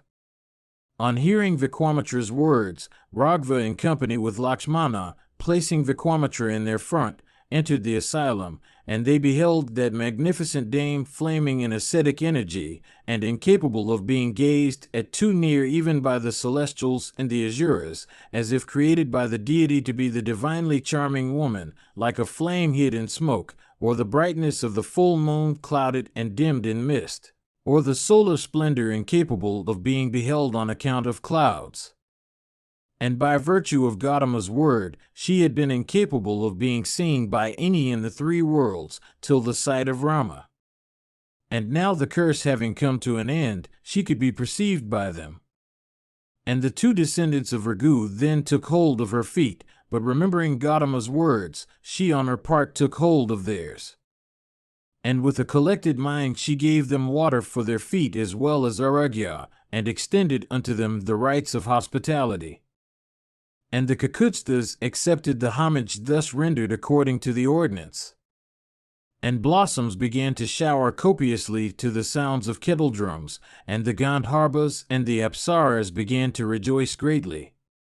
And exclaiming, "Excellent, excellent," the celestials honored Ahulya, as with a person purified by penance, she again came under Gautama's governance. And the highly energetic Gautama, also happy on his union with Ahulya, honored Rama highly, and that one of mighty mortifications then became engaged in austerities. And having duly received signal honors from the great ascetic Gautama, Rama set out for Mithila. Ramayana, Kanda 1, Section 49. Then proceeding northeast, Rama, in company with Sumitra's son, placing Vikwamitra at their head, appeared before the sacrificial ground.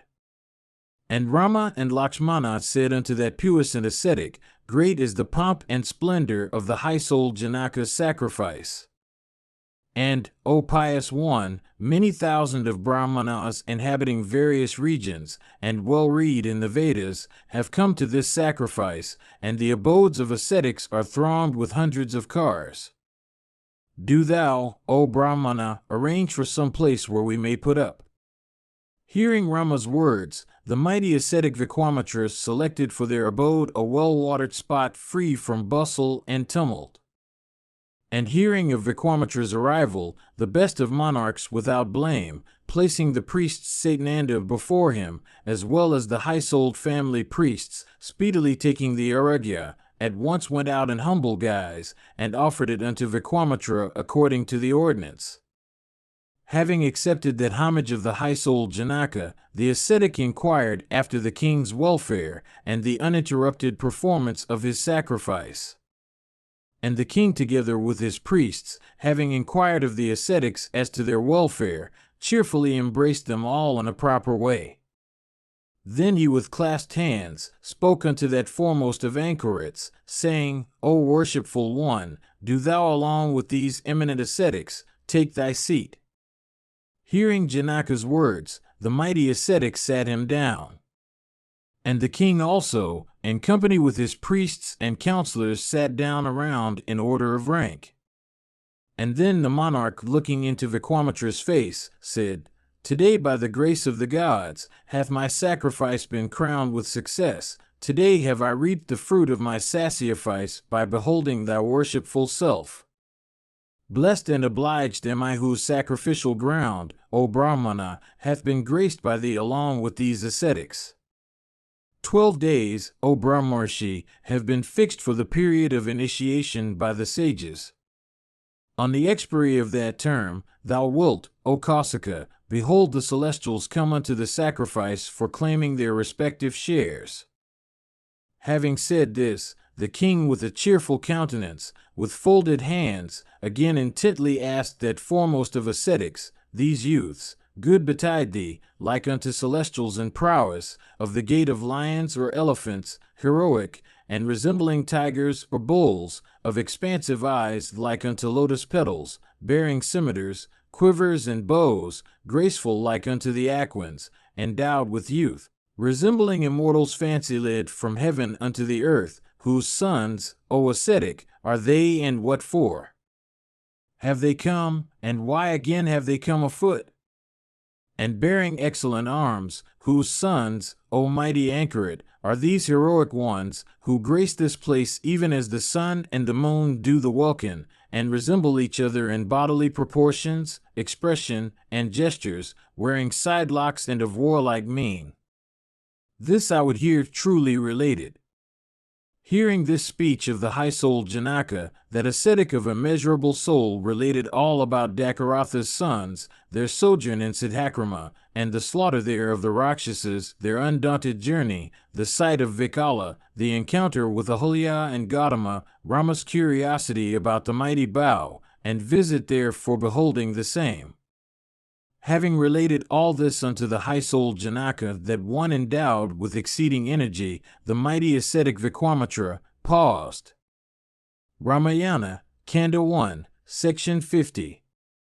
Hearing the narration of the intelligent Vikwamitra, Gautama's eldest son, the exceedingly energetic Sadatnanda of rigid austerities, highly effulgent by virtue of his asceticism, with his down standing on end, wondered greatly at the sight of Rama. And seeing the king's sons seated at their ease, he said unto that foremost of ascetics, Vikwamitra, O most powerful of anchorets, by thee was my illustrious mother, grown old in asceticism, shown unto the king's son. Did my famous and exalted mother entertain with the produce of the woods Rama worthy of every one's homage? And, O highly energetic one, hath that old story relative to my mother having been wronged by that celestial, been communicated unto Rama? And, O Kausika, good betide thee, hath my mother, in consequence of beholding Rama, been united with my revered sire? And, O son of Kusika, hath the highly energetic Rama come hither, after having been rendered homage by my high-souled revered sire? And, O Kusika's son, was my revered sire of quiescent soul, saluted by Rama when he arrived there? Hearing those words of his, the mighty ascetic Vikwamitra, skilled in speech, replied unto Satananda, cognizant of words, saying, O best of ascetics, nothing necessary was omitted by me, but everything hath been done. And the ascetic's wife hath been united with him, even as Renuka with Bhrigu's son. Hearing the speech of the intelligent Vikwamitra, the exceedingly energetic Satananda said unto Rama, Art thou well come, O chief of men? It is by our luck that, O descendant of Raghu, thou hast come unto us, headed by the respected Maharshi Vikwamitra.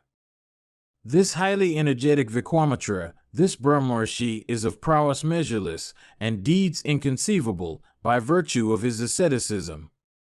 Him thou knowest as the prime way. O Rama, there existeth on this earth not one that is more fortunate than thyself. Thy protector is even Kusika's descendant, by whom mighty austerities have been performed. Do thou listen as I faithfully describe unto thee the ascetic power of the high-souled Kausika. Do thou listen unto me relating this? This righteous one was for a long time a king, subduing his enemies, cognizant of morality, accomplished, and intent upon the welfare of his subjects. And there was a king named Kuka, the son of Prajapati. And Kuka's son was the powerful and pious Kukanaba. And Kukanaba's son was Gadi.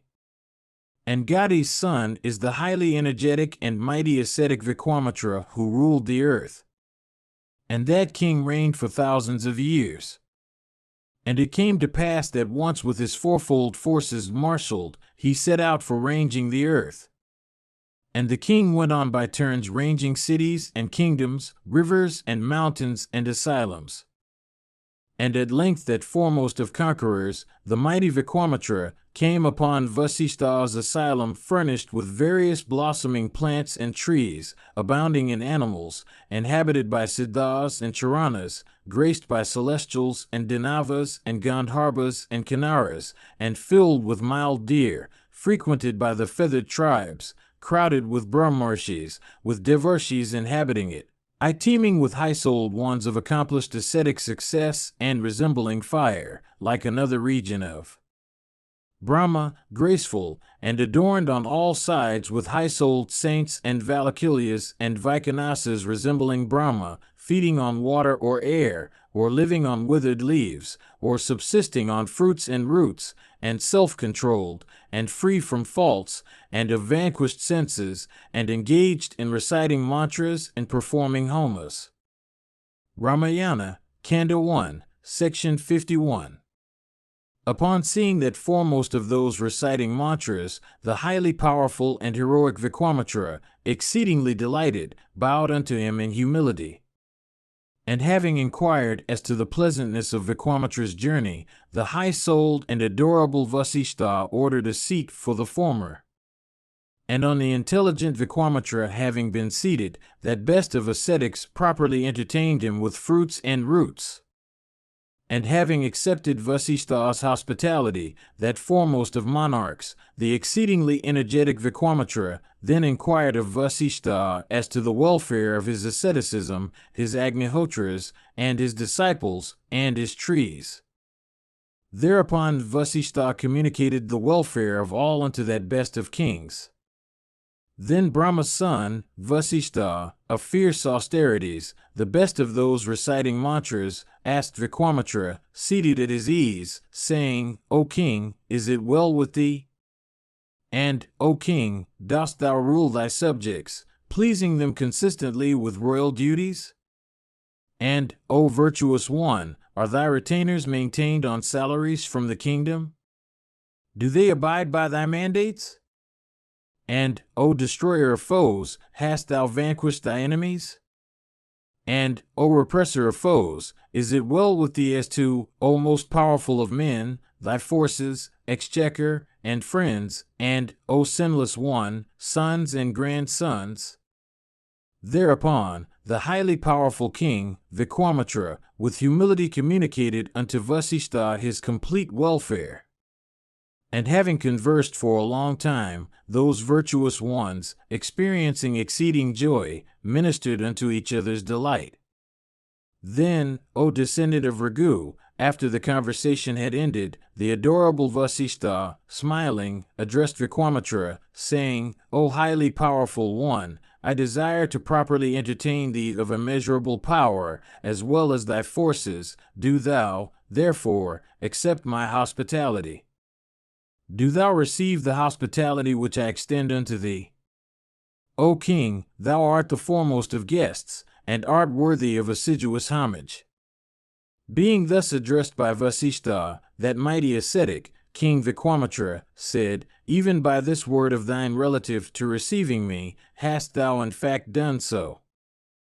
And, O worshipful one, even with the fruits and roots that are in thy asylum, with the water for washing my feet, and sipping, yea, with the sight of thy revered self, have I been, O profoundly wise one, excellently entertained by thee, who art thyself worthy of homage. I bow unto thee. I will go now. Do thou regard me with a friendly eye. As the king was speaking thus, the righteous-souled and generous Vasishtha again and again pressed him to accept his hospitality. Then Gadi's son answered Vasishtha, Very well. O potent ascetic, let that be which findeth favor in thy sight. This having been said by him, Vasishtha, the best of those reciting mantras, joyfully called his sacrificial dappled cow, whose sins had been washed away, O Savala. Do thou come soon, and hear my words. I intend to entertain this royal saint together with his forces. Do thou enable me to entertain him, by yielding excellent viands.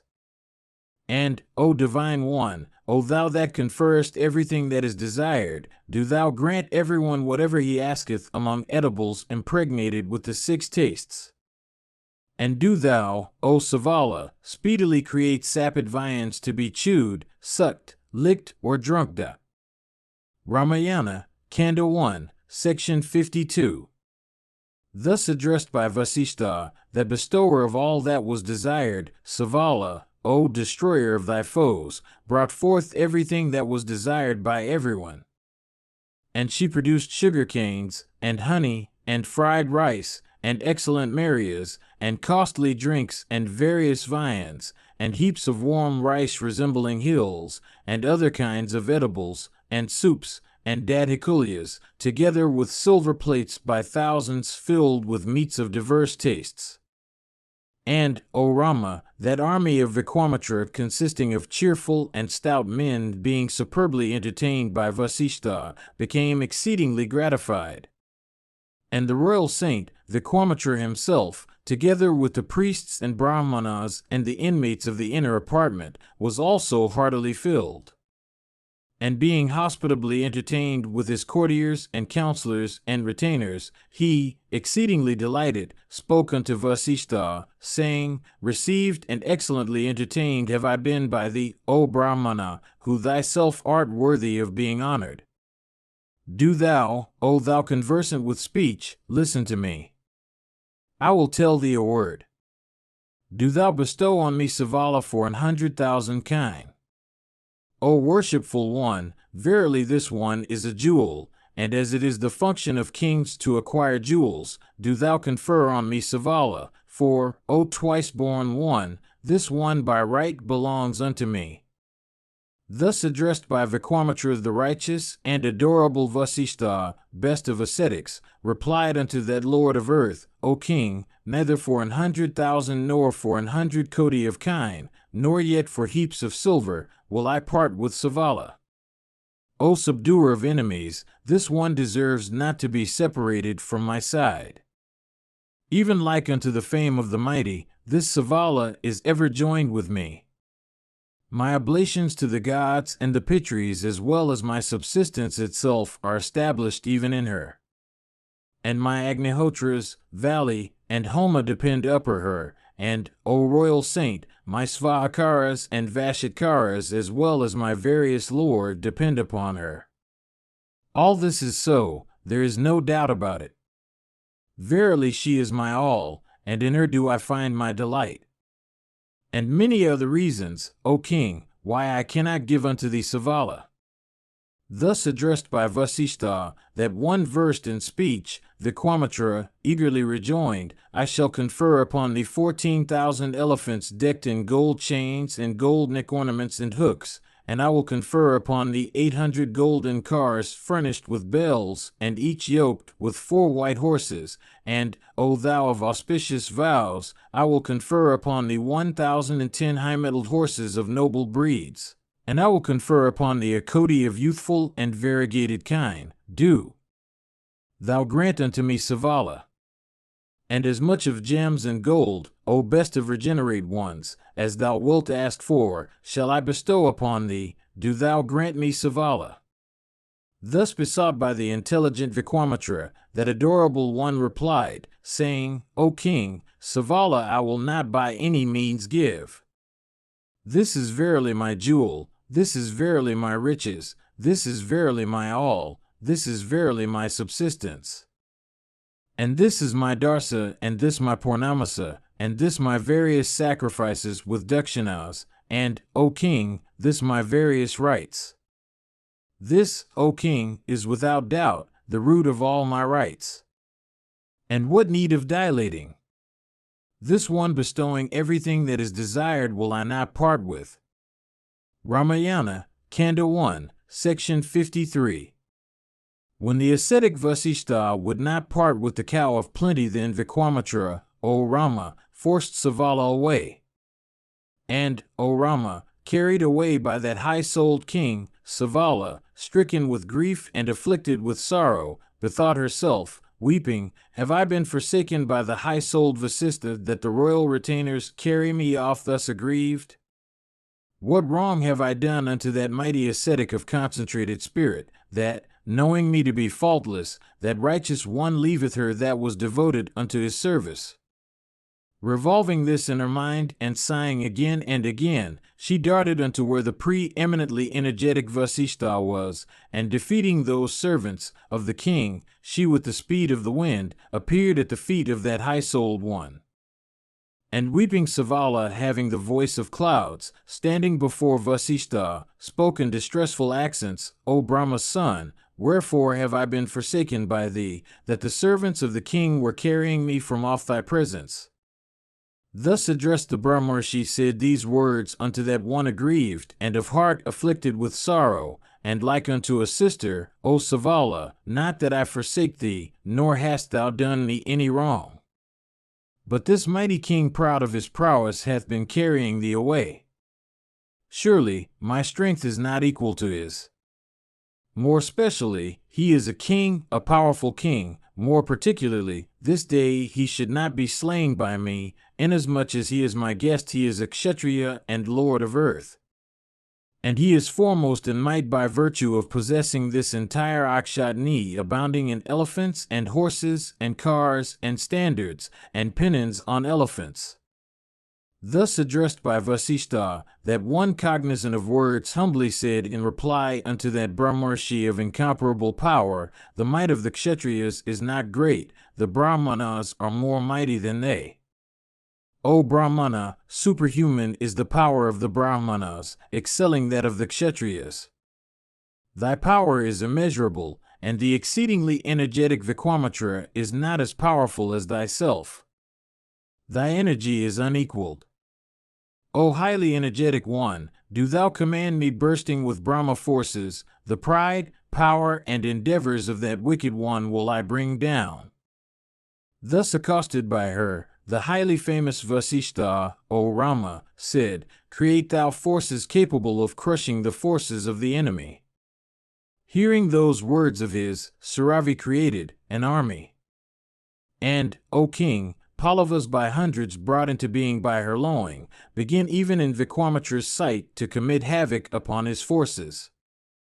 Thereat, exceedingly angered, with eyes expanded in ire, that king commenced to slay the Pallavas with various weapons. And beholding the Pallavas by hundreds afflicted by Vikwamitra, she again created grim-visaged Sakas mixed with Yavnas. And the field became thronged with the Sakas mixed with Yavnas, of dazzling splendor, exceedingly fierce, resembling golden filaments, bearing sharp scimitars and adzes, and clad in yellow apparel. And that entire host of Vikwamitra was being consumed by them like unto flaming fires. Then the exceedingly powerful Vikwamitra hurled weapons at them, and with these the Yavnas, Kamvoyas, and Vravaras became sore afflicted. Ramayana, Kanda 1, Section 54.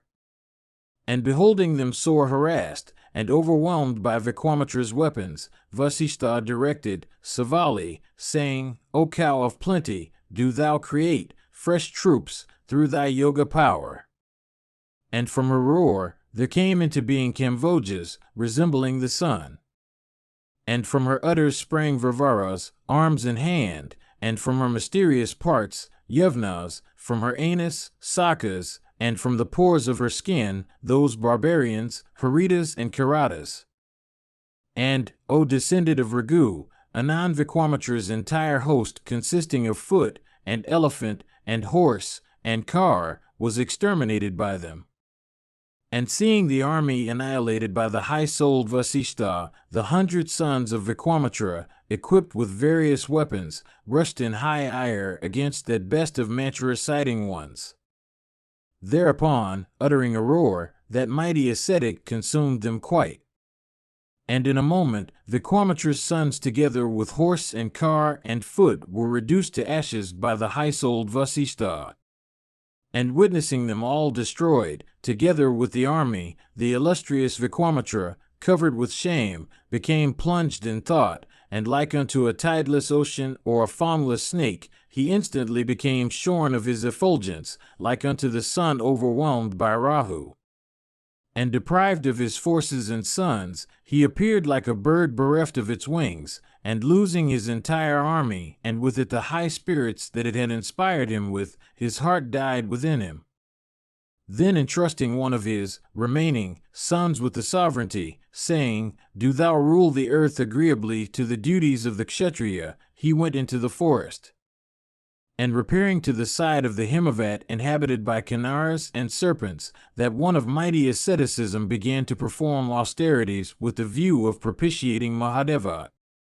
And on a certain occasion that lord of the celestials, Vrishadwaja, intending to confer a boon, appeared before the mighty ascetic Vikwamitra. What for, O king, art thou performing penance? Do thou unfold what thou hast to say. I am for conferring a boon. Do thou express what boon thou wouldst obtain. Thus addressed by that god, that performer of mighty austerities, Vikwamitra, bowing down unto him, addressed him, saying, If, O mighty God, thou art pleased with me, do thou confer upon me the science of archery with all its mysteries and mantras, as well as its virtues of helping from far and near. And, O sinless one, may all those weapons that are with the celestials, and the Danavas, and the Maharshis, and the Gandharvas, and the Yakshas, and the Rakshas, shine on me. May this my desire be granted me through thy grace, O God of gods. Thereupon, saying, Be it so, the Lord of the Celestials vanished. And obtaining the arms from the Lord of the Celestials, the mighty Vikwamitra, naturally haughty, became swelled with insolence, and surcharged with energy, like unto the sea during the equinox. He considered, O Rama, as if that foremost of saints, Vasishtha, was already slain. And repairing to Vasishtha's asylum, the king began to discharge weapons, capable of burning down the hermitage. And beholding those weapons discharged by the intelligent Vikwamitra, the ascetics, overtaken by fear, by hundreds began to fly. And Vasishtha's disciples, as well as the animals and birds inhabiting there, fled in all directions by thousands. And for a time the hermitage of the high-souled Vasishtha was bare of living beings, and still like unto a wilderness, though Vasishtha cried again and again, Do not fear. Today will I slay Gadi's son, even as the sun destroys mist. Having said this, that best of mantra-reciting ones, Vasishtha, in high wrath, addressed Vikwamitra, saying, Since, O fool, thou hast destroyed this hermitage that had been prospering for a long time, thou of execrable ways shalt not live long.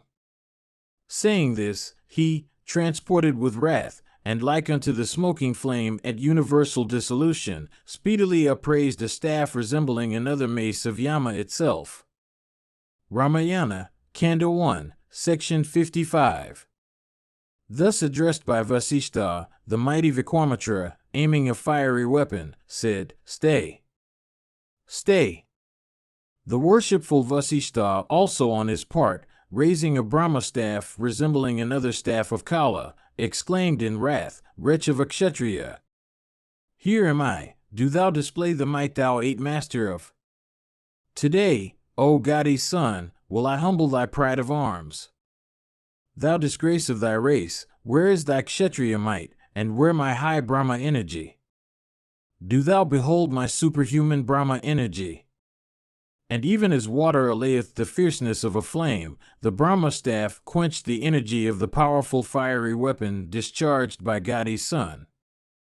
Then Gadi's son, waxing wroth, discharged Varuna and Raudra and Indra and Pasapata and Aishika weapons, and Manava, and Mohana, and Gandharva, and Swapana, and Drambana, and Mohana, and Santapana, and Vilapana, and Soshana, and Dishruna, and Vajrahar to baffle, and Brahmapaka, and Kalapaka, and Varanapaka, and Panaka, favorite of Shiva, and the two Asanis, wet and dry, and the Danda weapon, and Paikacha, Ani the Krauncha weapon, and Dharmachakra, and Kalachakra, and Vishachakra, and Vayavya, and Mathana, and the Harasira's weapon, and the twin Saktis, hurled he, and Kinkala, and Mashala, and the mighty weapon Vidyadhara, and the terrible Kala weapon, and the dreadful Trishula weapon, and Kapila, and Kinkana, all these weapons hurled he, Vikwamitra,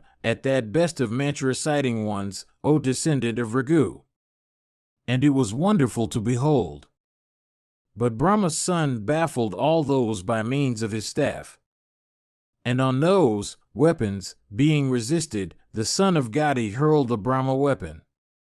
And on that weapon being discharged, the deities with Agni at their head, and the Devarshis, and the Gandharvas, and the mighty serpents, became afflicted with fear. And on that Brahma weapon being discharged, all the three worlds became exceedingly alarmed. And, O Raghu's descendant, Vasishtha, by virtue of his Brahma energy, completely baffled that terrible Brahma weapon.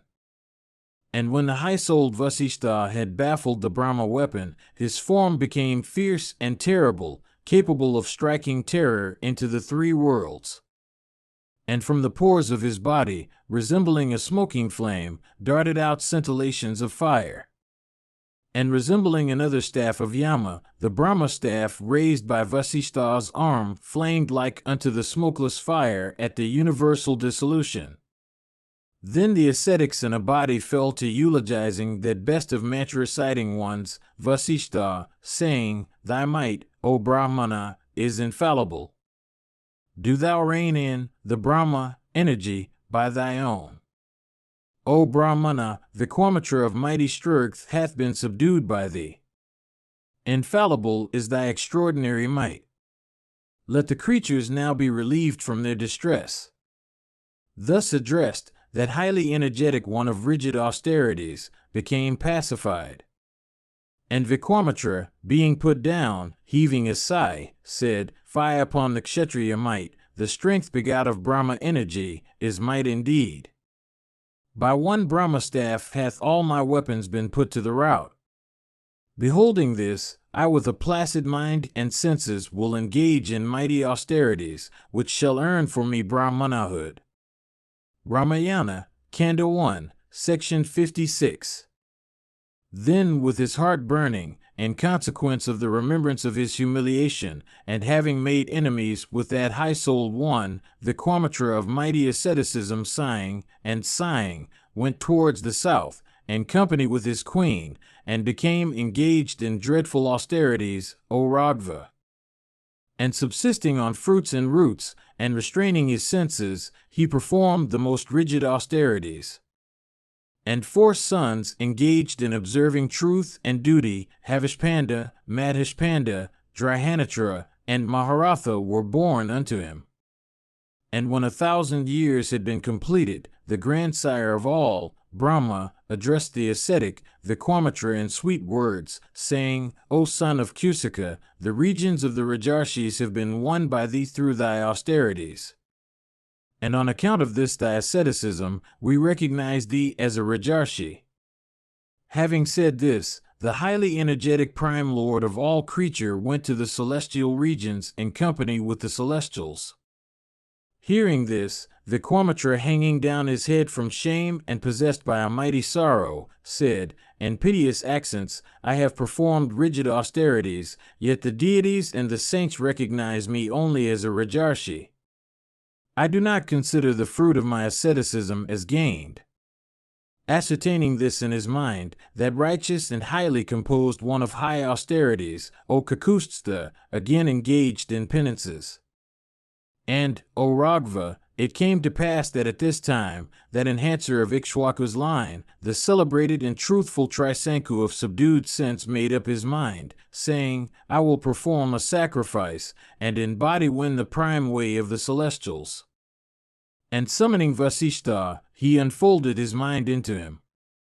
And on the high-souled Vasishtha saying, "I am incapable of doing this," and disregarded by the latter, the king went towards the southern quarter. And with the view of securing success to his endeavors, the king repaired where Vasishtha's sons had for a long time been performing austerities. And the highly energetic Trisanku saw the 100 exceedingly effulgent sons of Vasishtha engaged in austerities with fixed faculties.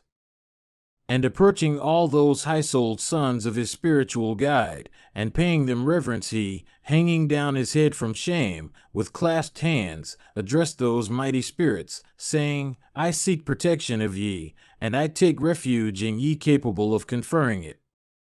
Disregarded have I been, good betide ye, by the high-souled Vasishtha. I have set my heart upon celebrating a mighty sacrifice, it behoveth ye to command me. And, with the view of propitiating ye, I, lowly bowing down my head, beseech the sons of my spiritual guide, Brahmanas ever staying by asceticism, do ye with collected minds officiate in this sacrifice, so that success may be secured unto me, and that in body I may attain the regions of the celestials." disregarded by the ascetic Vasishtha, other way find I none, ye anchorets, except the sons of my spiritual guide. To the Ikshwakus, their preceptor is their prime way. Therefore after him, Vasishtha, even ye are the objects of my adoration. Ramayana, Kanda 1, Section 57. Hearing Trisanku's speech, the 100 sons of the saint, O Rama, excited by wrath, said these words unto the king, disregarded hast thou been, O thou of perverse understanding, by our truth-telling sire. Why, then, having passed him by, do thou seek for others' help? To the Ikshwakus, their spiritual guide is their prime way, nor art thou capable of setting at naught the words of that truth-telling one. That worshipful saint said that he was incapable of accomplishing this. How can we then undertake that sacrifice? Thou art ignorant, O foremost of men. Do thou speedily retrace thy steps. And, O king, that adorable one is competent to officiate at the sacrifice itself of the three worlds. How can we then contribute to his dishonor? Hearing those words of theirs, that king, with accents tremulous with passion, again addressed them, saying, disregarded by that worshipful one as well as by the sons of my spiritual guide, I will go after another way, so peace be unto ye, ascetics. The saints' sons, on their part, hearing that speech couching a fierce intent, cursed him in exceeding wrath, saying, thou shalt come by Chandalahood. Having said this, those high-souled ones entered each into his dwelling. And when the night had gone by, the king came by Chandalahood. And clad in a blue garb, blue and rough of person, having a short head of hair, wearing a garland composed of materials culled from a cemetery, his body bedaubed with ashes from the same quarter, he was decked out with iron ornaments. And, O Rama, beholding him in the guise of a Chandala, his counselors as well as followers, renouncing him, fled in a body. And, Kakutstha, maintaining himself in patience, the monarch burning day and night, all alone went unto the ascetic Vikwamitra. And beholding the disappointed king in the guise of a Chandala, the ascetic O Rama was touched with pity. And from commiseration, that preeminently pious and exceedingly energetic one said unto that king frightful to behold, saying, good betide thee, O heroic lord of Ayodhya, thou hast fallen into Chandalahood through a curse. What is the purpose of thy coming, O highly powerful prince? Hearing him, the king conversant with words, fallen into Chandalahood, with folded hands, said unto that one versed in speech, disregarded had I been by my spiritual guide as well as his sons. And far from attaining my desire, I came by this calamity. O thou of placid presence, I had desired to repair unto heaven in body.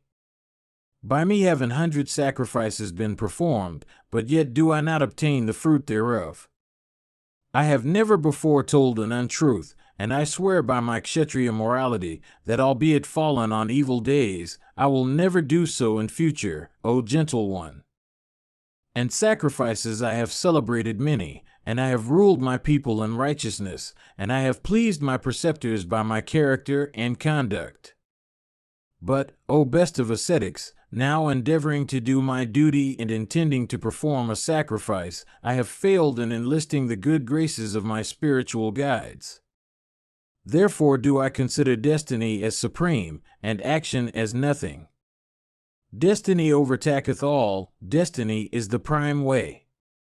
Therefore it behoveth thee to grant thy favor unto me extremely distressed, who crave thy favor, and, good betide thee, whose endeavors have been baffled by destiny. Other way will I win none, nor is there any other refuge for me. It behoveth thee to meet destiny with exertion. Ramayana, Kanda 1, Section 58.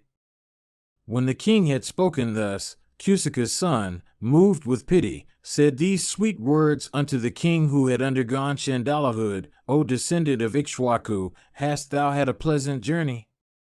I know thee well, O highly virtuous one. Refuge will I grant thee, so fear not, O best of monarchs. I shall summon all the pious Maharshis, who shall assist at the sacrifice, O king, and then thou wilt be able to accomplish thy purpose easily. And should the guise thou hast come by in virtue of thy preceptor's curse cling to thee yet, thou wilt bodily repair unto heaven in this form. And since appearing before Kusaka's son, thou hast taken his refuge, I consider heaven, O Lord of men, as if within thy grasp. Having said this, that exceedingly energetic one ordered his highly virtuous and profoundly wise sons to provide the sacrificial necessaries. And summoning his disciples, he said, Do ye by my command bring hither all the saints together with Vasistha's sons, and our friends and their disciples, and the family priests variously versed in lore. Aud should any summon by my mandate, say aught, do ye fully represent unto me the expression of slight? Hearing his speech, they set out in different directions, and Brahmavadis began to pour in from various countries. And the disciples of Vikwamitra, returning, fully communicated unto that ascetic of flaming energy the words of the Brahmavadis, saying, Hearing thy message, the regenerate ones resident in every part will come hither, and some have already arrived, all save Mahadeya and the 100 sons of Vasistha. Do thou, foremost of ascetics, listen to the words that they said with accents tremulous with emotion. How can celestials and saints partake of offerings in the court of him that in addition to being a Chandala, hath for his priest a Kshatriya? And how can high-souled Brahmanas, patronized by Vikwamitra, attain to heaven, having partaken of a Chandala's fare? These cruel words, O powerful ascetic, did Vasistha's sons together with Mahadeya utter with reddened eyes. Hearing those words of theirs, that foremost of ascetics, with eyes reddened in anger, wrathfully cried, Since blameless as I am, those wicked-minded ones censure me practicing fierce austerities, they shall, without doubt, be reduced to ashes. And this very day bound by the noose of Kala, meeting with destruction at the hands of Vivaswata's son, they shall for 700 births range these worlds, procuring dead men's clothes, always feeding on dog's flesh, going by the name of mushtakas, void of abhorrence, and of frightful, distorted forms and foul practices. And wicked Mahadeya also hath blamed me, although undeserving of blame, therefore, reproved of all, he shall undergo nishadahud. And becoming cruel and engaged in taking life, he shall through my ire fare wretchedly for a long lapse of time. Having uttered this in the assembly of saints, that mighty ascetic, the highly powerful Vikwamitra of fierce asceticism paused. Ramayana, Kanda 1, Section 59. And knowing, by virtue of his yoga power, Vasistha's sons together with Mahadeya as destroyed in consequence of his ascetic energy, the highly powerful Vikwamitra said in the midst of the saints, This descendant of Ikshwaku, the famous Trisanku, is virtuous and munificent and hath taken refuge in me, with the view of attaining the celestial regions in his own person. Therefore do thou engage with me in the sacrifice, so that he may bodily repair unto heaven. Hearing Vikwamitra's words, the pious Maharshis readily spoke in harmony with duty, saying, This descendant of Kusaka is a highly irascible ascetic, therefore what he saith should, without doubt, be performed. The worshipful one is like unto fire, and, if angered, may curse us. Therefore, let us engage in this sacrifice, so that Ikshwaku's descendant through the potency of Vikwamitra may repair unto heaven in person. Then let us engage in this sacrifice. Saying this, the sages entered upon the ceremony, and in that sacrifice the highly energetic Vikwamitra acted as the priest. And Ritwijas versed in mantras performed everything in order with mantras, in accordance with scripture and prescription. Then after a long time, Vikwamitra of mighty austerities invoked thither all the celestials for receiving their respective shares, but the deities did not come to receive them. Thereupon, getting into a wrath, the mighty ascetic Vikramatura, lifting up a ladle, wrathfully spoke unto Trisanku, O Lord of men, do thou witness the prowess of my self-earned asceticism. I shall by dint of my asceticism take thee bodily unto heaven. And, O King, do thou in person repair unto heaven hard to attain. Something yet remains in me of the self-earned fruit of my asceticism, and, O King, through the energy of that asceticism, do thou repair unto heaven in person. And on the ascetic saying this, Kakutsta, that lord of men, bodily ascended heaven in the very sight of the anchorets. And beholding Trisanku risen to heaven, the subduer of Paka together with all the celestials said, O Trisanku, turn thee back. Thou hast not earned abode in heaven. O fool, thou hast been blighted by the curse of thy spiritual guide. Do thou therefore drop down headlong? The great Indra having spoken thus, Trisanku fell down, crying unto the ascetic Vikramatura, Save me, save me. Thereupon, hearing his distressful cries, Kausika waxed mightily wroth, and exclaimed, Stay, stay. And in the midst of the ascetics, like unto another Prajapati, he created other 7 rishis on the southern way, and also, overwhelmed with wrath, created another set of stars. And Khalid with passion, that illustrious one in the midst of the ascetics, created another system of stars in the southern direction. And, saying, I will create another Indra, or the world, that I create, shall be without an Indra. And in anger, he went the length of creating celestials. Thereupon, in trepidation, the saints and the celestials and the Asuras humbly addressed the high-souled Vikramatura thus, This king, O highly exalted one, hath been visited with the curse of his preceptor, therefore, O ascetic, he deserves not to ascend heaven in person. Hearing those words of theirs, that best of anchorets, Kausika, in company with the celestials, said these pregnant words, Good betide ye, I have vowed unto this king, Trisanku's bodily ascension unto heaven, therefore, I dare not falsify my vow. Let Trisanku evermore dwell in heaven in person, and let these stars created by me verily endure as long as the worlds. This it behoveth ye, ye gods, to ordain.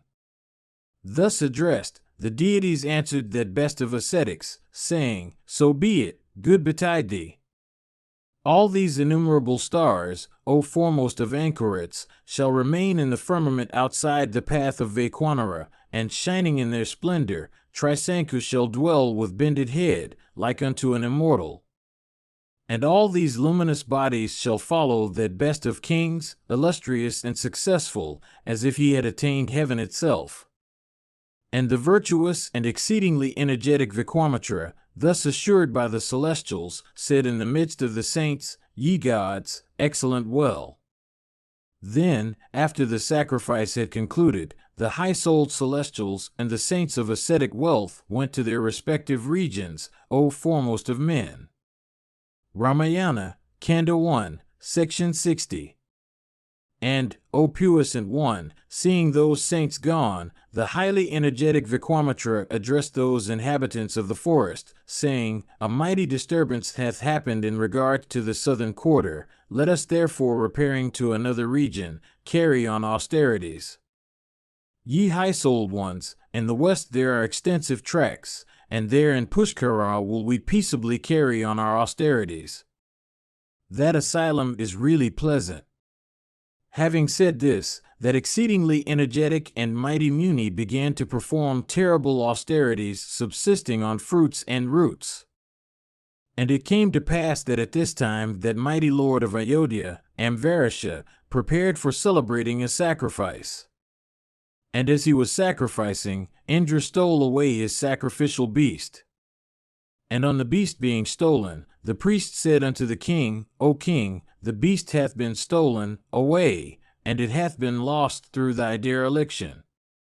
And, O Lord of men, his own fault destroyeth the king that faileth to protect the subjects. And, O best of men, even this is the expiation, do thou, while the ceremony lasts, speedily bring back the beast, or bring a man in its stead. Hearing the priest's words, that highly intelligent king began to range various countries and provinces, cities, forests, and holy asylums, searching for the beast, with 1,000 kine as the price thereof. And, O child, it came to pass that arriving at Brigatunga, he beheld Richika seated there in company with his wife and sons, O descendant of Ragu.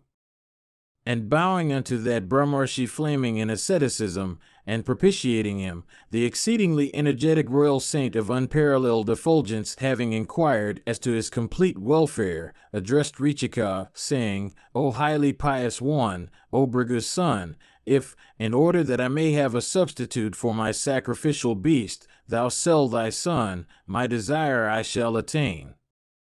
I have ranged every country, but the beast I do not find. Therefore, it behoveth thee to part with one of thy sons for price. Thus addressed the exceedingly energetic Richika replied, O best of men, my firstborn I will in no wise dispose of. Hearing the words of the high-souled Richika, their mother spoke unto that foremost of men, Amvarisha, saying, The worshipful son of Bhrigu hath said that his firstborn cannot be disposed of. Do thou, O Lord, also know that the youngest, Sunaka, is my favorite. Therefore my youngest son will I not give unto thee. O foremost of men, the eldest sons are generally the best beloved of their fathers, and the youngest of their mothers, therefore the youngest I would retain. And when the ascetic as well as his wife had spoken thus, the second son, Sunasifa, O Rama, himself said, My father would not sell the eldest, nor my mother the youngest, therefore I consider even the second as disposable. Do thou then, O prince, take me. When that one versed in the Veda had ended, that lord of men, O mighty armed descendant of Ragu, taking possession of Sunasifa, by paying kotis of kine, and heaps of jewels, and gold and silver by hundreds and thousands, went away exceedingly delighted. And that royal saint, the exceedingly energetic and highly famous Amvarisha, placing Sunasifa on his car, speedily set out. Ramayana, Kanda 1, Section 61. And, O foremost of men, taking Sunasifa, that illustrious king at noon rested in Pushkara, O descendant of Ragu. And having arrived at the excellent Pushkara, as the king was resting, the famous Sunasifa with an aggrieved heart saw his maternal uncle Vikwamitra in company with some saints engaged in asceticism. Thereupon, with a woebegone countenance, and sore afflicted with fatigue and thirst, he, O Rama, flung himself into Vikwamitra's lap, and said, I have neither father, nor mother, nor relatives, nor friends anywhere.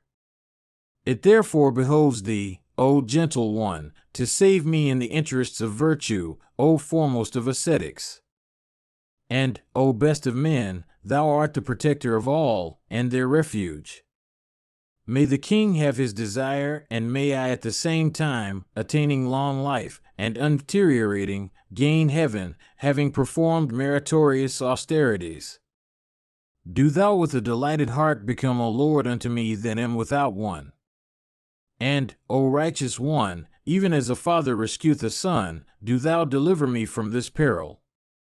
Hearing his words, Vikwamitra of mighty austerities, pacifying him by every means, spoke unto his sons, saying, that in view of which fathers beget well-wishing sons, the compassing of welfare in the next world is at hand.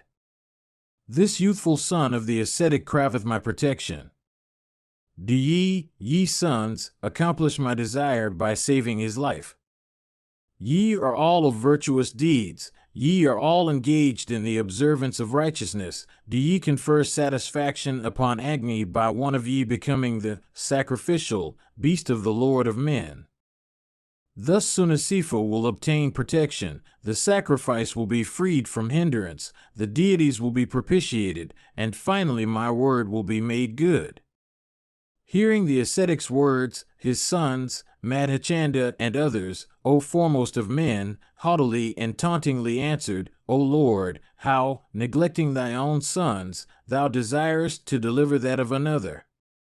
This we consider as heinous, even like unto eating one's own flesh.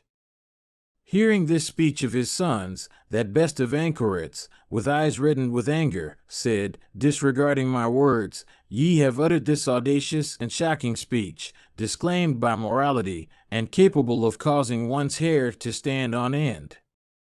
Therefore, becoming mushtakas, and living on dog's flesh, do ye all, even like Vasishtha's sons, inhabit the earth for 1,000 years.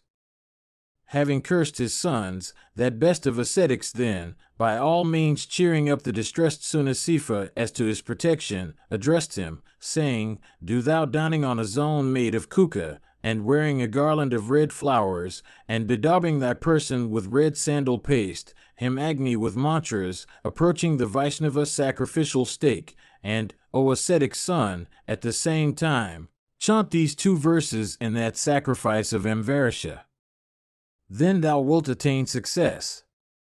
Thereupon, with a concentrated mind securing those 2 verses, Sunasifa speedily presented himself before that leonine monarch, saying, O lion of a king, O thou endued with high intelligence, let us without delay repair hence.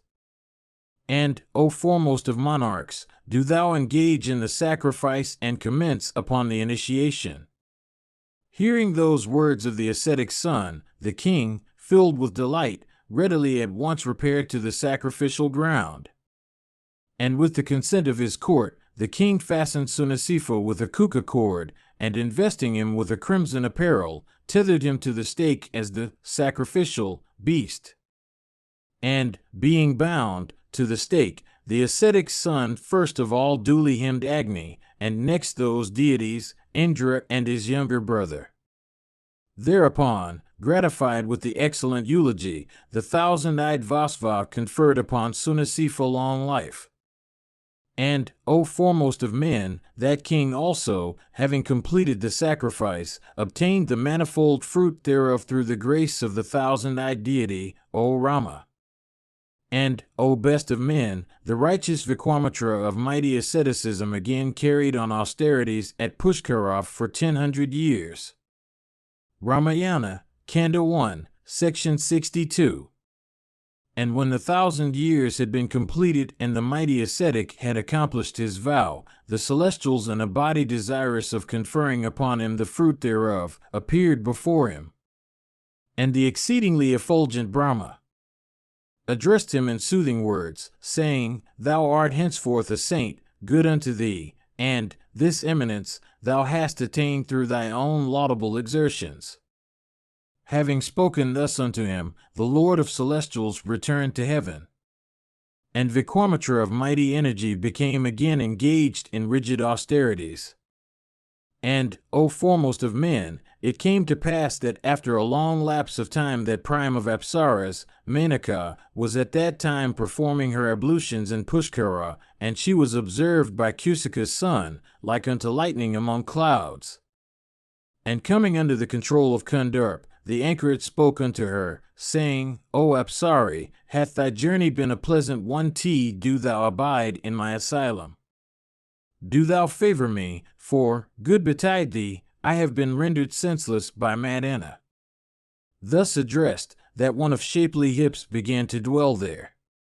And mighty was the hindrance that befell Vikwamitra as regarded his asceticism, as she, O Raghava, staying in that asylum of his, pleasantly spent 5 and 5 years, O gentle one. And after this period had gone by, overwhelmed with shame and afflicted with anxiety and grief, the mighty ascetic Vikwamitra impatiently thought, O son of Raghu, that all this mighty loss of austerities was the work of the celestials. And deprived of his senses by lust, the decade had passed away imperceptibly as if it were one day and night, and this impediment stood in the way of his austerities. And heaving a sigh, that best of ascetics burned in repentance. And with sweet words, renouncing the terrible and trembling Menaka standing with clasped hands, Kusika's son, Vikwamitra, O Rama, went to the northern mountains.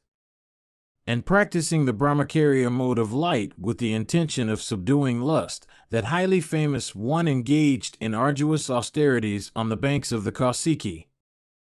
And as he was thus engaged in profound austerities on the northern mountain, 1,000 years, O Rama passed away.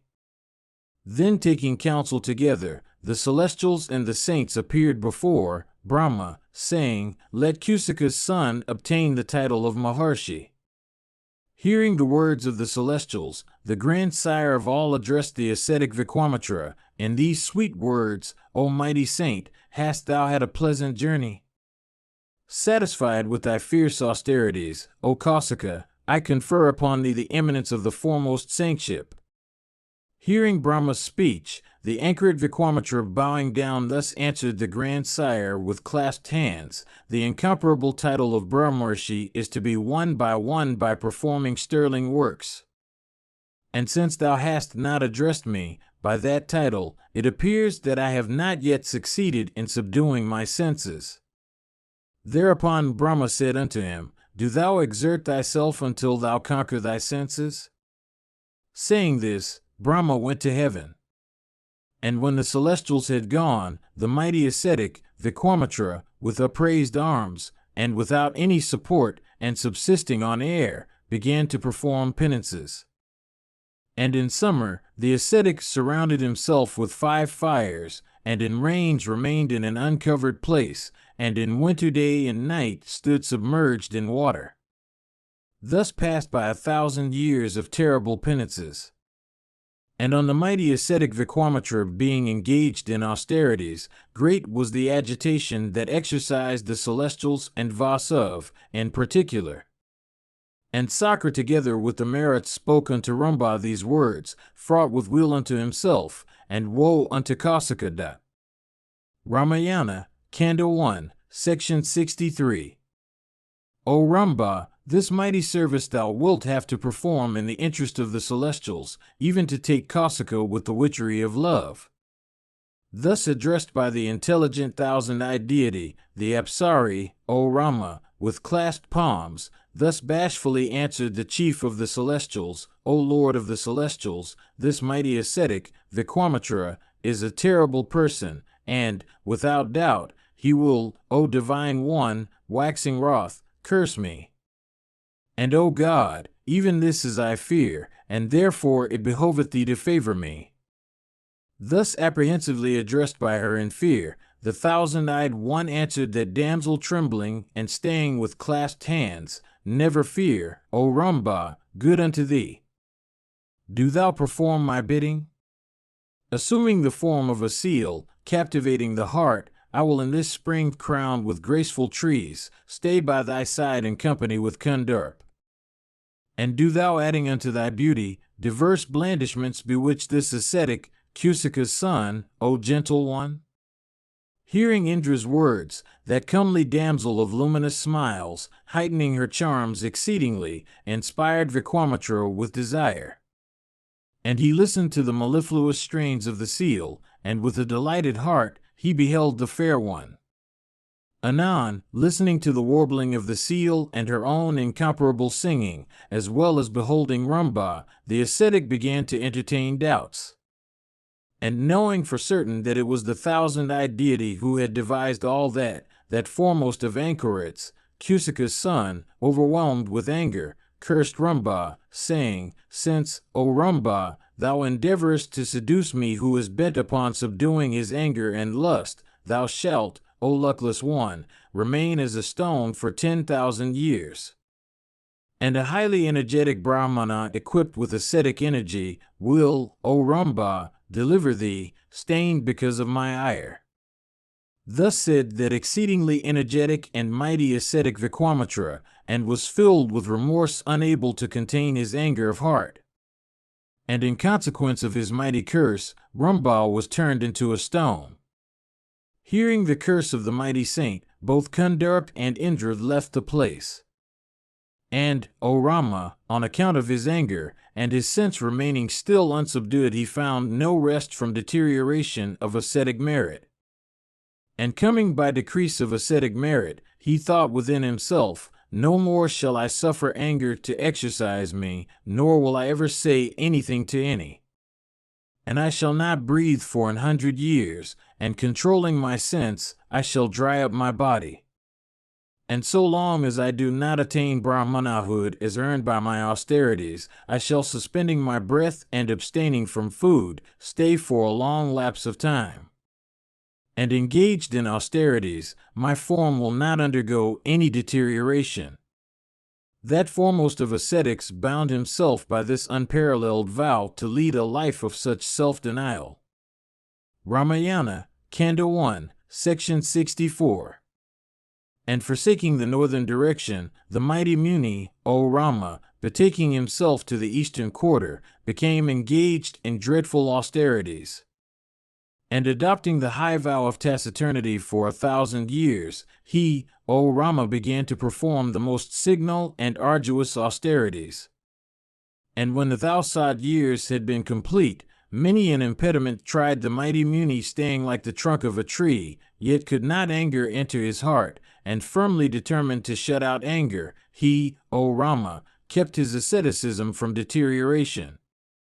And, O foremost of the Raghus, when his vow of 1,000 years had been observed, that one of mighty vows became desirous of feeding on boiled rice. And it came to pass, O best of the Raghus, that at this time Indra, assuming the guise of a regenerate one, asked for the rice. Thereupon he gave it away unto the Vipra, and when the rice had been thus exhausted, that worshipful one of mighty austerities went without food. Nor, abiding by the vow of reticence, did he say aught unto the Vipra. And he then again resumed his dumb guise, restraining his breath at the same time. And that puissant ascetic did not breathe for 1,000 years. And as he restrained his breath, vapors began to issue out of his head. And, at this, the three worlds being on fire became as if afflicted with fear. And bewildered on account of the energy of his asceticism, and shorn of their brightness, and afflicted with anguish, the Devarshis, and the Gandharvas, and the Panagas, and the Uragas, and the Rakshasas in a body addressed the Pitamaha, saying, O Divine One, various were the means by which we endeavored to affect the mighty Muni Vikramatra with covetousness and lust, but for all that he increaseth in asceticism. Nor do we perceive in him ever so little of anger or lust. And if thou do not confer upon him what his mind desireth to have, he will annihilate the THRE worlds with all that is mobile and immobile in them. And the 10 cardinal points are disconsolate, and nothing can be discovered therein. And the seas are vexed, and the mountains riven. And the earth shaketh, and the winds keep steadily blowing. And, O Brahmana, we do not know how to remedy this. And every one is inactive like an infidel. And the three worlds look as if stupefied, with their minds exceedingly exercised. And by virtue of that mighty saint's energy, the sun itself hath been deprived of his splendor. Therefore, God, against the mighty Muni bending his mind upon destruction, and consuming the three entire worlds like unto the fire raging at the universal dissolution, that exalted one of exceeding effulgence resembling a flame, should be pacified. Even should he desire the dominion of the celestial regions, do thou grant him his wish. Then the celestials with Palamaha at their head addressed the high-souled Vikramatra in sweet words, saying, Welcome, O Brahmarshi. Well pleased have we been with thy penances. And, O son of Kusika, in consideration of thy fiery asceticism, thou hast obtained Brahmanahood. And, O Brahmana, I will in company with the merits confer on thee long life. Hail unto thee! Do thou accept this, good betide thee. Go thou, O gentle one, as thou likest. Hearing Pitamaha's speech, the mighty ascetic, bowing down unto the celestials, said in delight, If Brahmanahood hath really been obtained by me together with length of days, let Omkara and Vishatkara and the Vedas crown me, and let, ye gods, that foremost of those versed in Kshatriveda as well as of those cognizant of the Brahmaveda, even Brahma's son, Vasishtha, recognize me. Having granted this prime desire of mine, do ye go away, ye gods? Then pacified by the celestials, that best of reciters, the Brahmarshi Vasishtha, made friends with Vikwamitra, saying, So be it. Thou art a Brahmarshi. There is no doubt about this. And everything hath been compassed in thy behalf. Having said this, the deities went to their respective regions. And that Brahmarshi, the righteous Vikwamitra also, having attained excellent Brahmanahood, paid his homage unto that best of reciters, Vasishtha, and having secured his end, began to range the entire world, staying in asceticism. In this wise, O Rama, was Brahmanya actually obtained by the high-souled one. This, O Rama, is the foremost of ascetics. This one is asceticism incarnate. This one ever abideth by duty, and he is the stay of ascetic energy. Having said this, that best of regenerate persons paused. Hearing Satananda's narration delivered in the presence of Rama and Lakshmana, Janaka with clasped hands addressed the son of Kusika, saying, Blessed and favored am I, that thou, O Kausika, accompanied with Kakutstha, hast arrived at my sacrifice, O puissant anchoret. Purified am I, O Brahmana, by thy very sight, O mighty Muni. And from thy sight have I received various qualities. O Brahmana, thy mighty austerities have been related in detail, and myself as well as the high-souled Rama have listened to the narration relative to thy formidable ascetic energy, and the assembled courtiers have heard of thy various perfections. Immeasurable is thy asceticism, and immeasurable thy power, and ever immeasurable thy qualities, O Kusika's son. I never, O Lord, am tired of listening to that wonderful narration. Now, O foremost of ascetics, the hour for performing the daily devotions hath arrived, and the solar disk hangeth aslope. Tomorrow morning, O highly energetic one, thou wilt see me again. Welcome, best of reciters. It behoveth thee to favor me. Thus addressed, that best of ascetics, extolling that powerful one, well pleased, dismissed the delighted Janaka. Thus accosted, Mithila's lord, Vaideha, in company with his priests and friends, went round that foremost of ascetics. And the righteous Vikwamitra also together with Rama and Lakshmana, having been honored by the high-souled ones, took up their quarters there. Ramayana, Kanda 1, Section 65. The next morning, which happened to be bright, the Lord of Men, having performed his daily devotions, welcomed Vikwamitra and Raghava. And having, in accordance with the scriptures, paid homage unto the former as well as the two high-souled Raghavas, that virtuous one said, Hail, O worshipful sir! What shall I do unto thee, O sinless one? Do thou command? Surely, I deserve to be commanded by thee. Thus addressed by the high-souled Janaka, that first of ascetics endowed with a righteous soul, well versed in speech, answered, These sons of Dakaratha, Kshatriyas, famed among men, are eager to behold that best of bows, that lies with thee. Do thou show it unto them, may it be well with thee. Having obtained a sight of that bow, the king's sons, their desires crowned with success, will return as they list. Thus accosted, Janaka replied unto the mighty Muni, saying, Listen to why the bow lieth here. There was a king known by the name of Devarata. He was the elder brother of Nemi. And, O worshipful one, this bow was consigned unto the hands of that high-souled one as a trust.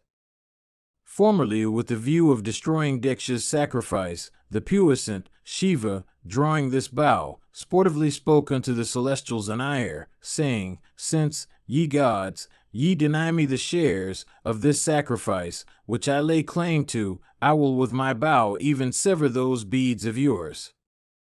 Thereat, O powerful ascetic, with agitated hearts, the deities fell to propitiating that Lord of the Celestials, and Bhava was pleased with them.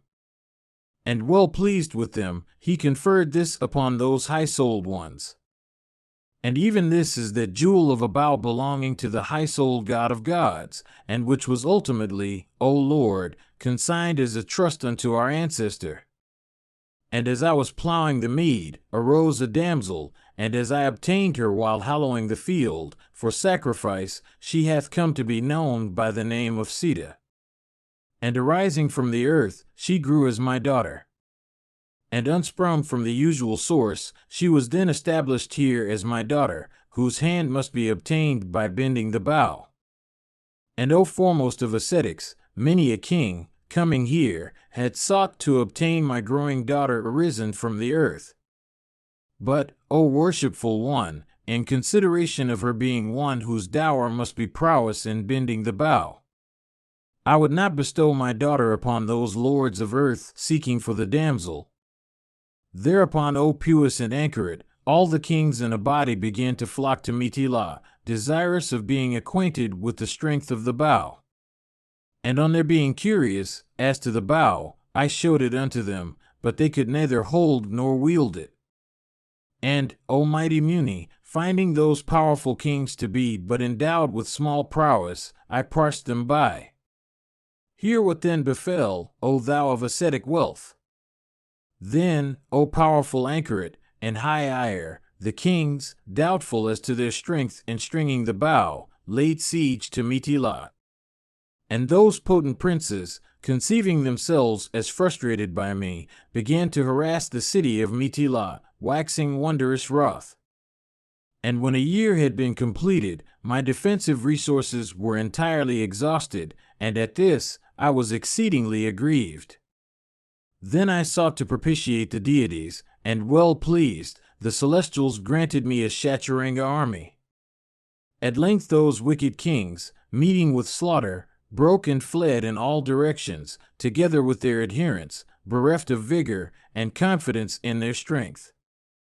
And, O puissant ascetic, this highly effulgent bow will I show unto Rama and Lakshmana, O thou of excellent vows.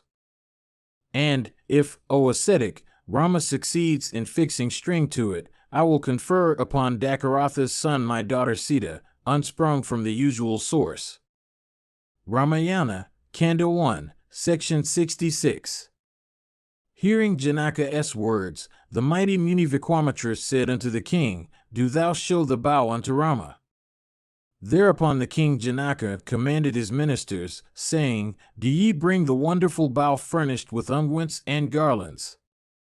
Commanded by Janaka, the ministers entered the city, and placing the bow in their front, those, endowed with immeasurable energy, came out and deposited in a case on a cart borne upon 8 wheels. It was with difficulty drawn along by 5,000 stalwart persons of well-developed frames. And having brought that case of iron, wherein lay that bow, the royal counselors spoke unto Janaka resembling an immortal, saying, Here is the best of bows, O king, worshipped of all sovereigns. O foremost of kings, O lord of Mithila, if you think it worth showing, shew it. Hearing their speech, the king with clasped palms said unto the high-souled Vikramatra, Well as Rama and Lakshmana, this best of bows, O Brahmana, hath always been worshipped by the Janakas, as also by mighty kings incapable of wielding and stringing it. And neither the celestials, nor the Asuras, nor the Rakshasas, nor the Gandharvas, nor the Ikshas, nor the Kinnaras, nor the mighty Uragas, how shall men fare, have succeeded in stringing or stretching it, or fixing the arrow to it, or pulling its string, or wielding it.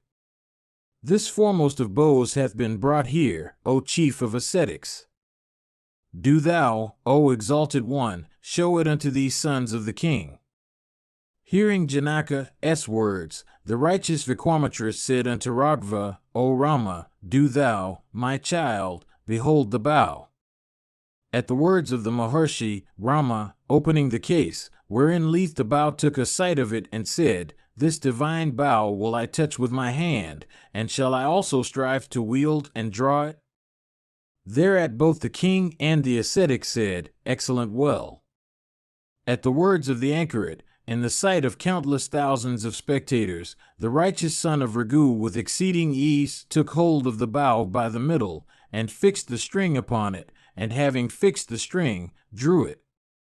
And that foremost of men enjoying high fame, snapped the bow in the middle. And mighty was the sound that was heard on the occasion, like unto the bursting of a thunderclap, and the earth trembled terribly, as it doth in the vicinity of a mountain splitting, and overwhelmed by the noise, all rolled head over heels, with the exception of that best of ascetics, the king, and the two Raghvas. And on the people being reassured, the king conversant with speech, his apprehension removed, with folded hands addressed that puissant ascetic, saying, O worshipful one, I have beheld the prowess of Dakaratha's son. This is verily wonderful and inconceivable, and I did not think this was possible. And my daughter, Sita, being united with her lord, Dakaratha's son, Rama, will shed luster on Janaka's line. And my promise viz., that I will confer Sita upon him that will bend the bow, hath been fulfilled, O son of Kusika. And this Sita, this my daughter, dearer unto me than life will I confer upon Rama. And, O Brahmana, by thy permission let my counselors speedily post hence, O Kausika, good betide thee unto Ayodhya, in cars, and with humble speech bring the king unto my capital. And let them communicate unto him all about the bestowal of Sita upon Rama, in consequence of his having bent the bow. And let them acquaint the monarch with the welfare of the Kakutstas protected by the ascetic, and let them, speedily posting here, bring the delighted king. And thereupon Kusika's son said, So be it. And the righteous king, summoning his counselors, dispatched them to Ayodhya with his letter, to communicate all duly unto the king, and bring him thither. Ramayana, Kanda 1, Section 67. Thus commissioned by Janaka, the envoys, having spent 3 nights on the way, entered the city of Ayodhya, with their conveyance afflicted with fatigue. And in accordance with the royal commission, entering the king's residence, they saw the aged king Dakaratha, resembling a celestial. And freed from apprehension, the envoys with clasped hands addressed the monarch in sweetly humble accents, saying, O mighty monarch, Midila's lord King Janaka, in company with his priests, in sweet and affectionate words, repeatedly inquires after the complete welfare of thyself along with thy priests and servants. And having inquired after thy complete welfare, Mitila's lord, Vaidaha, by permission of Kausika addresses thee thus, Thou knowest the vow I had made formerly, viz., to confer my daughter upon him that would bend the bow, and the kings, in consequence of their having been deprived of prowess, and being baffled, have come to entertain spite against me. And that daughter of mine, O king, hath been won by thy son arrived here at will, headed by Vikwamitra. And, O mighty armed one, that divine, jeweled bow hath been snapped in the middle by the high-souled Rama in the midst of a large assembly. And upon that high-souled one should I confer Sita, having prowess assigned for her dower, and in this wise will I free myself from my vow, and this thou shouldst permit. And, O mighty king, do thou, good betide thee, come speedily, headed by thy priests. It behoveth thee to see the Raghvas, and, O foremost of kings, to see me delivered from this vow. And do thou attain the joy incident to the nuptials of both thy sons. Thus spoke sweetly the lord of Videha, permitted by Vikwamitra and staying by the opinions of Satananda. Hearing the words of the envoys, the king, exceedingly rejoiced, addressed Vasishtha and Vamadeva, as well as his counselors, saying, Protected by Kusika's son, that enhancer of Kaukalya's joy stayeth in Videha in company with his brother Lakshmana. And the high-souled Janaka hath witnessed the prowess of Kakutstha, and he wisheth to bestow his daughter upon Raghva. If this alliance with the high-souled Janaka is relished by ye, we shall speedily repair to his capital. Let there be no waste of time. Thereupon, the counselors along with the Maharshis said, Excellent. And the king, highly delighted, said unto the counselors, Our journey commenceth on the morrow. And excellently ministered unto the counselors of that foremost of monarchs, Janaka, endowed with every excellent quality, spent that night in joy. Ramayana, Kanda 1, Section 68. Then when the night had been spent, King Dakaratha, accompanied with his priests and adherents, well pleased spoke unto Sumantra, saying, Today let the officers in charge of the treasury, taking plenty of excellent wealth, and furnished with various gems, go and advance under proper escort. And let the fourfold forces sally out with speed. And at my command let horses and conveyances and elegant vehicles march out. And let Vasishtha and Vamadeva and Javali and Kasyapa and Markandeya, endowed with long life, and the Saint Katyayana, let these regenerate ones go forward. And do thou also yoke my car. Let not the proper time pass away, for the envoys urge speed upon me. At these words of the king, the fourfold forces together with the saints went in the wake of the monarch. And after passed 4 days on the way, they arrived at Videha. And hearing of Dakaratha's arrival, the auspicious king Janaka experienced great delight, and having obtained the aged king Dakaratha, he honored him duly. And that best one, Janaka, spoke words unto that delighted chief of men. Hath thy journey been a pleasant one, O best of men? By luck have I obtained thee, O descendant of Ragu. Do thou experience the joy earned by the prowess of thy sons?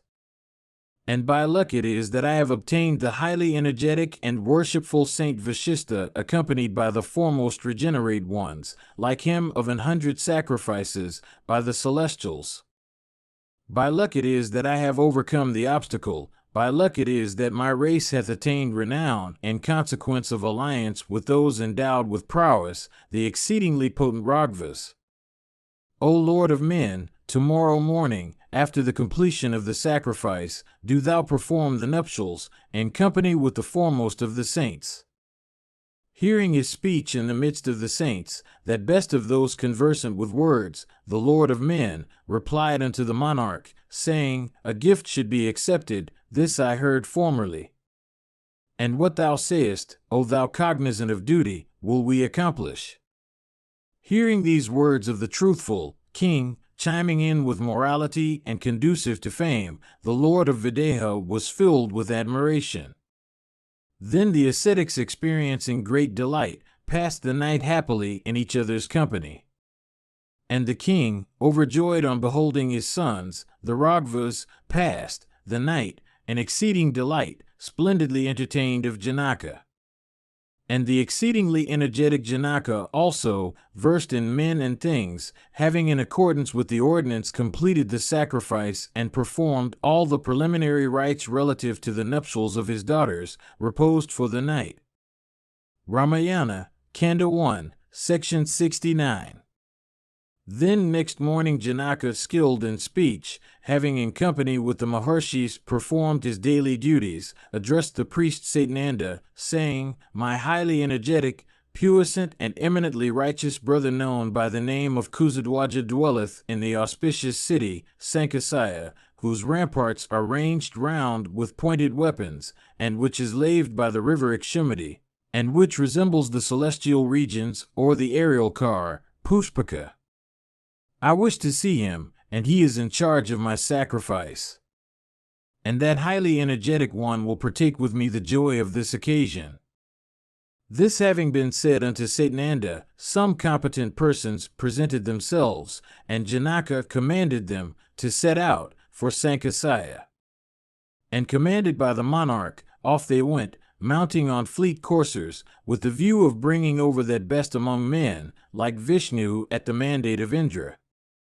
And arriving at Sankasaya, they presented themselves before Kukadwaja, and faithfully delivered unto him the intention of Janaka. And hearing the tidings conveyed by those foremost of envoys endowed with great fleetness, Kukadwaja set out at the mandate of the monarch. And on coming to Videha, he appeared before the high-souled Janaka, addicted to righteousness.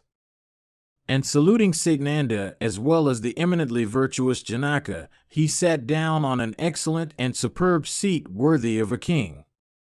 And having been seated, both the heroic brothers of immeasurable splendor addressed that foremost of counselors, Sudamana, saying, "Go, foremost of counselors, and speedily bring over the irrepressible Ikshwaku of immeasurable splendor along with his sons and ministers."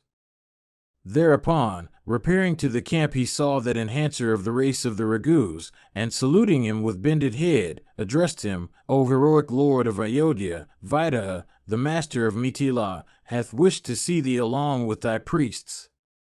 Hearing the words of that best of counselors, the king, accompanied by the saints and his adherents, came to Janaka. And in company with his counselors, and priests and adherents, the king, foremost of those skilled in speech, spoke unto Vaideha, saying, "O mighty king, thou knowest that the worshipful Saint Vasishtha is the spiritual guide of our race, and in every ceremony that we undertake, he it is who serves the function of a spokesman. And permitted by Vikramatra along with all the Maharshis, even this one of a righteous soul will relate my genealogy." And on Dakaratha resuming silence, the worshipful Saint Vasishtha, versed in speech, spoke unto Vaideha in company with his priests, saying, "The perpetual, everlasting, and undeteriorating Brahma sprang from the unmanifest, Brahma. From him sprang Maricha, and Kasyapa is son unto Maricha. And from Kasyapa sprung Vivasvat, and Manu is son unto Vivasvat. This Manu is otherwise called Prajapati, and Ikshwaku is Manu's son. And this Ikshwaku, thou must understand, was the first king of Ayodhya, and Ikshwaku's son, it is well known, was the graceful Kupshi. And Kukshi's son was the graceful Vikukshi. And Vikukshi's son was the exceedingly energetic and powerful Vana. And Vana's son was the highly energetic and powerful Anaranya. From Anaranya sprang Prithu, and from Prithu, Trisanku. And Trisanku's son was the highly famous Dundumara.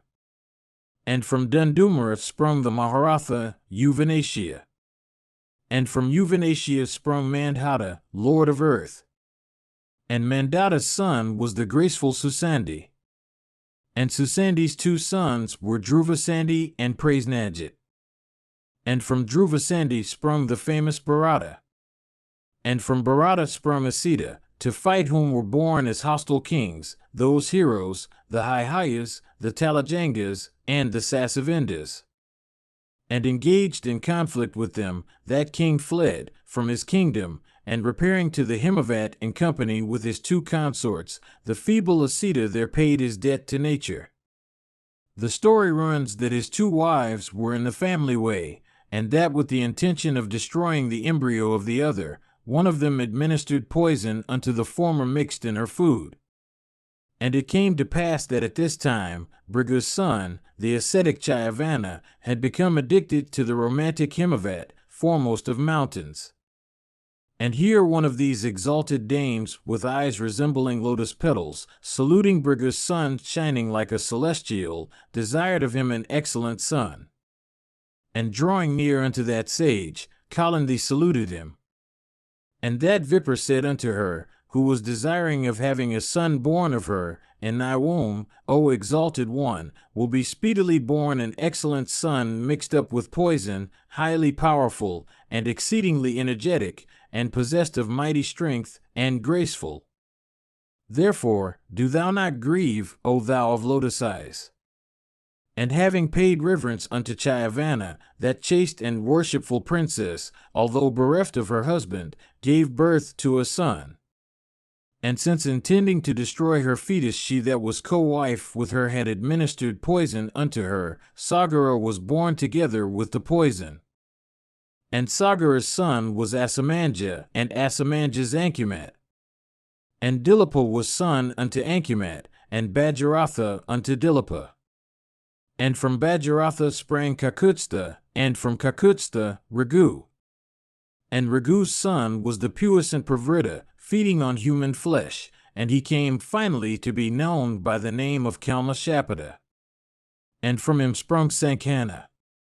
And Sudarkana was Sankana's, and Agnavarna was Sudarkana's son. And Sagraga was Agnavarna's, and Maru was Sagraga's son. And Maru's son was Prakyakruka, and from Prakyakruka sprung Amvarisha. And Amvarisha's son was Nahusha, lord of earth.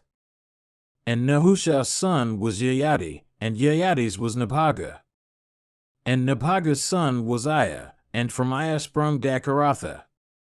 And from this Dakaratha have come the brothers Rama and Lakshmana. And it is in the interests of Rama and Lakshmana, belonging to the heroic and truthful and pious sovereigns sprung in the Ikshwaku line, and possessing purity of race even from the time of their founder, that, O king, we solicit the hands of thy daughters. And, O foremost of men, it behoveth thee to confer like brides upon like bridegrooms. Ramayana, Kanda 1, Section 70. When Vasishtha had spoken thus, Janaka with clasped hands answered unto him, saying, It behoveth thee to listen unto our genealogy as related by myself. In the matter of disposal of daughters, O foremost of anchorites, one's own line should be described by one boasting of a noble ancestry. Do thou then, O mighty-minded one, listen to the same. There was a king famed over the three worlds by his own acts, Nimi, eminently pious and the foremost of those endowed with strength. And his son was named Mithi, and Mithi's son was Janaka. And from this king Janaka have we derived that word as applied to every one of us. And from Janaka sprang Udavasu, and Udavasu's son was the pious-souled Nandavardhana. And Nandavardhan's son was the heroic Suketu. And Suketu's son was the mighty and righteous Devarata. And the Rajarshi Devarata's son was Vrahadratha. And Vrahadratha's son was the heroic and puissant Mahavira. And Mahavira's son was Sudraiti, endowed with fortitude and having truth for prowess. And Sudraiti's son was the pious-spirited and eminently righteous Dritaketu. And the Rajarshi Dritakitu's son was Haryasha. And Haryasha's son was Maru, and Maru's son was Pratandaka. And Pratandaka's son was the righteous king Kirtiratha. And Kirtiratha***'s son was Devamira, and Devamira's, Vibhuta, and Vibhuta's Mahadraka. And Mahadraka's son was King Kirtiratha, endowed with great strength. And the Rajarshi Kirtiratha had Maharoma born unto him, and Maharoma, the virtuous Sarnaroma. And the Rajarshi Sarnaroma had Hraswaroma born unto him. And this high-souled king conversant with morality had two sons, the elder, myself, the younger, even my brother, the heroic Kukadwaja. And installing in the kingdom myself, who was the elder son, and consigning unto my care Kukadwaja, our father sought the forest. And on my aged sire ascending heaven, I righteously ruled the kingdom and cherished my brother Kukadwaja, resembling a celestial, with the eye of affection. And it came to pass that on one occasion a certain powerful king named Sudhanwa came from the city of Sankasaya before Mikila, intending to lay siege to it. And he sent word unto me, saying, Do thou give me the all-excellent bow of Shiva, as well as thy daughter, the lotus-eyed Sita. And in consequence of my not granting him either, King Sudhanwa, O Brahmarshi, entered into hostilities with me, but he was both defeated and slain by me in the encounter. And, O foremost of ascetics, slaying King Sudhanwa, I installed in Sankasaya my heroic brother Kukadwaja. This one, O mighty anchoret, is my younger brother, and I am his elder.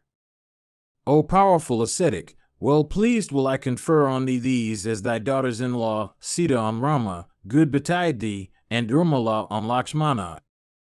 And, I take oath thrice that, without doubt, I will with a glad heart confer upon thee, O potent ascetic, as thy daughters-in-law my second daughter Urmila, and also Sita, resembling the daughter of a celestial, having prowess assigned for her dower. Do thou now, O king, performed the ceremony Gadana of the nuptials of Rama and Lakshmana, and also perform their ancestral rites, good unto thee, and then complete the marriage ceremony. Today the star Magha is on the ascendant. On the third day, my master, when the Fulguna will be on north, do thou, O monarch, perform the marriage ceremony. Do thou now, however, dispense gifts for invoking blessings upon Rama and Lakshmana. Ramayana, Kanda 1, Section 71. When Vaideha had spoken thus, the mighty ascetic Vikramatrya in company with Vasistha addressed that heroic king, saying, O puissant one, the lines of the Ikshwakus and the Vaidehas are exceedingly noble and incomparable.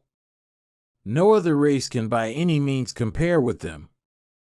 And, O monarch, this youthful union of Rama and Lakshmana with Sita and Urmila is fit by all means, and it is worthy of their wealth of grace. Now do thou, O foremost of men, listen to my words.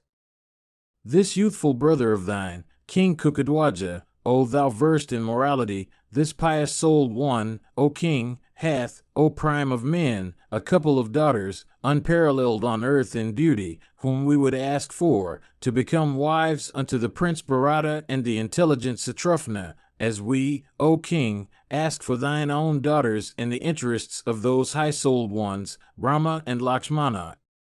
And these sons of Dakaratha are endued with youth and beauty, resembling the Lokapalas, and possessed of the prowess of celestials. Therefore do thou, O foremost of sovereigns, by this alliance with both the brothers, bind the Ikshwaka race. And in this may thy mind never waver. Hearing Vikramatra's words embodying the sentiments of Vasistha, Janaka with clasped hands addressed both the potent ascetics, saying, I consider my line is blessed, since such puissant ascetics wish for such a desirable alliance. Whatever ye wish, even that shall be done, good betide ye. Let these daughters of Kukadwaja together become the wives of Satrufna and Bharata. On the same day, O mighty Muni, let the 4 highly powerful princes espouse the hands of the 4 princesses. The learned consider bridals celebrated on the day succeeding those on which the Falgunis are on the ascendant, and having for its presiding deity Bhaga, as the most auspicious. Having said these amiable words, King Janaka arose, and with clasped hands addressed both the foremost of ascetics, saying, I have reaped high religious merit by these nuptials, and I also am your disciple. And do ye anchorets, occupy these best of thrones, belonging to us. And even as this kingdom is unto Dakaratha, is Ayodhya unto myself. Do ye not therefore entertain any doubts as to your lordship? Do ye therefore do as it behoveth ye? And as Vaideha Janaka was speaking thus, Raghu's son, King Dakaratha, well pleased answered that monarch, saying, Countless are the excellences that pertain to ye brothers, lords of Mithila, and saints and sovereigns are ever honored by ye, auspiciousness be yours. Good betide ye, I will repair unto my own quarters, there to duly perform the Shraddha ceremonies. Then having greeted that king of men, the illustrious Dakaratha, placing those foremost of ascetics in his front, went away.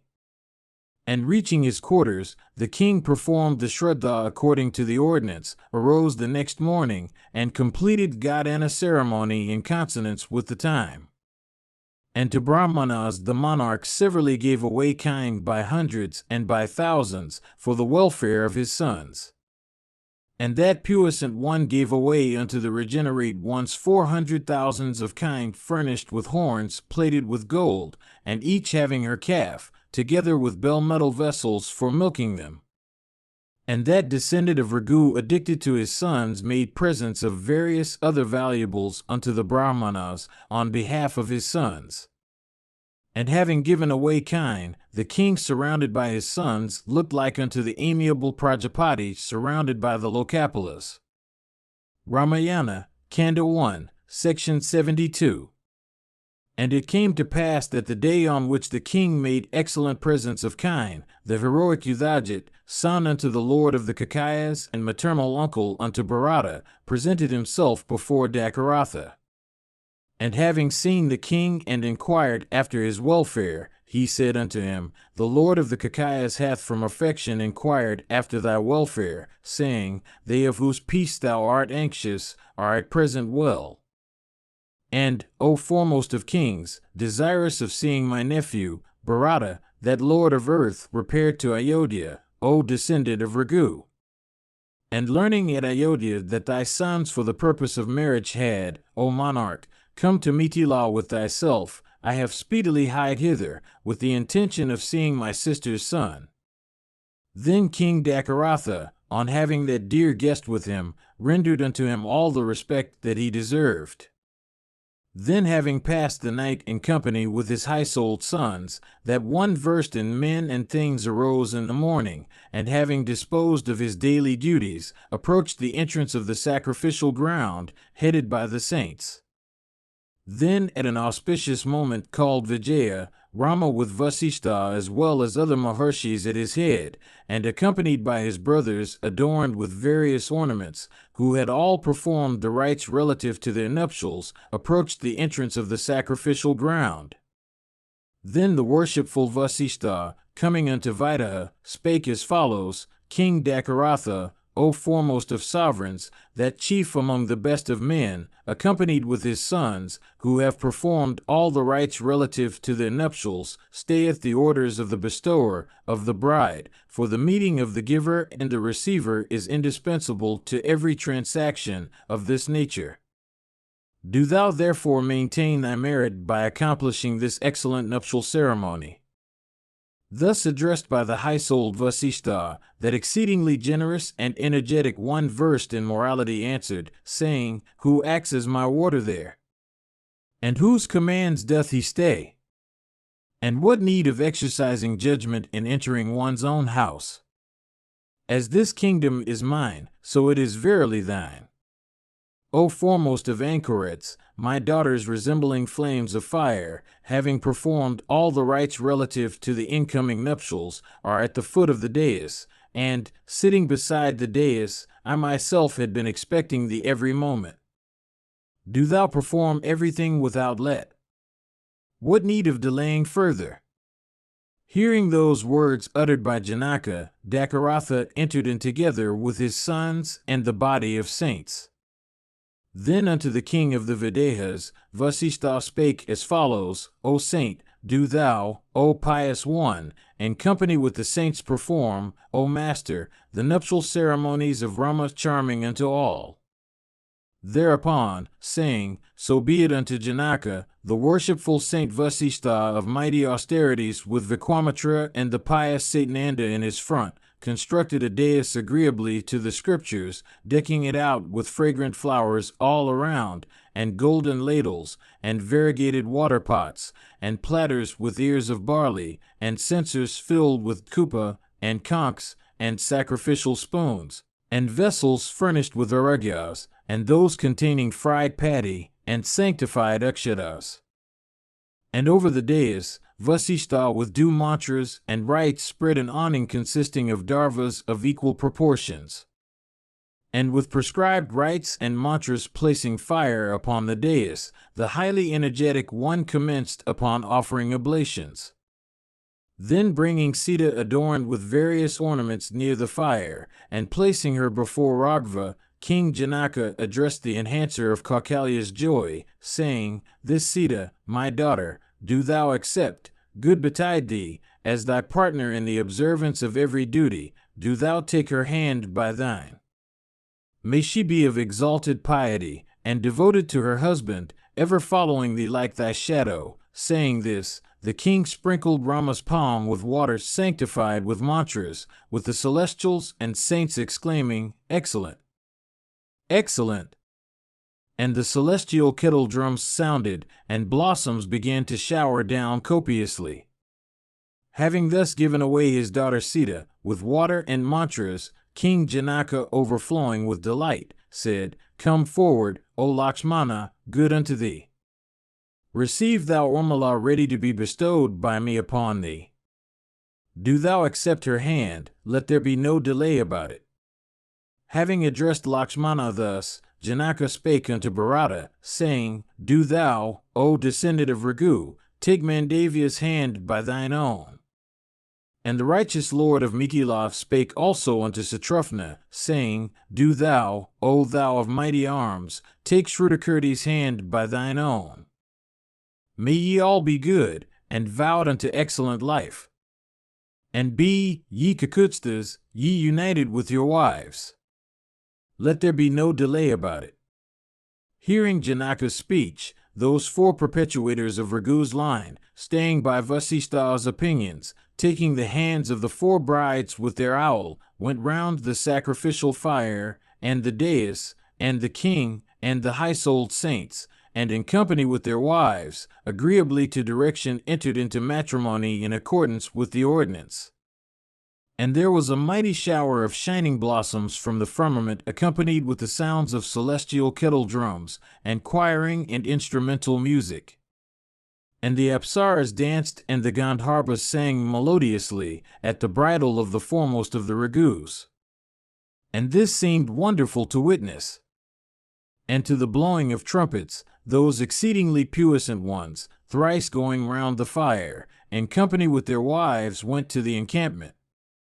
And the king, having seen that all the auspicious ceremonies were performed, went in their wake, accompanied by the sages and his adherents. Ramayana, Kanda 1, Section 73.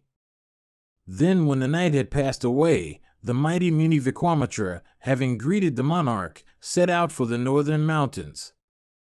And when Vikwamitra had gone away, King Dakaratha, greeting Midbala's lord, Vidaha, actively prepared for setting out for his own capital. And then the king of the Videhas gave a dower consisting of various things. And Mithila's lord gave many hundred thousands of kine, and excellent woolen stuffs, and coaties of common cloths, and elephants, and horses, and cars, and footmen, as well as 100 damsels adorned, endowed with elegance, to form goodly waiting maids. And well pleased the king gave as a noble dower gold, and silver, and pearls, and coral. And having given divers kinds of articles, that king, the lord of Mithila, bidding adieu to the monarch, Dakaratha, re-entered his own capital. And the master of Ayodhya, accompanied with his high-souled sons, and headed by the saints in a body, started on the journey, followed by his army and attendants. And as that tiger-like one was on his way, in company with Raghava and the saints, the fowls began to utter frightful cries all around, and the beasts on earth to stream in a southern direction. And beholding them, that tiger-like monarch asked Vasistha, saying, Those birds of fierce aspects emit frightful cries, and beasts stream in a southerly direction. What is this? My heart trembleth, and my mind is not at ease. Hearing the speech of King Dakaratha, that mighty saint spake sweetly, saying, Hear what would be the result of it. These fowls of the air by their cries presage some dreadful impending evil, but these beasts betoken peace restored. Therefore do thou renounce anxiety. And as they were thus conversing, there blew a strong wind, shaking all the earth, and breaking down the trees. And a deep gloom enveloped the sun, and no quarter could be discovered. And enveloped in ashes, that host became stupefied. And at that dreadful hour, Vasistha and the other saints and the king with his sons alone retained their senses, all else were deprived of their senses, and the army was enveloped with ashes. And the king saw that repressor of kings, the descendant of Bhrigu, Jamadagni's son, dreadful to behold, wearing a head of matted locks, irrepressible like unto Kailaka, and unbearable like unto the fire at the universal dissolution, flaming FN energy, and capable of being looked at by the unrighteous, with his axe on his shoulder, equipped with a bow like unto the lightning, and fierce arrows, looking like Shiva the slayer of Tripura. And beholding him of dreadful appearance like unto flaming fire, the Vipers headed by Vikwamitra, engaged in reciting mantras and offering oblations unto the fire, those saints assembled together, began to converse with each other, saying, Is this one, enraged because of the slaughter of his sire, intent upon exterminating the Kshatriyas? Formerly, having slaughtered the Kshatriyas, he pacified his ire and mental ferment. Therefore, to annihilate the Kshatriyas once again can never be his endeavor. Having said this, the saints offered Aragya unto Bhrigu's son of dreadful appearance, and addressed him in soothing words, saying, O Rama! O Rama! Accepting that homage rendered unto him by the saints, that puissant one, Jamadagni's son, Rama, addressed Rama, the son of Dakaratha. Ramayana, Kanda 1, Section 74. O Rama, son of Dakaratha, I have, O hero, heard of thy wonderful prowess, and I have also heard all about thy breaking of the bow. And having heard of that wonderful and inconceivable breaking of the bow, I have bent my steps hither, taking another auspicious bow. Do thou stretch it, fix the arrow upon this mighty and dreadful bow, belonging to Jamadagni, and thus display thy prowess. Then, having witnessed thy might in stretching the bow, I shall offer thee combat, laying under contribution our utmost strength. Hearing his words, King Dakaratha, with a blank countenance and clasped hands, said, Thou hast quenched thy ire against the Kshatriyas, and, moreover, thou art a Brahmana boasting of high austerities. It therefore behoveth thee to dispel the fears of my sons who are boys. Thou bringest thy life from the race of the Bhargavas engaged in observing vows and studying the Veda, and thou hast renounced arms, vowing in the presence of the thousand-eyed one. And embracing a life of righteousness, thou didst confer the earth upon Kasyapa, and repaired to the forest, making the Mahendra hill thy home. O mighty Muni, thou hast come here to compass the destruction of my all, but if Rama be slain, we shall never live. Thus addressed by Dakaratha, the powerful son of Jamadagni, disregarding his words, thus addressed Rama, these two foremost of bows, extraordinary, and worshipped of all the worlds, and stout, and powerful, surpassingly excellent, were constructed with care by Vikwakarma. And, one of these, O foremost of men, for the destruction of Tripura, the celestials gave unto Tramvaka, desirous of encounter, even that which, O Kakutstha, thou hast snapped. And this second, which is irrepressible, was given to Vishnu, by the chiefs of the celestials. And, O Rama, this bow belonging unto Vishnu, capable of conquering hostile cities, is, O Kakutstha, equal in energy unto the bow belonging unto Rudra. Once on a time the deities, with the object of ascertaining the respective prowess of Vishnu and the blue-throated one, asked the Great Father about it. Thereupon the Great Father, foremost of those abiding by truth, reading the intention of the deities, fomented a quarrel between them. And upon that quarrel breaking out among the deities, there took place a mighty contest capable of making one's hair stand on end, between Vishnu and the blue-throated one, each burning to beat the other down. Then on Vishnu uttering a roar, Shiva's bow of dreadful prowess became flaccid. And thereupon the three-eyed Mahadeva became moveless. And upon the assembled gods with the saints and the Charanas beseeching those two foremost of celestials, they became pacified.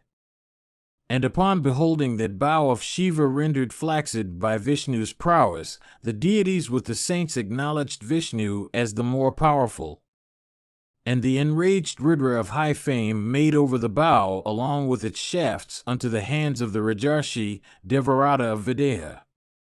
And, O Rama, this bow belonging to Vishnu, capable of conquering hostile cities, Vishnu consigned to Bhrigu's son, Richika, as a worthy trust.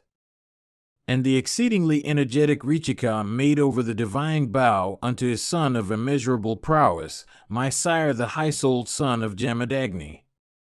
And once on a time, on my sire surcharged with ascetic energy, renouncing the bow, Arjuna, under the influence of unrighteous sentiment, compassed the death of my father. Thereupon, learning of the lamentable and untoward slaughter of my sire, I from ire annihilated the Kshatriyas, springing up afresh by numbers, then bringing under sway the whole earth, I, O Rama, on the sacrifice being over, conferred it upon the righteous Kasyapa as Dakshina. Having made this gift, I was dwelling in the Mahendra hill equipped with ascetic energy, when, hearing of thy snapping of the bow, I have speedily come hither. Do thou now, O Rama, agreeably to the canon of the Kshatriya morality, take this excellent and mighty bow of Vishnu that had belonged to my father and grandfather. And do thou set upon this best of bows an arrow capable of conquering hostile cities. And, O Kakutstha, if thou succeed, I shall then offer thee combat. Ramayana, Kanda 1, Section 75. Hearing Jamadagni's words, the son of Dakaratha, in consideration of the presence of his father, said these words in subdued tone, O Bhriga's son, I have heard of the deeds thou hast performed, resolved on avenging thy sire. O Brahmana, I acknowledge that. But, O Bhargava, thou insultest me abiding by the Kshatriya duties, as pusillanimous or devoid of prowess. Do thou today witness my energy and vigor. Saying this, the enraged Raghava, endowed with fleet vigor, took up Bhriga's noble bow, together with the shaft, from his hand. And fixing the string upon it, he set the arrow. And then Rama enraged addressed Jamadagni's son, Rama, saying, Thou art a Brahmana and through Vikramatura art worthy of my homage. Therefore it is, O Rama, that I cannot let go this life-destroying shaft. Which of these shall I reduce to aught, O Rama, thy aerial course, or the merit thou hast attained through thy asceticism of ascending unto certain incomparable regions? This celestial arrow sprung from Vishnu, capable of conquering hostile towns, never hideth fruitless, with energy destroying the pride of prowess of foes. And with the object of beholding Rama holding that foremost of weapons, there assembled in a body the celestials and the saints, with the Great Father at their head. And the Gandharvas and the Apsaras and the Siddhas and the Charanas and the Kinnaras and the Yakshas and the Rakshasas and the Nagas assembled to behold that mighty wonder. And on Bhargava's energy having passed into Rama bearing that best of bows, Jamadagni's son became bereft of prowess, and Rama, Parakurama, kept steadily eyeing Rama. And rendered inert in consequence of his energy having been dispelled by Rama's own, Jamadagna mildly addressed Rama of eyes like lotus petals, saying, When formerly I gave away the earth unto Kasyapas, he said unto me, Thou must no longer stay in my dominions. And in consonance with the words of my spiritual guide, ever since that time I have never spent a night on earth. Even this had been promised by me, O Kakutstha. Therefore, O hero, it behoveth thee not to destroy my course, O descendant of Raghu. With the speed of the mind shall I now wend my way to the Mahendra, best of hills. And, O Rama, the regions I have conquered by my asceticism do thou destroy with that foremost of arrows, let there be no delay about it. Even from thy handling of this bow I know thee to be the chief of the celestials, even that eternal one, the slayer of Madhu. Hail to thee, O vanquisher of foes! And all these celestials assembled are beholding thee, of unparalleled deeds, and without an antagonist in fight. And, O Kakutstha, neither ought I to be ashamed, because of this discomfiture, I have been baffled by the Lord himself of the three worlds. And it behoveth, O Rama, to disengage this peerless shaft from the bow, O thou, of noble vows, and on thy shooting the shaft, I shall repair to that foremost of mountains, the Mahendra. When Jamadagni's son, Rama, had said this, the puissant and graceful son of Dakaratha shot that excellent arrow. And witnessing the destruction by Rama of his regions earned by his own austerities, Jamadagni's son speedily started for that best of mountains, the Mahendra. And then all the quarters became cleared of gloom, and the celestials and saints fell to extol Rama when he had shot the arrow.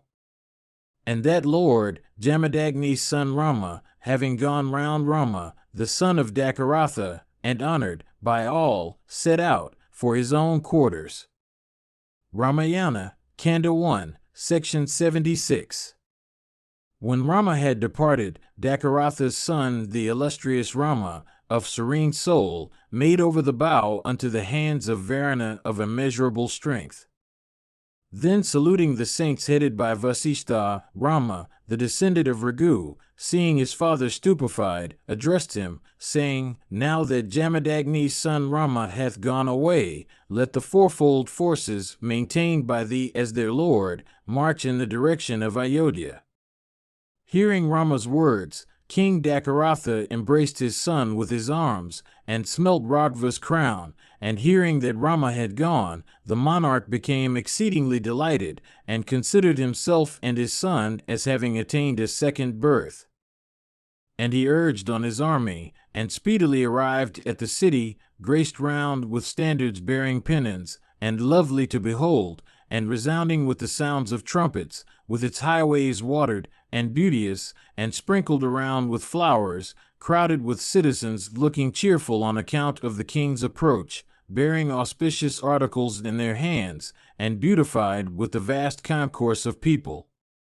And received by the citizens as well as the regenerate ones inhabiting the city, coming forward a long way, and followed by his graceful sons, the handsome majesty of illustrious name, entered his own dear residence, like unto the Himavat. And entertained by his own relatives with all objects of enjoyment, the monarch rejoiced exceedingly.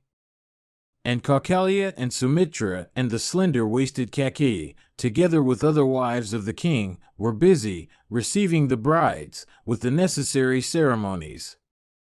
And the royal spouses received the exalted Sita and the famous Urmila and both the daughters of Kukadwaja, graced with silken apparel, with homas performed and blessings invoked on their behalf.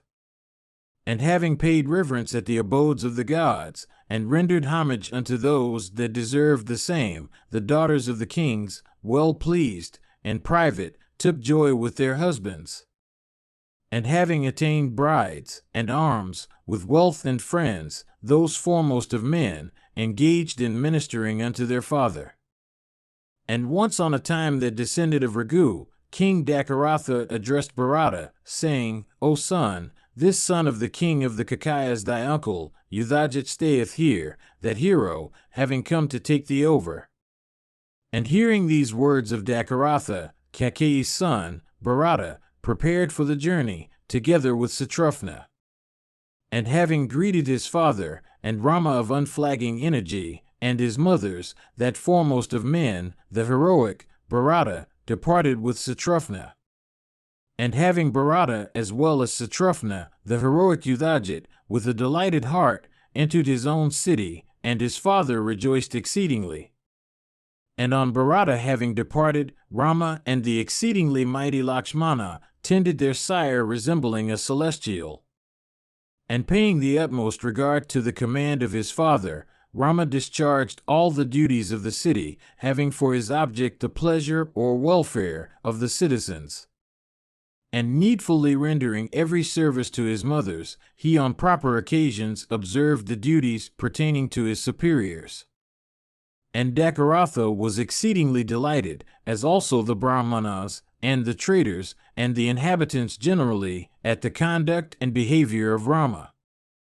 And Rama, having truth for prowess, by virtue of his excellence, appeared unto every one the most meritorious of Dakaratha's sons, like unto the self create himself unto all being. And in the company of Sita, the wise Rama, bending his mind to Sita with his heart dedicated unto her, passed many a season in delight. And Rama's beloved Sita, as having been bestowed upon him by his sire, by her loveliness, and her perfections as much as by her loveliness, went on enhancing his joy. and her lord came to exercise a double influence on her heart. And by her own heart, the daughter of Janaka, Mithila's lord, resembling a goddess in grace, and like unto Shri, goddess of wealth, herself in loveliness, completely read his inmost sentiments. And experiencing delight, Rama, receiving the Rajarshi's daughter, exercising her own will, the excellent princess, looked graceful, even like the Lord Vishnu, the chief of celestials, on being joined with Shri. Present you by HinduMonastery.com.